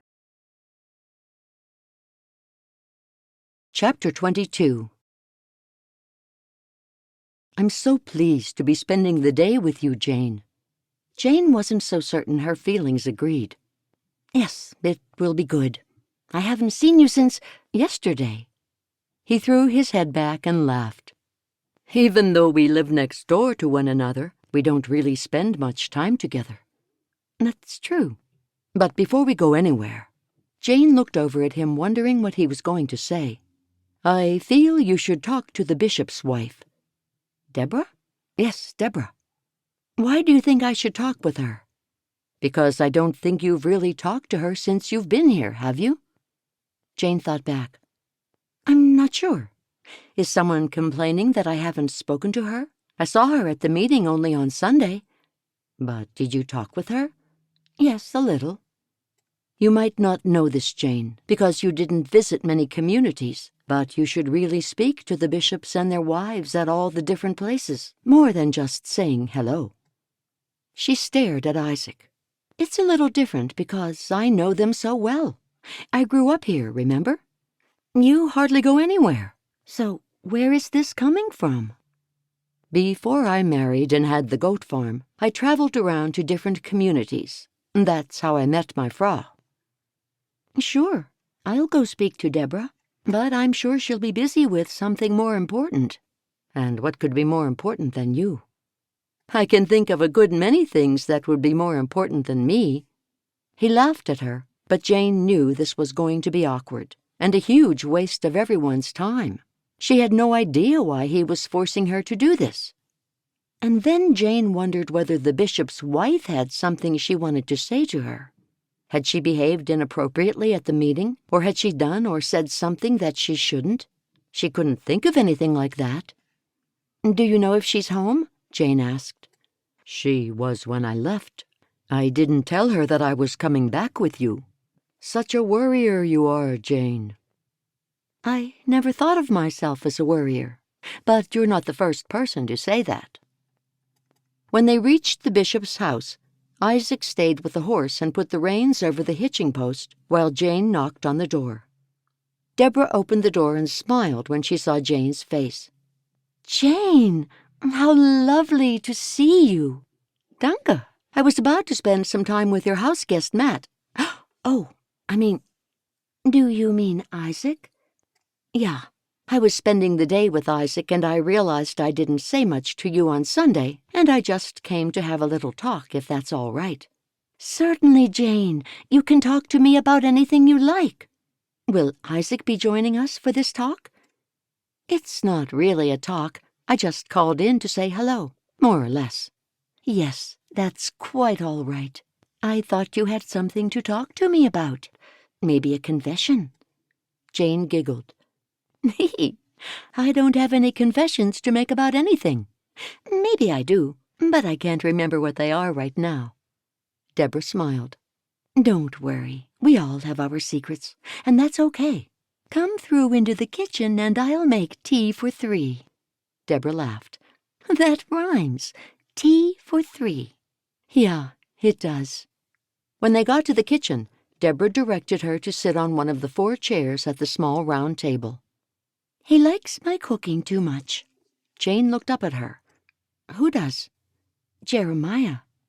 Jane shook her head. "I'm sorry, I don't understand." Deborah stopped still. "Oh, dear. I was replaying our future conversation in my head, the conversation that I thought would come about in the next few seconds. When people visit, they ask me the same things, and I thought that you were going to ask me too." Jane couldn't help smiling. "Ask you what?" Why, Jeremiah is still living at home. It's so weird, me saying that just now. You must think I'm odd. Have you ever done what I just did now? Me, I don't think I have, but it sounds like it would be an easy thing to do. You're kind, Jane.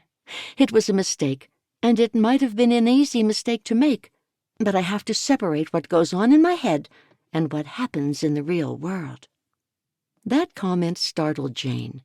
She, too, would have to do that. You see, I have Jeremiah, my oldest, living at home, and it bothers me. That's probably why I'm thinking about it all the time, and it's also what people ask me about when they're looking to have a conversation. Because you've just come to say hello, you'll get around to talking about my Kinner sooner or later. You're so right, Deborah. That's very true. So he's still living at home? Deborah sighed deeply. Yeah, he is. And you'd rather him not be here? I'd rather him be married, Jane. Married and giving me Groskin. He'll get there when the time is right. Jane grinned. Everybody was always telling her that, so she took every opportunity to repeat it to as many people as she could. For her, the right time was always now. She would never share her inner thoughts with anyone. But sometimes it seemed that God's timing never happened. "Can I come in?" Isaac called out from the next room. "Come in, Isaac. We're in the kitchen." Isaac walked in and sat down. "What would you like, Isaac? Hot tea or café?" "I wouldn't mind a coffee. I like the way you make it." "Danke. And for you, Jane?" "Just black tea for me, weak and no sugar for a change." "That's easy enough." "Isaac, we were just talking about Jeremiah." "Yeah, I was having a good talk with Jeremiah last night." "Were you indeed?" "Yes." "Did he happen to mention any young ladies?" "Are you asking me whether he might be interested in someone?" "That's exactly what I'm asking. All I wanted him to do is get married. He doesn't even have to leave this house. He can get married and move his Frau right in. We'll make room. It's a big house, plenty of space." "You'll be pleased to know that he does like someone, but don't ask me any more because I can't tell you." "That's all I wanted to know." Jane giggled. "You men and your secrets." "Don't women have secrets?"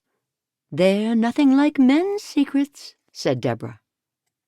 "Women gossip and men don't," Isaac stated. "Certain men do, Isaac," Deborah said. "I can guarantee you that. I get to hear many things. Not that I eavesdrop, but my ears can't stop hearing." Isaac and Jane exchanged a smile. Deborah was certainly entertaining. When she'd made the hot tea and the coffee, she sat down with them, placing a bowl of sugar cookies on the table. "Now, what have you two got planned today?" Jane had no idea, and she looked at Isaac, who said, "Jane can show me around. We didn't get much time last time we went out." "Which was yesterday," Jane commented. "Yes, Jane couldn't spare me much time. Now we have the whole day together." "That sounds lovely. And what will you show him, Jane?" "I'm not sure yet. We haven't really talked about what he'd like to do." "It doesn't really matter what we do. It'll be nice to spend some uninterrupted time with her." Jane took a cookie and bit into it. Spending so much time with Isaac, she was certainly seeing a different side of him, a far more controlling side. He was different when he was at home. Was this the man God had for her?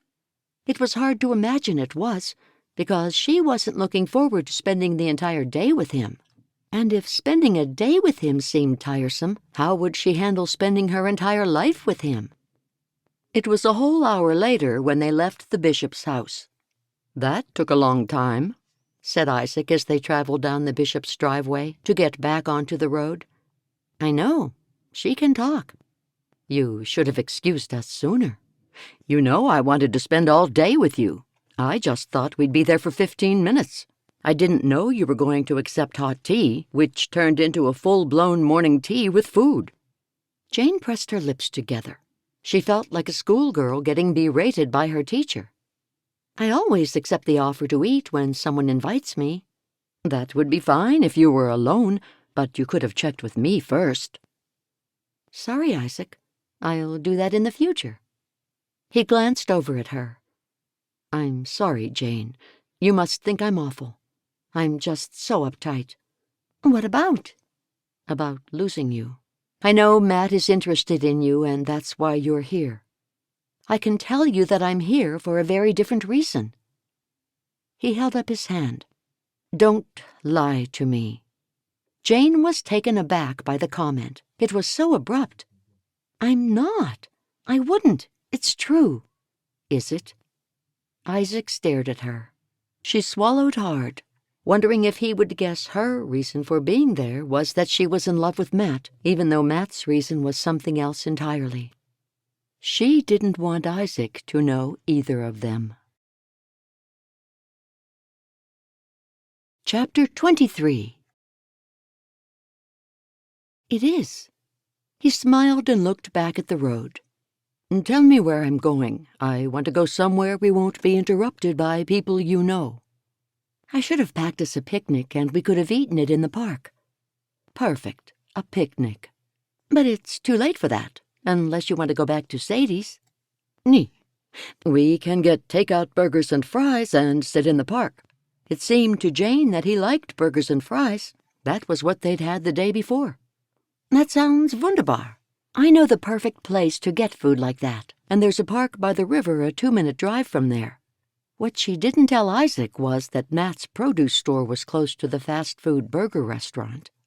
When they drove past it 20 minutes later, she had a good look and saw Matt's horse and buggy out behind the building. If only she was spending the day with Matt, and not her uptight neighbor from back home. Still, she was prepared to give Isaac a chance. It was the least she could do after he'd come all that way to see her. He'd gone to so much trouble. They drove through the drive-thru, one of only 2 in the district that could fit a horse and buggy. Once they had their food, they continued on to the picnic area. Isaac found a blanket in the back of the buggy, and they spread it out and then placed all their food on it. The only thing that ruins this day is that it's so chilly. It's not too bad. I don't mind the cold. Well, you can't feel it like I do if you say you don't mind it. That might be right. I could have a higher internal temperature than other people. Or it could have been the double layers of thermal underwear she always wore under her dresses in the wintertime, but she wasn't going to tell him that.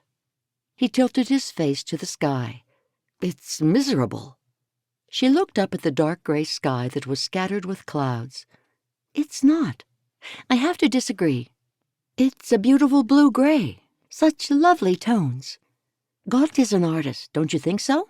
Look at all the different colors and hues. Then he breathed in deeply and slowly, calmly, blew the clouds across the sky. He looked up with his mouth open. You're right, Jane. It is pretty spectacular. I never stopped to admire the sky. Not the way you did just now. I always look for beauty everywhere. There's beauty in all things. We just have to know how to see it. When I'm looking at you, I don't have to learn how to see it. She giggled at him being so corny. He was trying hard to give her a compliment. Danke, Isaac. That's a lovely thing to say. It's true. You are a true beauty, Jane, inside and out. She looked down and blushed. Now, let's eat. He was quickly distracted by the food, but Jane was pleased he'd taken the time to say nice things to her. She seldom heard such nice things. He unwrapped her burger and then his. I know this is not grand, and you deserve a better meal than this, but nee, it's perfect. He smiled and then bit into his burger. Jane continued. It's perfect to be among nature and the trees, with the water just over there. It's nicer than sitting in a building to eat. I've been to a few restaurants before, and it's not as good as eating in the outdoors or in someone's home. I'm with you there. I'd much rather eat and have fellowship in a brother's home. Jane didn't think she could take a bite without making a mess, so she ripped off some of the burger with the bun and popped it into her mouth. You must miss Rosalie. Jane said when she had finished her mouthful. I do. Every minute I'm away from her. I'm missing her too, said Jane. I'm used to seeing her every evening when I get home. I'm sorry about that. You get home when I'm finishing off the milking. I've told her to stay indoors and leave you be. I've told you that's fine. I enjoy our talks. Where is she staying? With her grossmommy. Yeah, that's right. You told me that. That's good. They'll have fun together. I wrote to her as soon as I got here. I told her what it was like and about the trip on the Greyhound. She's never been on a Greyhound bus before. You'll have so much to tell her when you get home. He smiled at her. Do you think so? As soon as she realized he had taken what she said the wrong way, she didn't know what to do. All she could do was nod politely. When they had finished their food, he tossed their rubbish into the trash can and then folded up the blanket, and they walked back to the buggy where he carefully replaced the blanket. Would you like to go for a walk? I was just going to suggest that. Good. We think alike, and I agree with you now. She looked over at him. What about? It is a beautiful day, even if it is a little cold and gray. I'm glad you think so. What a boring world it would be if we had sunshine or rainbows every day. We need the dark, and we need the light to shine in the dark. Jane laughed at her own words. You make me happy, Jane. I want that for myself and Rosalie. Even just the few minutes she's with you out of an evening has enriched her life. His words made her feel good, and she knew he was speaking from his heart. She was glad she could be a good presence in someone's life. I hope so. She misses having a mother like all her friends, and I'm sure the time spent with you makes up for that in some way. Thank you. That's a lovely thing to say. You remind me of her. Now things were getting a little awkward. Oh, I didn't know. It's not a bad thing. In fact, it could be seen as a good thing. Yes, it could be a good thing. That's how I took it to be. I hope you've given some thought to the question I asked you before. Jane nodded. I have. I've been giving it some serious thought. You don't have to give me your answer just yet. I know you wouldn't have had much time to think about it. Good. Jane was longing to get back to Sadie's place. I'm a patient man. I can wait. It's good to know. I don't want to wait too long. Jane stopped walking and looked at him. I don't understand. You just said you were patient. Are you patient? He asked. I am. Jane, I love— Don't say it, Jane blurted out before she started walking quickly to the water. He followed after her. I do. Jane had never been more uncomfortable. She threw a quick glance over her shoulder, hoping no one was around to see them walking together and misinterpret their relationship. At that moment, the wind swept up and he looked up into the sky. I think it's going to rain. Look how those rain clouds have come over. Nee, I don't think it's going to rain. As she too looked up in the sky, little sprinkles fell on her nose and cheeks. Oh, I think that was rain. Let's go. He grabbed her arm, swiveling her toward the buggy. Then he walked with her, fast. I dislike getting caught out in the rain, and it happens to me so often, and it's so easy for me to catch a cold. I'm used to the weather around these parts. It's not going to end up in a storm or anything. Are you sure? Yes, I think it's just those few little sprinkles, and that will be it. It could rain later tonight. This time of year it doesn't usually rain in the afternoon. I'll have to take your word on that. He slowed his pace and let go of her arm while he asked, Are you cold? I'm fine. Because if you're cold, I could take my coat off and give it to you. She giggled. You've only just finished telling me that you catch colds easily. I'll be fine, he growled. I just don't want you to be uncomfortable. I'm truly okay. Just as she was about to suggest they turn back, the sky grew darker and the heavens opened and the rain poured down. He grabbed her and pulled her under a tree, but it wasn't much shelter from the rain. It was still pouring through the branches. We'll have to head back to the buggy. He took off his coat and made a shelter over both of them as they made a dash back to the buggy. Jane hadn't realized their walk had taken them so far. When they eventually got back into the buggy, He wiped the water off his face. "I'm drenched." "Me too," she said, taking off her black overbonnet, which was thoroughly soaked by now. He looked at her with a sour face. "You told me it wouldn't rain like that." "I didn't think it would. It's not the typical weather pattern here." He took hold of the reins. "Time to head back, and I just hope I don't catch a cold." "Maybe there are towels in the buggy somewhere so we can dry off." "Nee, they only had the blanket." "What did you think? They keep towels in the buggy in case they want to go for a swim?" She knew he was upset over being caught in the rain, but did he have to be so sarcastic towards her? She remained silent, regretting having said it wouldn't rain. The buggy was an old one and didn't have a heater in it, so by the time they got to Sadie's house, they were both shivering from being in their damp clothes. "Do you want to stop here and see if Sadie might have some of Matt's or her other son's clothes tucked away somewhere? It's another 15 to 20 minutes to the bishop's house." "I'll be fine. Forgive me if I don't get out and walk you into the house, Jane." "That's quite all right. Are you sure you won't—" "Just get out of the buggy, Jane," he said through gritted teeth.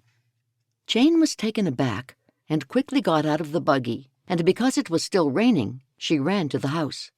Sadie opened the door and looked horrified. "Jane, you're all wet." Jane burst out crying and fell into Sadie's outstretched arms. She sobbed on Sadie's shoulder for what felt like a good 5 minutes. "Whatever is the matter?" Sadie eventually asked. "Let's get you out of these wet clothes, shall we?" "I'll change. Oh, dear, I'm sorry. Now I've made you all wet, too." "It's okay." Sadie walked to the cupboard and pulled out a large, fluffy towel. "Dry yourself. Get out of those wet clothes, and I'll heat you up some soup." "Danke, Sadie," Jane sniffled. She'd had a terrible day. She had tried to talk herself into liking Isaac, but he had shown underlying anger the whole time. After Jane took off her wet clothes, she arranged them on a hanger and hung them by the window to dry. Then she dried herself with a towel and put on some dry clothes. Her hair and prayer cap were dry, thanks to her overbonnet that had absorbed most of the water. Once she had pushed her dry, stockinged feet into a pair of dry shoes, she collected her wet apron and stockings and headed out the door to find Sadie in the living room. "Where shall I put these, Sadie?" Sadie jumped to her feet. "I'll take them from you. You sit in front of the fire. I'll put these in the laundry room and we can worry about them tomorrow." Jane moved to warm herself in front of the crackling fire. It was nice to be all warm and toasty again. In a minute, Sadie was back with a steaming bowl of pea and ham soup. "This was to be for dinner. It still can be if you don't mind eating it again tonight." "Oh, I love pea and ham soup. My Muda used to make it all the time." When Jane had eaten the last spoonful, she became aware that Sadie had been watching her the whole time. Jane cleared her throat. "I suppose you're wondering why I was so upset." "Because you were soaked through to the skin?" Jane shook her head. "Nee, it was because of Isaac. He wasn't very nice. He seemed angry all the time. He said things that weren't very nice. And don't ask me what, because it was nothing in particular." "That's okay. You don't have to explain anything. Men can be difficult sometimes." Jane sighed. "Then he said some nice things, too. Some lovely things about me. Oh, I shouldn't have said such mean things about him. He came all this way for me, so I thought I should give him a chance. He seems so different when he's at home." Jane wiped a tear from her eye as a mixture of emotions swam in her head. "I'm sorry, Jane. It can't be easy for you." Sadie leaned forward. "What did he do to upset you?" "Nothing. Everything. Not much, really." She shook her head. Danke for the soup. It was lovely." "So you won't be marrying him?" "Nee, I won't. Today has made that quite clear to me." "Have you told him that yet?" Jane opened her mouth, and then realized she should have told him, although she couldn't see when, given the rain and his stressed-out behavior. "I guess I've got a lot to think about," Jane mumbled as she looked into the flames of the fire. "Maybe you need to talk to a friend. What if I see if Jessica can stop by tomorrow?" "Yeah, I'd love that. Danke." Even the thought of telling Isaac no made her feel uncomfortable. She didn't want to hurt his feelings. Also, she needed someone to marry when Matt married someone else, didn't she? Chapter 24. The next day, Jessica arrived to talk to Jane. While Sadie entertained her two granddaughters in the living room, Jane and Jessica sat in the kitchen having a serious conversation over coffee. "Forget everything about feelings and such. What you've got to do is tell him it's over," Jessica told Jane regarding Isaac. "It's hard. I like him as a person, but I don't think I'd be happy living with him. He's too bossy and angry. You want Matt, right?" "Yeah, always have." "Let's think about this. He sees you as a friend, right?" Jane nodded. "Most definitely. How has he reacted when Isaac came here?" Jane thought about his reaction. "He doesn't like it." He's jealous. What you've got to do is make out you're as popular as he is." I couldn't do it. No one would ever believe it." Jessica laughed. "All you need is for Matt to believe it." Now, he had 5 women he was considering. Only 3 now. Whatever. So what you need is to pretend there are a few men wanting to marry you." Jane giggled at the thought. "Would he ever believe it?" Yeah, you're beautiful, Jane, and such a nice person. I'm surprised you're not married by now, but that's only because you never got over Matt." Jane thought about what Jessica was asking her to do. "I can't do that. It would be a lie." "Nee, it wouldn't. You've got Isaac who's interested in you, even asked you to marry him, and surely there's someone else you might be interested in back in your community." "Not really." "Think hard. How many single men are there?" "Well, of all the ones over 25 who are anywhere near my age, there would be 3 unmarried, and I'm not counting all the old men." Jessica wasn't about to give up. "Out of those you mentioned, who would be the best one?" "I guess that would be Kevin Purdy." "Perfect. And if you were interested in him, do you think he would be interested in you?" "I guess so." "Yeah, I think he would be. So, tell Matt you have 2 men you're choosing between. He'll believe it because one even chased you over here." Jane considered it, and then shook her head. She'd never been comfortable with lying. "It's stretching the truth, and it doesn't sit well with me. I feel I would be deceiving him, and I don't want to do that." "Neither do I, but we need him to see that you have options as well, and you're not just his single friend with no hope he's asking advice from. We need him to see you as a possible choice." It still bothered Jane that she wasn't his only choice, and that was the way things should have been. "I don't know if I could do it. He'd know I was lying. I mean, how would I tell him about this fake other man? How would that come up in conversation? Tell him that you like his idea, and you also have decided to marry before this Christmas." Jane put her hand over her mouth and giggled. Her friend always made her feel better. "You're so funny, Jessica." "Hey, there's nothing funny about it. Do you want him or not?" "I do, but I want him to want me." Jessica banged her fist on the table, causing Jane to jump. "That's just your ego talking. You want him, yet you want it to be how you always pictured it. Well, it's never going to be how you pictured it, is it? Otherwise, you would have been married to him 10 years ago." She stared at Jessica and realized she was right. "I do want him, no matter what." "Good. Now, do exactly what I say." By this time, Jane was willing to do anything to be happily married to Matt.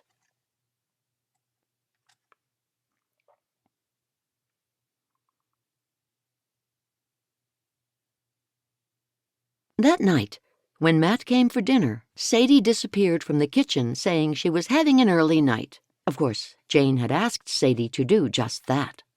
"I hope Mum's all right. She's not sick or anything, is she?" Matt asked.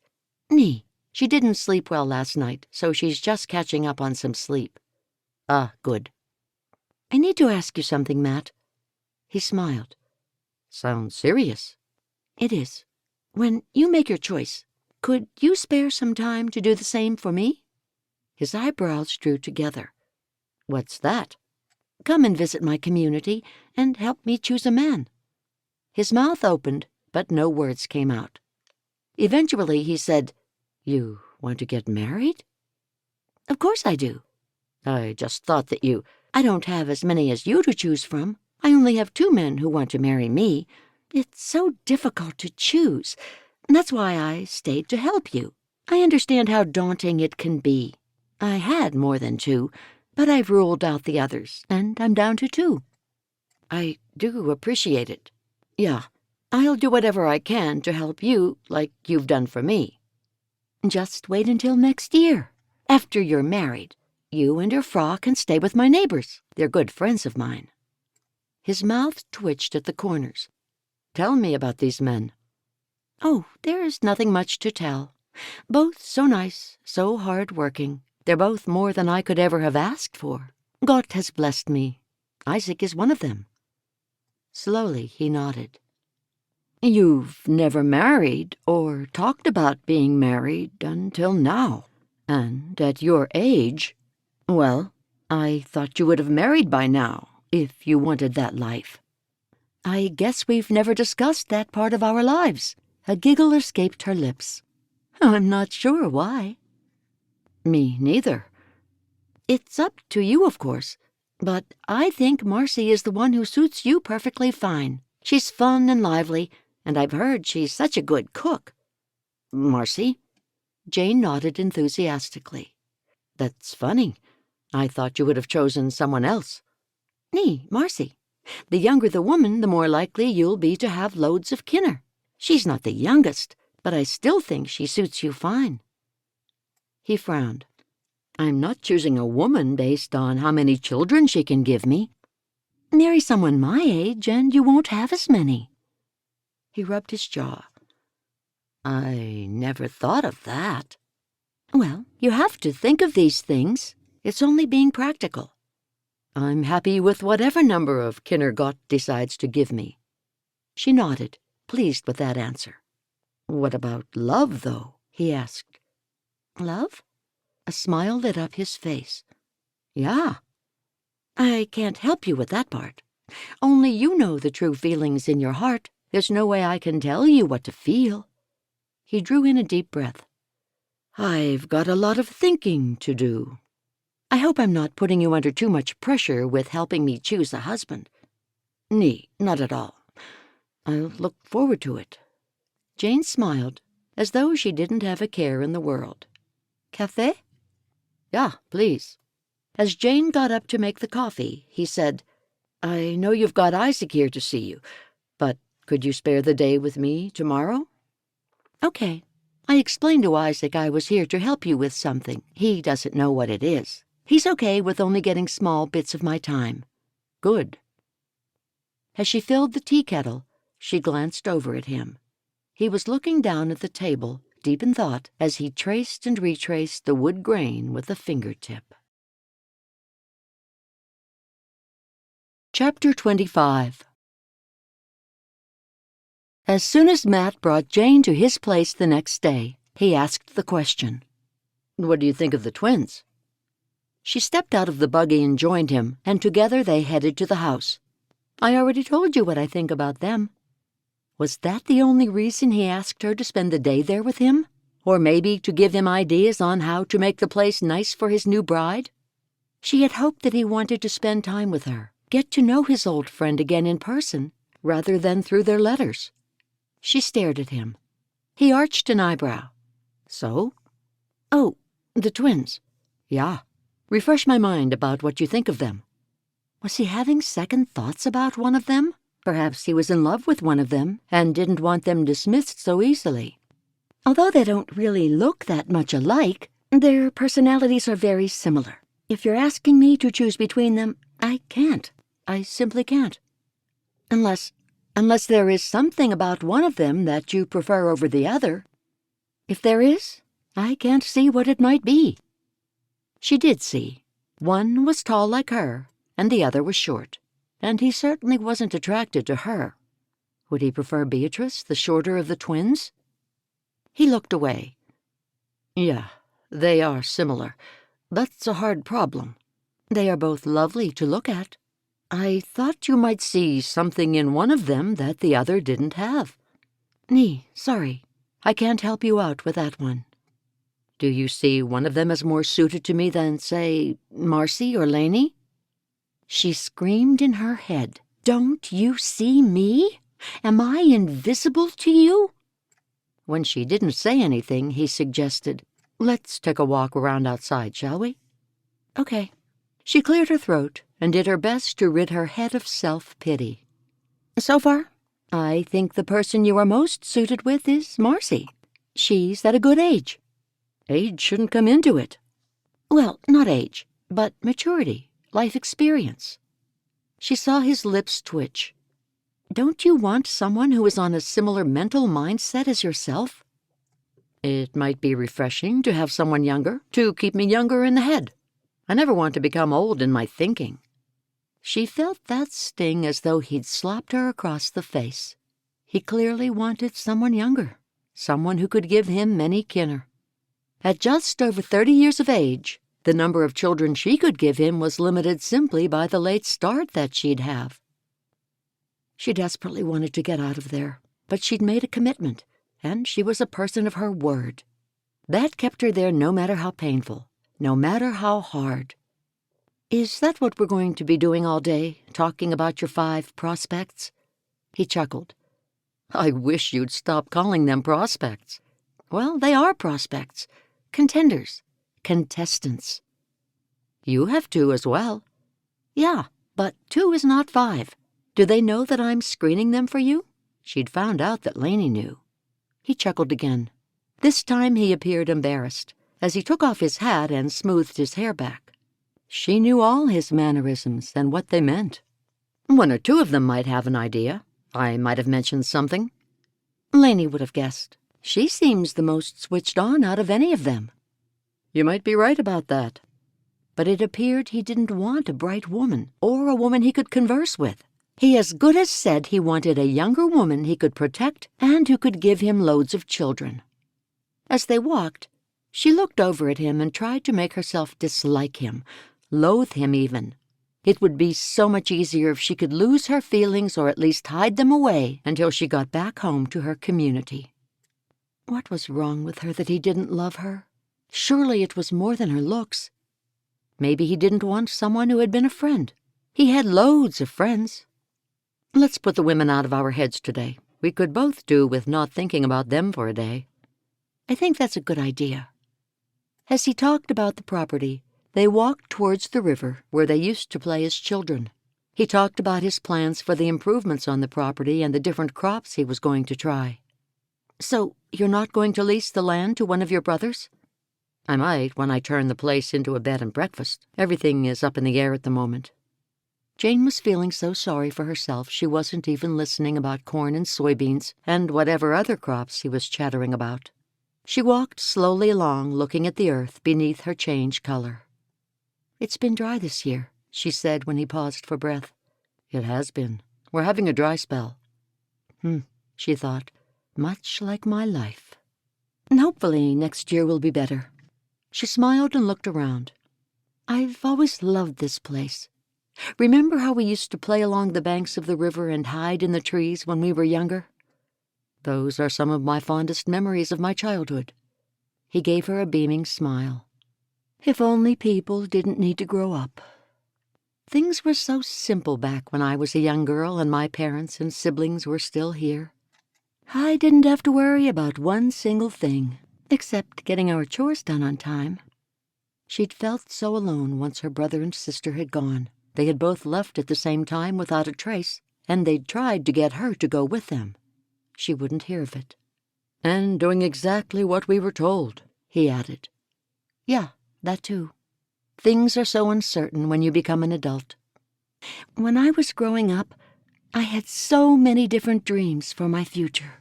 It seemed that anything was possible. What kind of things? Get married and have a family? Isn't that what every woman wants? Yeah, that's right. Within that framework is what I used to dream of. His eyebrows pinched together.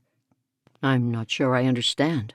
She couldn't tell him that she used to think about being married to him, what my kinner would be like, and who I would marry, and so on. Oh, he looked away. When they came to a large outcrop of rocks, he sat down on one of them. Tell me about the dreams you used to have. She sat on one too. Nothing definite. Just whether I'd get married in the afternoon or the morning, and where my husband and I would live. Ah, I guess that's changed now since you moved away. I never thought I'd be gone indefinitely. You didn't? She shook her head. Nee, why did you move? I was upset about my brother and sister leaving. You know, they've never kept in touch. I've not heard one word from them since they left. She wiped a tear from her eye. I'm sorry, Jane. That must be so hard for you. It is. It was bad enough our folks dying, and then they both disappeared, left me with no one. I had no idea that was how you felt. He moved off his rock, sat next to her, and put his arm around her. I'm so sorry, Jane. I guess I got caught up in my own life and never realized how much you were hurting. She wiped more tears from her cheeks. It's okay. I just miss them. I think about them every day. They probably have families by now. And how do I know they're still alive? Something might have happened to them and I'd never know. That's why you left? Partly. I honestly don't know what I want. What about your suitors back home? She shook her head. I don't know what will happen there. Maybe I'll marry one of them and maybe I won't. You see, there are so many choices now. As a child, there are no maybes, no choices. There were just definite ideas of what would happen. He held her tighter. If life could be anything you want, how many kinner would you see yourself with? That brought a smile to her face. I always thought 6 was the perfect number. 3 boys and 3 girls. 3 would be boys first, and the second lot of 3 would be the girls. They would all stay within the community. Not one of them would leave, like my siblings did. You never heard anything from either of them? Nee. You're the first person to mention them to me in years. I don't even know where they are. They haven't tried to contact me either. And it wouldn't be too hard to find out where I lived. They'd only need to ask Bishop David. He has my address. Yes, you're right. It wouldn't be too hard. Sorry about that. Don't be sorry. That's just the way things are. These things happen. I didn't want them to stay if they didn't want to. I know, and I knew then, that they have to follow what they think is right in life. Are you going to stay where you're living forever? I don't know. I don't need to. What are your plans, Matt? Marry one of these women and turn your house into a bed and breakfast? I won't ask you about which man you'll choose because you don't seem to know that. And because that part is not up to me. I need your help. She smiled sweetly. Jessica would be proud of her. This was developing just like they'd planned. He was bothered by talk of her marrying. I'll do all I can to help. After you've made your choice and after you're married, she said. Yeah, of course. She looked up at the sky. It's gray again. I hope we don't get rained on. He grinned. I like the rain. His attitude was so different from Isaac's, and she was glad. And he still had his arm around her. Chapter 26. After Matt finally took Jane back to his mother's in the mid-afternoon, he went straight to Laney's house and banged on the door. She opened it, staring at him. What's wrong? He pushed right on past her into the house. Our plan is not working. She's got this new man, Isaac. Now she's informed me she has a second man back home." He turned around to face her, his skin flushed scarlet. "And she wants me to help her choose between them. Me!" He pointed to himself. "Our plan has backfired badly. I met Isaac, and he seems to be a lovely man. So, can you see my concern? If they're in love, I won't stand in the way of her happiness." "I don't think that's a problem." "Why do you say that?" "Leave it with me. I'll find out exactly how he feels about her." "And how would you do that? Have you gotten close enough to Jane in the short amount of time she's been back? I can't see her telling you how she really feels. She's very closed off with people she doesn't know. She's quite a shy woman, or maybe reserved is a better word." "Just trust me. I'll find out." He took off his hat and ran a hand through his dark hair. "I regret doing this now. I pulled her all the way over here for nothing. I've embarrassed myself. I'm sure she thinks I'm a fool, a big fool." "Just give it a chance. Don't give up just yet." He swallowed hard. "Are you sure you can find out? What am I thinking? He chased her all the way over here. I should have been man enough to do that myself years ago. I'm positive I can find out what I need from him." Lainey felt the burden of the foolish plan to rid his mind of Jane. Now she knew how sick he was over the possibility of losing her, and she realized how deep his love was. There was no way she could compete. The whole Jane choosing his bride had been her idea, even though Matt was trying to take responsibility for it. It had seemed perfect when they'd first talked about it, but now she could see it hadn't been a great idea. Not even a mediocre one. "Leave it with me. I'll let you know."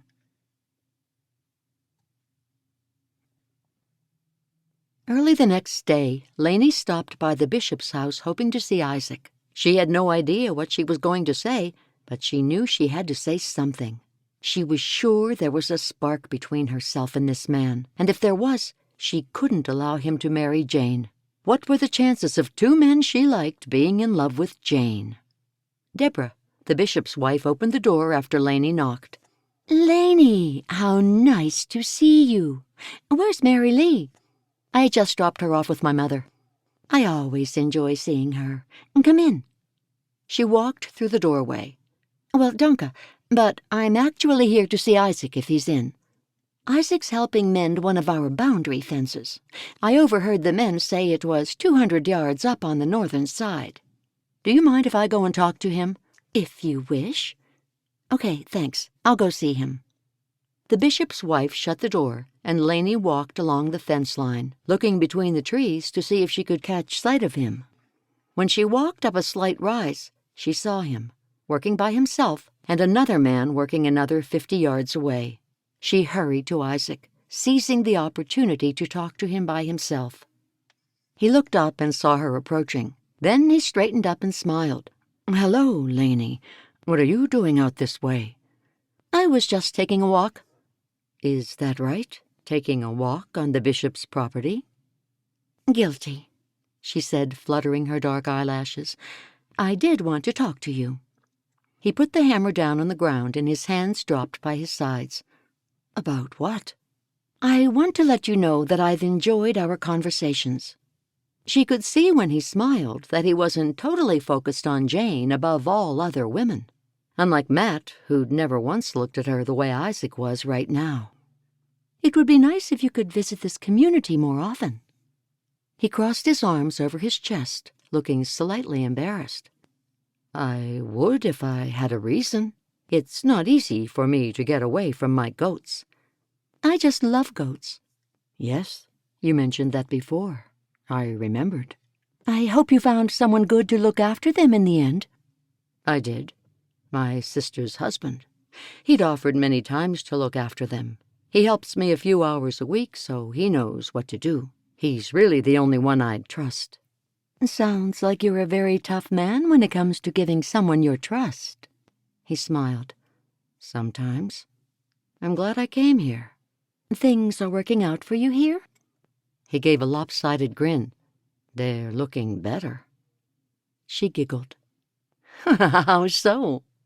She touched the fence, and he grabbed her hand. "Careful. I haven't fixed that yet." His fingers lingered, curled around her hand before he slowly released it. His caress was so caring, so gentle. She looked into his eyes, and something passed between them.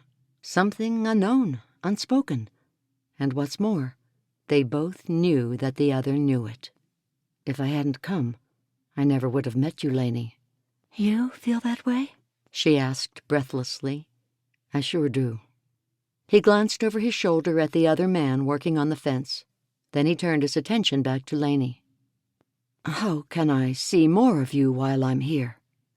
"I'm glad you said that." She had a quick decision to make. She'd fought her attraction to him because she knew he'd only come there for Jane. "Is there any chance you'll be home tonight at the bishop's house? I'll be there for the quilting bee. We go every Tuesday." "I'll make sure I'm there. The bishop hasn't mentioned that he's wanted me to do anything tonight." "Good. The men usually stay in the kitchen while we take over the living room, but we'll have a chance to talk over a late supper." "Will we?" he asked. "We will. I'll look forward to it." "As will I." "I'll see you tonight then, Isaac." "I'll be there, waiting." Lainey walked away feeling like she'd never felt before. Was there a chance for her? A chance for her daughter to have a father in Isaac? A sister in his daughter Rosalie? Chapter 27. Lainey wasn't going to get her hopes up just yet. Yes, they'd had a moment where it felt like they were the only two on earth, but that meant nothing if he didn't profess his love or give her some hope to cling to. What she needed was for him to promise he'd return, or for him to invite her to his own community in Holmes County. If he did that, she could be sure their relationship would develop quickly. Her chance to talk to him again came at the late supper that night at the bishop's house. The two of them slipped out onto the chilly porch so they could speak in private. "I've never met anyone quite like you, Lainey." She felt the same, but the question had to be asked. "What about Jane?" "Jane's not interested in me. I can tell she's in love with someone else." "Oh, are you certain?" "I was going to go home tomorrow, unless, if you want me to stay on a couple more days, I could." "Please stay, Isaac." "I will then. Can you get to the main farmer's market in town tomorrow by 10? "I'll make sure I'm there." "Good.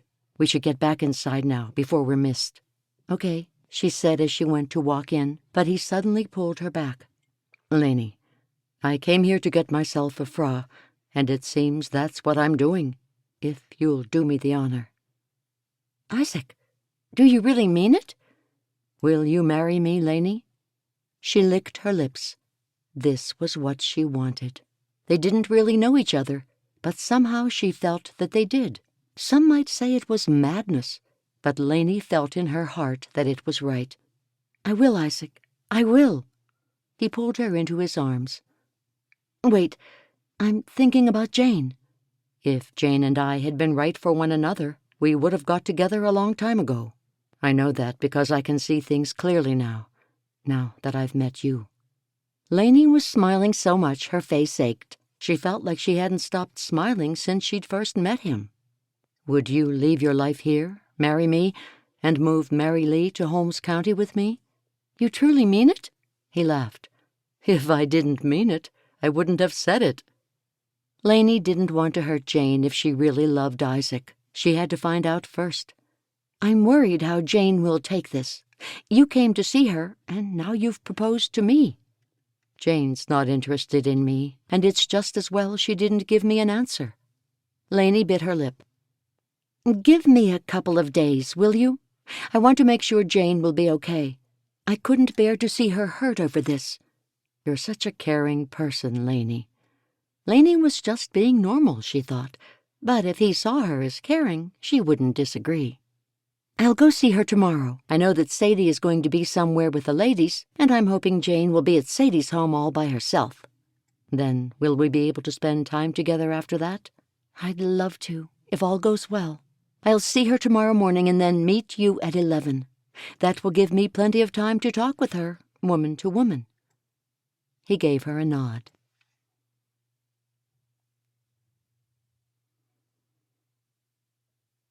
The next morning over breakfast, Sadie asked, "What are Matt's plans for you today, Jane?" "He's very busy doing something at work.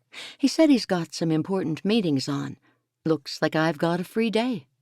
"Not any more. You can come with me to the charity meeting with the ladies." Jane had been looking forward to a quiet day doing nothing. Since she'd arrived, she felt like she hadn't stopped. "Do you mind if I just stay home? I still haven't recovered from the trip over here." "I don't mind at all. But you might enjoy coming with me, that's all." "Any other time I would, but today I'd like to rest." "If you feel the need to rest, then that's what you should do. I know you're not a lazy woman, and if your mind and your body are saying you need to rest, then that's probably what you ought to do." "Danke for understanding." Just after 9, Sadie was collected by one of her friends, and Jane waved goodbye to them from the porch with Mr. Grover curled around her feet, looking on. As soon as they drove away, Jane felt a great sense of relief. She let out a deep breath. Then she relaxed onto the porch chair and wrapped her coat tighter around herself to keep out the chill of the morning air. Mr. Grover wasted no time jumping onto her lap, helping to keep her warm. She patted him, burying her cold hands in his medium-length fur. "We have a whole day ahead of us, Mr. Grover. I'll have to make the evening meal, but I don't have to get started on that till around 4. Sadie will be home at 5, and all I want to do is nothing." As the wind picked up, she added, "Maybe we should move to sit in front of the fire." She carried Mr. Grover inside and shut the door behind them. She stood the cat on the floor, walked a few steps to the fire in the living room, and rearranged the logs so they would burn slower and hotter. Then, after she added another couple of small logs, she sat down on the couch, admiring her handiwork. Mr. Grover had already made himself comfortable on the rug and was fast asleep. Jane stared into the flames, and she couldn't help thinking how funny life was. Life had taken various turns beyond her control and beyond anyone's control. Here she was, back in the community where she'd grown up. Still, she couldn't help feeling alone. The old feeling she remembered from when her siblings deserted her returned. She missed having her family around. All she had in Holmes County were her extended family, aunts, uncles, and cousins, but she wasn't that close with any of them. Although she realized she did have a certain amount of control over her life. She had made the decision all those years ago to move to a different community. After 30 minutes by herself, with the thought of the whole day stretched in front of her, she paced up and down in front of the fire, wondering what to do with herself. She wasn't used to having free time apart from on Sundays. Now she had nothing to do but think of Matt and what the outcome of his mission would be. Which woman would he marry, and how much would he listen to her opinion? After a full hour had dragged past, Jane was regretting her decision not to accompany Sadie. It might have been boring talking about their Christmas and sewing projects, but it would have kept her mind off Matt. Just as she was boiling the kettle to make herself a cup of coffee, she heard a horse and buggy. A spark of excitement fluttered inside her, and she hurried to look out the window, hoping it was Matt. It was Lainey. At that moment, Lainey was most welcome. She left the kitchen and opened the front door for her. "Hello, Lainey." "Hi, Jane. Care for some company for an hour or so?" "Sure, I'd love that. Come inside." When Jane saw Mary Lee wasn't with her, she said, "You're fortunate to have your mutter look after Mary Lee so often." I haven't worked out if that's a good thing or a bad thing yet. What if she grows up thinking that my mutter is her mom?" Jane laughed. "I don't think that will happen. She's already 5, you said." "Yeah, I suppose you're right. It is convenient sometimes." "I just got the kettle boiling. Would you like a cup of coffee?" "I brought chocolate cake, only I left it in the buggy. You brought some with you?" "Yeah." "Quick, go and get it. I could do with a piece of chocolate cake." Lainey giggled at Jane and hurried back out the door to the buggy. Soon they were sitting down with a heavily frosted chocolate cake decorated with colored sprinkles, a sharp knife, plates and forks, and 2 cups of coffee. "I'm glad you came here, Jane. I find you such an interesting person." Jane was surprised. "Who, me?" Yeah, you're so brave. You moved away to another community by yourself. I could never do that, all alone. I don't think it was brave. There was nothing left for me here after my folks died. I was on my own, and I guess I wanted to see what else was out there, what life was like in other communities. And you had to start your life again? Jane nodded as she pushed the knife through the cake. It was a bit daunting at first, but everybody was very friendly. I made friends in no time, and I still wrote to my old friends. Jane placed a slice of cake onto each of 2 plates. "Danke," Lainey said, pulling her plate of cake toward her and picking up a fork. "So, do you think you might move back here in the future?"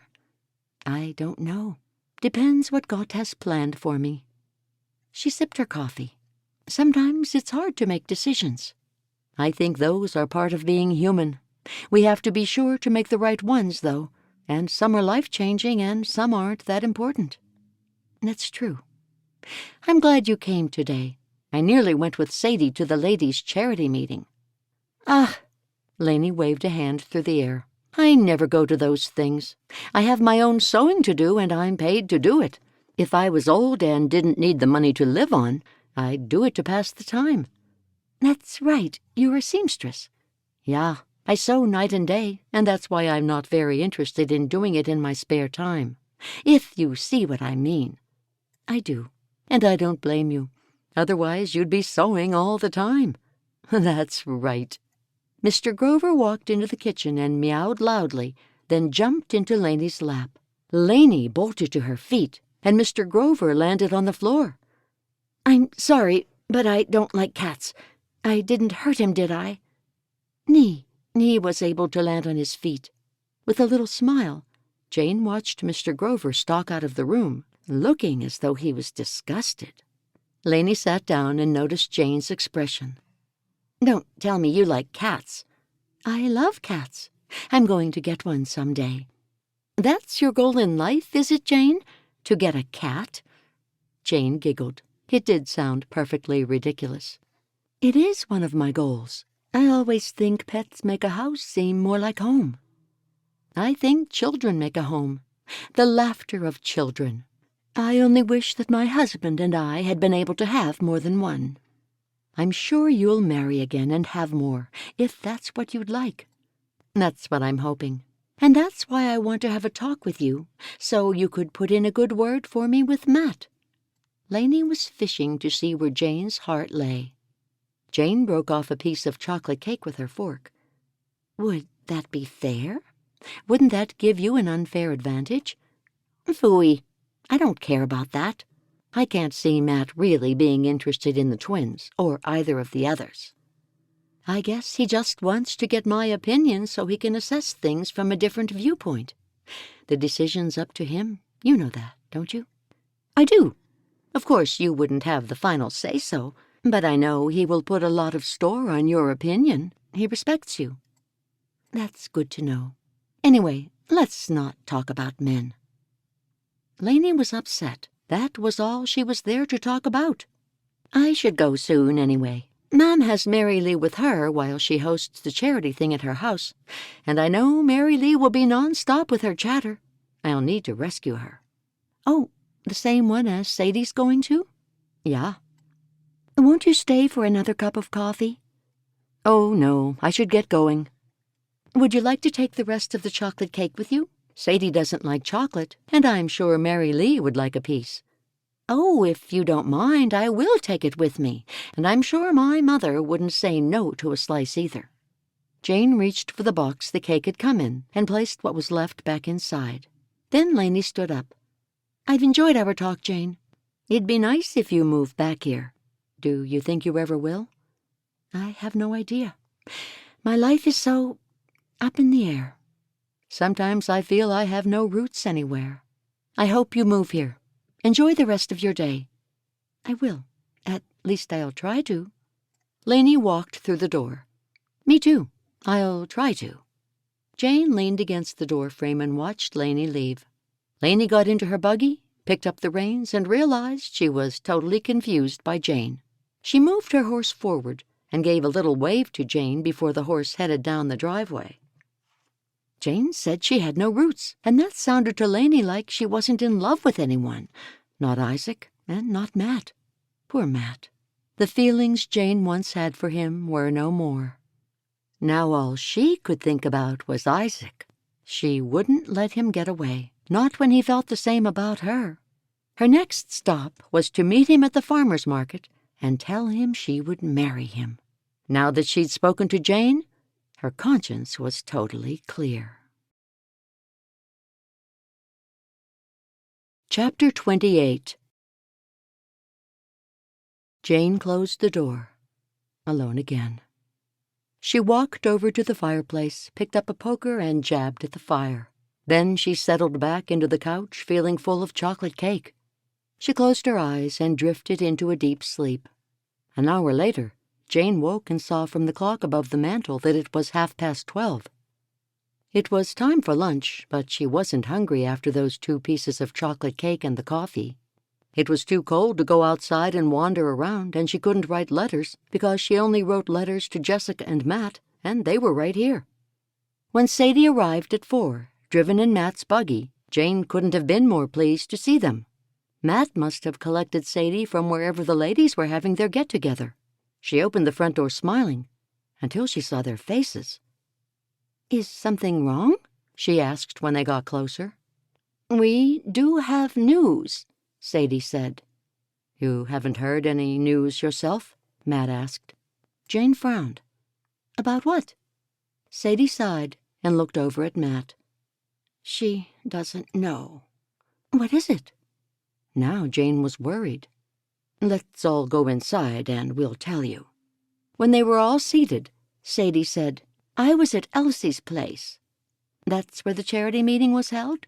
Jane asked, wondering if she'd already been told. "Yeah, that's right. Laney's motors." "Okay, go on. What happened?"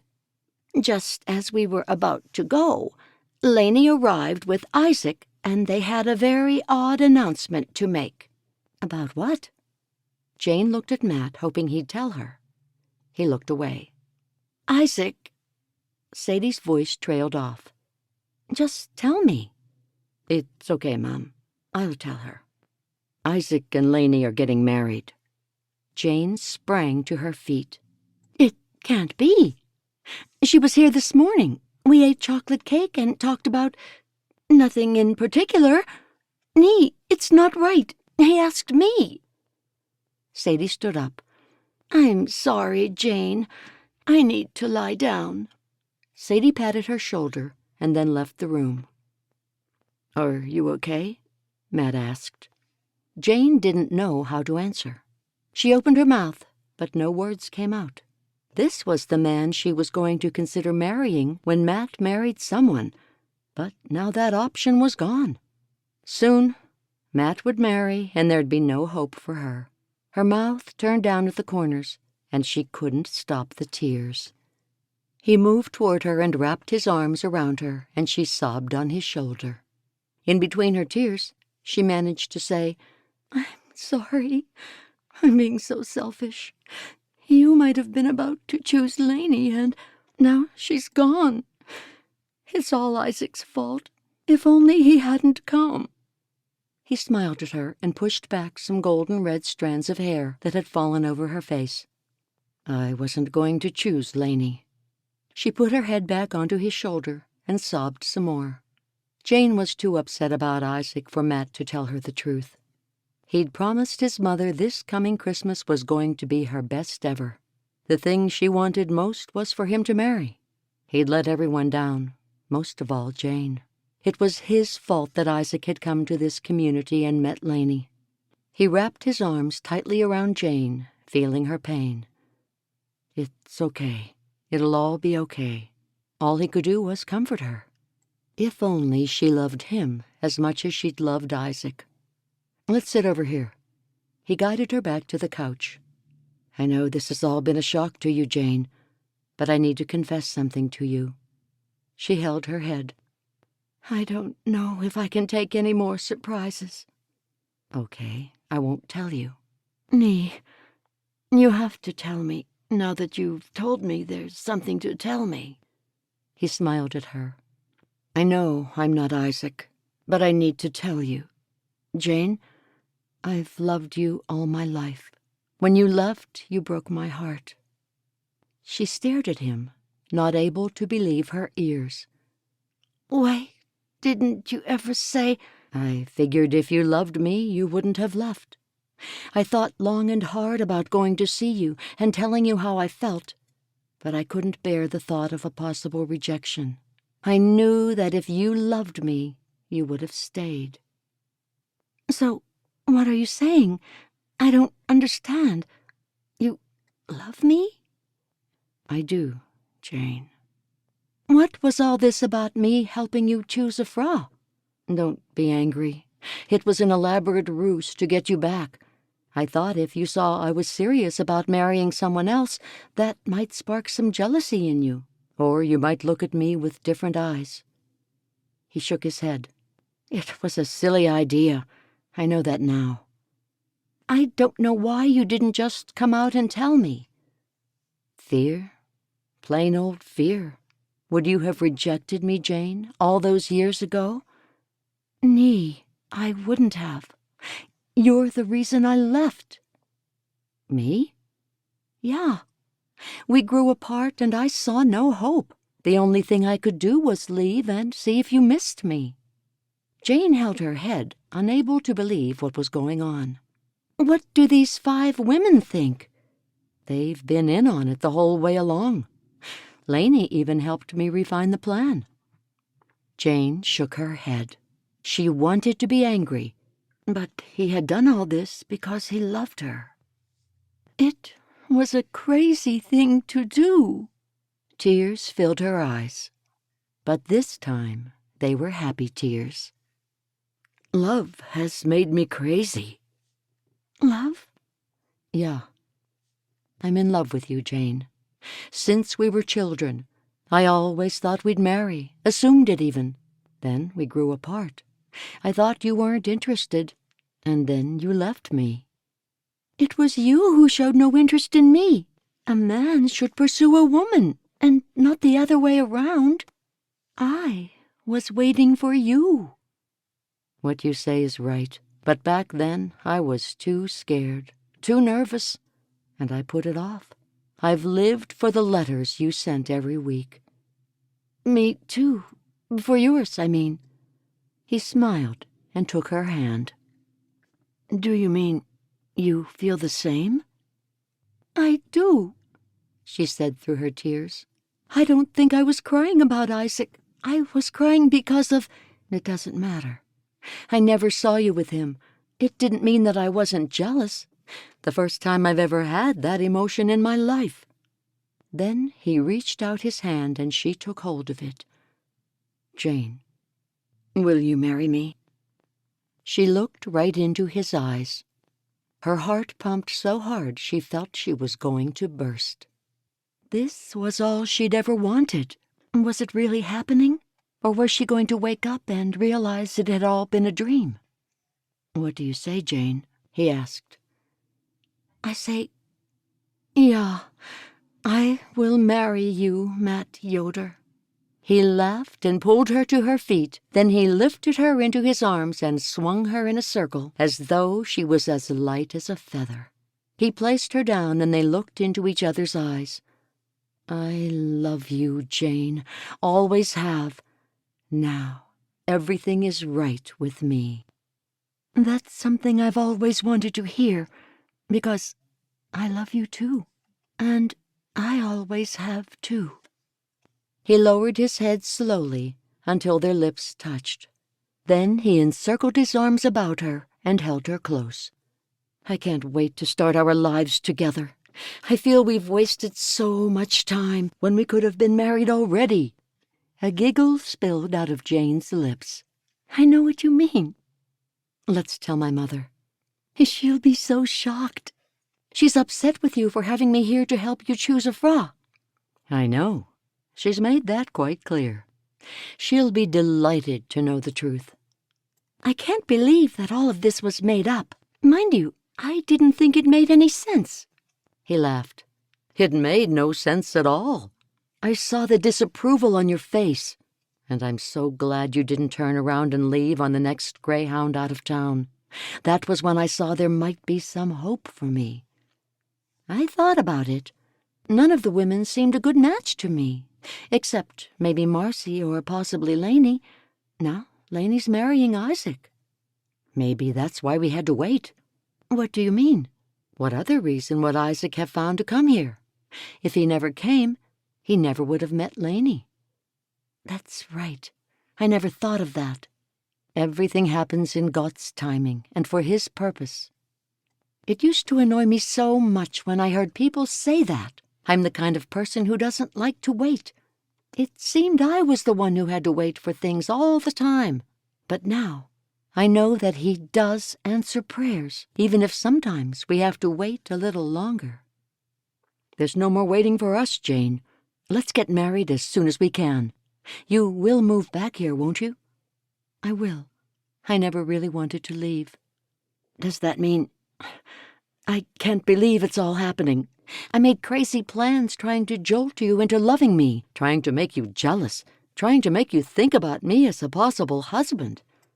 You didn't need to do any of it. She took a deep breath. I've always loved you, and no one else. The corners of his lips turned upward just slightly. Not Isaac? She shook her head.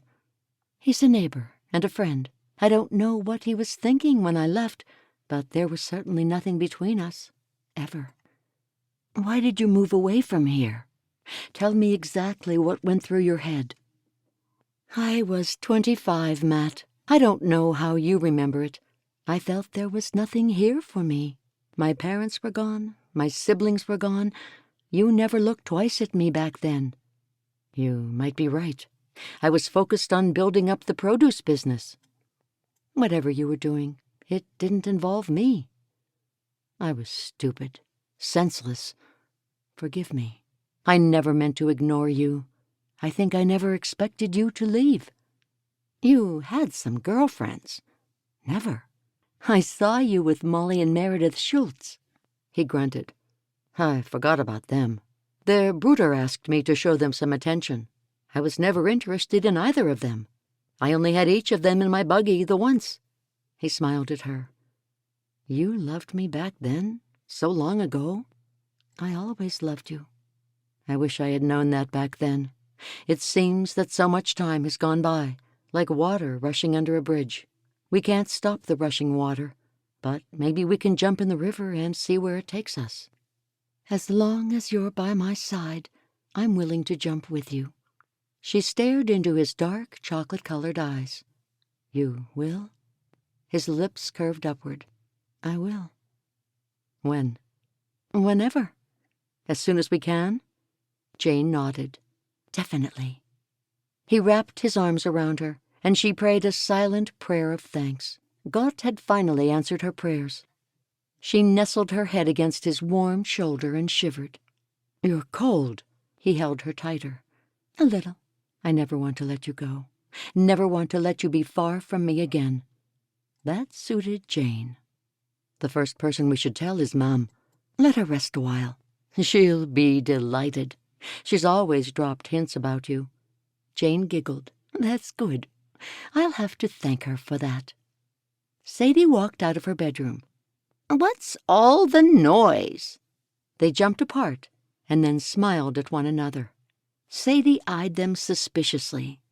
Mom, let's sit down for a minute. She stared at Jane, and Jane couldn't keep the smile from her face.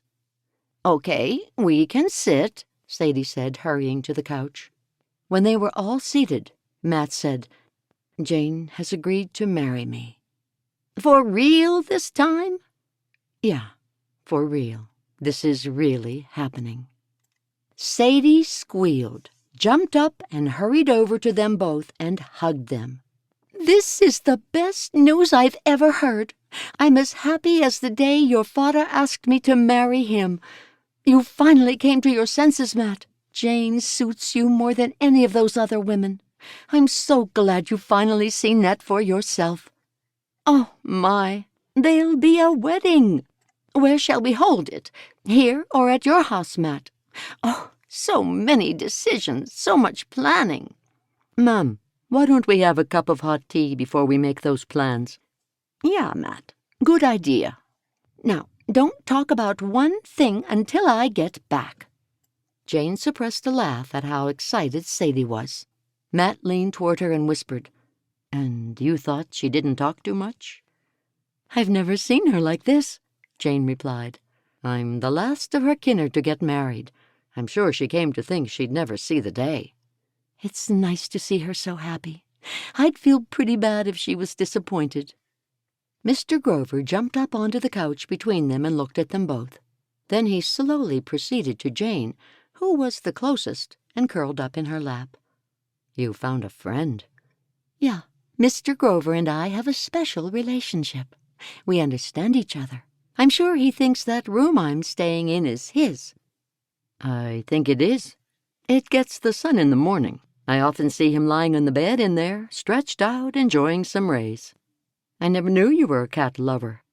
"Neither did I, until I came to know Mr. Grover." Chapter 29. It was 2 days before Christmas Day and the eve of their wedding day when Matt collected Jane from his mother's house for a special surprise. "Is this a wedding gift?" she asked in the horse and buggy on the way. "Not really." "I don't need anything, Matt." "As long as you've got me, you're completely happy, right?" He smiled at her. "Exactly. It's true. Tomorrow will be the best day of my life. No, wait. The day you said yes to me was the best day of my life. So unexpected." She giggled. "I don't know why. You should have known how I felt about you." "How could I if you never told me?" "I guess you're right. We were two pretty dumb people." "It was all my fault. I was the dumb one. I took my eyes off what was really important. Now I'm going to keep what's important in front of my face, always." "I'll make certain you do." She couldn't imagine what the present would be. "Is it something small?" "It's in town at the moment. Stop making me give you clues. I'll give it away, and it's meant to be a surprise." "It's difficult." He reached over and took hold of her hand. "I'm sure this is a surprise you will like, a lot." She was definitely surprised 20 minutes later when he pulled up in the parking lot of a large fast food restaurant. "You're going to surprise me with a burger?" He laughed. "No, not a burger. Come on." He got out and walked over to her side and held out his hand. She stepped out of the buggy, and as soon as she did so, she noticed the person in the car next to them open the door. She thought the occupant would get mad and tell them they shouldn't have parked so close, but then she saw the man's face. He looked familiar. It was her brother, looking every bit the 15 years older that he would have been. "Silas!" she screamed and hugged him tight. He laughed and hugged her back. Then, from behind, she felt loving hands wrapped around her waist. She turned to see it was her sister, looking quite a bit older and shorter than she remembered. "Becky, you're here too. You're both here. Where have you been?" "I'm sorry we left so suddenly," said Silas. "But we did ask you to come with us. There was nothing there for us in the community." "It wasn't for us, Jane," Becky said. "Why didn't you ever contact me?" "We couldn't. It was too difficult. We had to move on and not look back. The bishop asked us to leave you be when we told him we were going." "Oh, I didn't know anything about that." She looked over at Matt. "You found them?" He nodded. "I managed to find them eventually." "Please, don't ask us to come back," Silas said. "Oh, no, I wouldn't. I know you made your choice a long time ago. What are you doing now? Are you both married?" "We are. I have 2 children, 11 and 6, both boys," Silas said. "And I have one, a girl 6 years old." "I can't believe I'm an aunt and I never knew it. And you getting married to Matt, that didn't surprise us at all when we heard." "It surprised me. I haven't been living here. I moved to Ohio." "Sounds like we've got a lot to catch up on." "We must. Please stay in touch, won't you?" Jane saw tears in her brother's eyes, and her sister was doing her best to hold hers back. "We will, if you want us to. You must meet our families." "I'd love that. Would you come to my wedding tomorrow, at least?" "We will. Matt's already arranged for us to be there." Matt chuckled. "I thought the shock would be too much for you tomorrow." "It would have been. So, I'll meet your families tomorrow?" "You will." "I have to go," Silas said. "Sorry, but I've only taken a few minutes off work." "Wait a minute. Do you mean you both live around here?" "Silas does, and I live a 40-minute drive from here." "I think we've spent too many years apart, and probably for no good reason. We can start anew today. We both missed you so much, Jane. We were always talking about you, wondering what you were doing and if you were happy." "Are you happy, Jane?" asked Becky. "I was, "And I'm even happier now." How about you two?" They both nodded, and Silas said, "We are." They both hugged Jane goodbye, and she stood with Matt and watched them leave in separate cars. "I can't believe you found them." I had a lot of motivation. I needed to see that happy face. You'll always see me wearing a happy face because you make me happy. Good. I hope so. Danke, Matt. Now, let's get back to Mam's house or she'll have a heart attack. She's so worried about everything going smoothly tomorrow. I'm glad we decided to have it at her place. And we've got so many people who volunteered to stay and help clean after the wedding. I can't believe we're getting married on Christmas Eve. Well, I promised my Mutter the best Christmas ever this year. What better Christmas can I give her than to be married to you?" He leaned forward and kissed her on the cheek, something they never did in public. Jane giggled and looked around. Then she climbed into the buggy. "Let's go." As Matt started the horse in motion, she couldn't help thinking about how her life had changed in a few short weeks. She had been in darkness and despair, and then God turned everything around in almost an instant. Sure, she'd had a few trials to come through, but they had proved worth it. As they moved out of the parking lot, Jane said, "You did this for me, Matt, and I'll never forget it." She sighed. "Now I feel my life's complete. I've got my family back, and I'm starting a new family with you. This is just exactly what I've always wanted." "What I've always wanted is to make you happy. That's my job in life." She smiled. That was exactly what she wanted to hear. We have friends and family, and we have each other. You were right. This will be the best Christmas ever. Until next year, at least.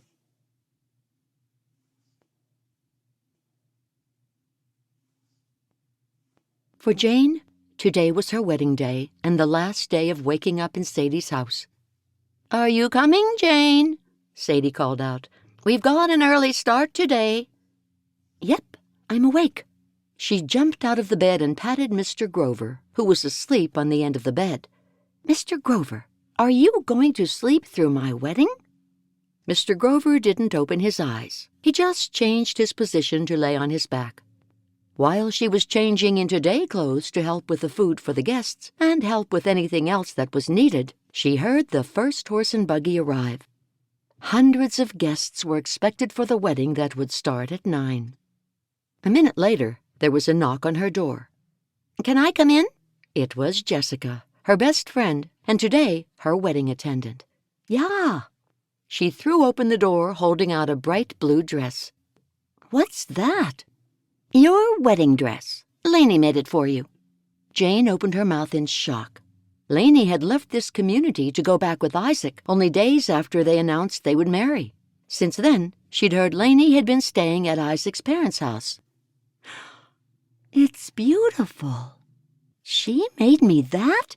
She doesn't even have my measurements." "She didn't need them. She's got a good eye." "That was so kind of her. I can't believe it." She took the dress from Jessica and held it up in the air. "It's so finely sewn, and not one stitch out of place." She arrived last night with Isaac. Isaac's staying with the bishop, along with his little girl, and Lainey and Mary Lee are staying with her mother. They say they're getting married next month. I'm so pleased for them. I can't wait to see Rosalie again. I've never seen Lainey so happy, I can tell you that. She had stars in her eyes. She said the two little girls get along so well. I knew it. I knew they would. I could tell Isaac and Lainey were suited right from the start. Jessica sat on the bed. Enough about them. Today is about you and about Matt. Wow, I still can't believe it. I need to help with everything. Nee, there are enough people to do it all. You should see all the people arriving out there now. Jane told Jessica about her sister and brother coming. She couldn't wait to see them again and see their children and spouses. Try the dress on, Jessica urged. Jane giggled. Okay. She took off the dress she was wearing and pulled the other one over her head. What do you think? It's beautiful, and that color is so nice, so striking with your coloring. Ah, it doesn't drown me out, does it? Does it make me look sallow? Nee, you look so beautiful. Your eyes almost glow. Wait until Matt sees you. Jane blew out a nervous, deep breath. Let's find you some food. Okay, but I'll change dresses first so I don't spill anything on this one. An hour and a half later, all the guests had arrived. It was a chilly winter's morning, but that didn't matter. Matt and the men had erected a large annex off from the house, keeping it warm with large gas heaters. The barn had been cleaned out and cleared out in case the weather suddenly turned bad. When everyone was seated, Jane nervously looked around for Matt. There were so many people, she hadn't even seen him yet. Then she saw him. He looked so handsome in his black suit, white shirt, and black bow tie. He caught her eye and smiled. It took her back to many years ago when they were children. Back then, they only had eyes for one another, never needed to be friends with anyone else. Things had come full circle, just as they were meant. The bishop motioned for her to come forward. She joined Matt in front of the bishop. He began with a prayer, and everyone closed their eyes. Jane was determined to enjoy every single moment of the wedding that she had thought would never take place. She'd never take Matt for granted. She'd always treasure him. Trevor Mason rose after the bishop's prayer and sang a hymn in High German. When he was finished, the bishop gave a lengthy talk. She felt like the words and the music were washing away all remaining traces of the pain in her heart, filling her with pure joy. Jane turned her head just slightly and saw her brother and sister with their families. She knew it would have been hard for them to come back to the community for an event, even if it was her wedding. She was grateful for that blessing, too. When the bishop officially joined them in marriage, Jane felt she finally had somewhere she belonged, in Matt's heart. There she'd always stay. Another hymn was sung, and after that, everyone was encouraged to move to one side so the long tables for the food could be moved in. "We're married, Mrs. Yoder," Matt whispered. "At long last." "Finally," he said. "Don't worry. I'll spend every day making it up to you." "You better." He laughed.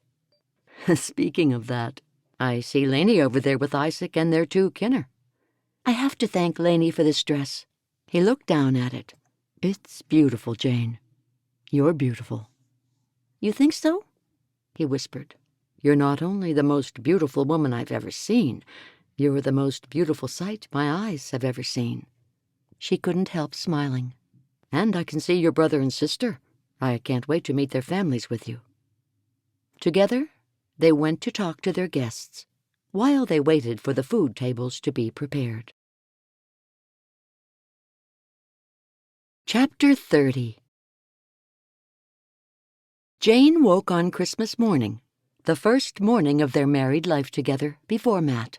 Later, they would join their whole extended family at Sadie's house for a scrumptious dinner. She crept down to the kitchen and cooked a breakfast of ham, eggs, toast, and coffee.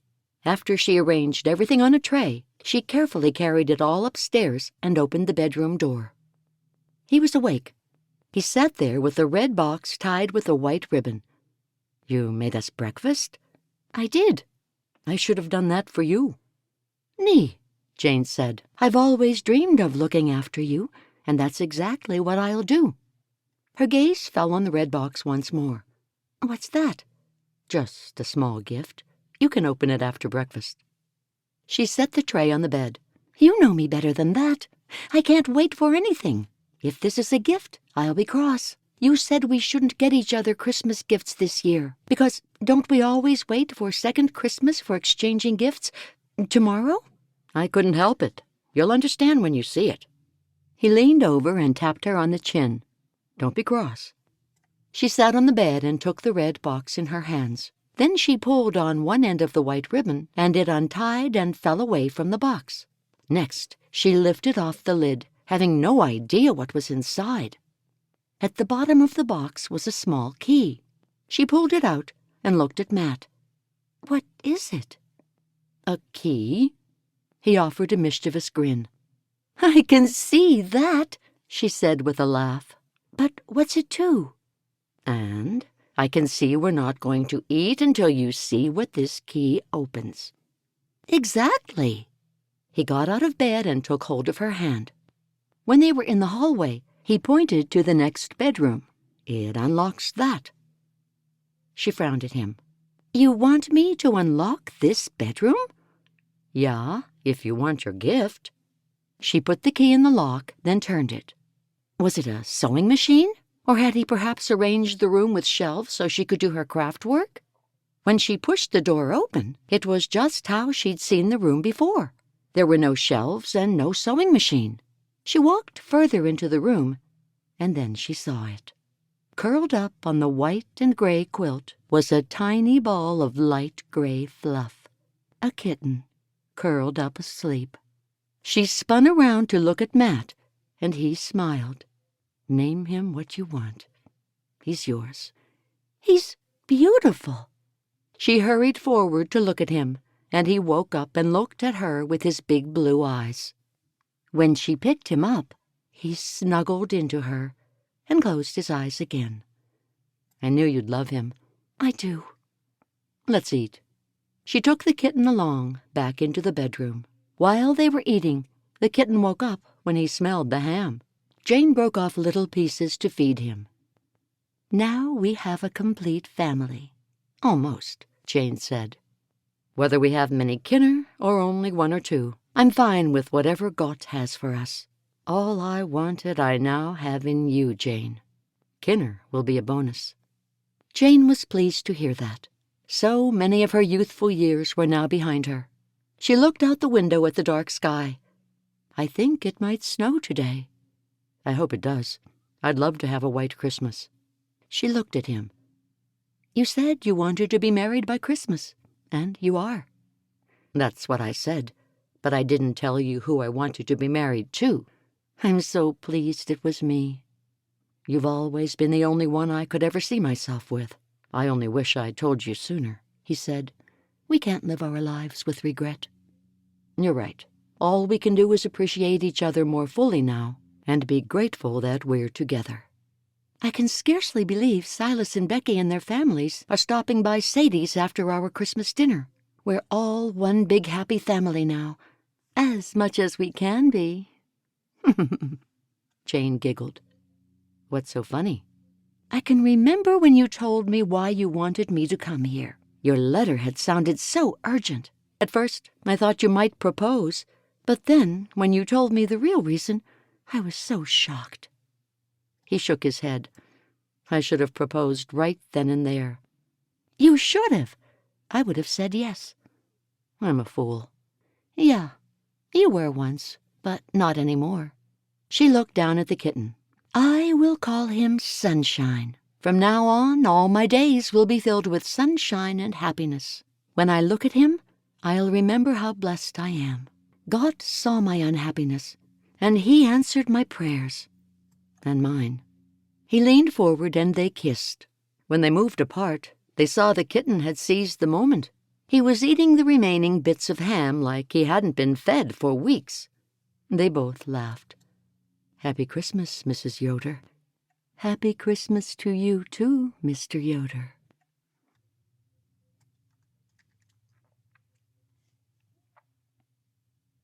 In the years following their marriage, Jane and Matt went through many changes. They were blessed with 3 children, all boys, the youngest of whom had his mother's red hair and green eyes.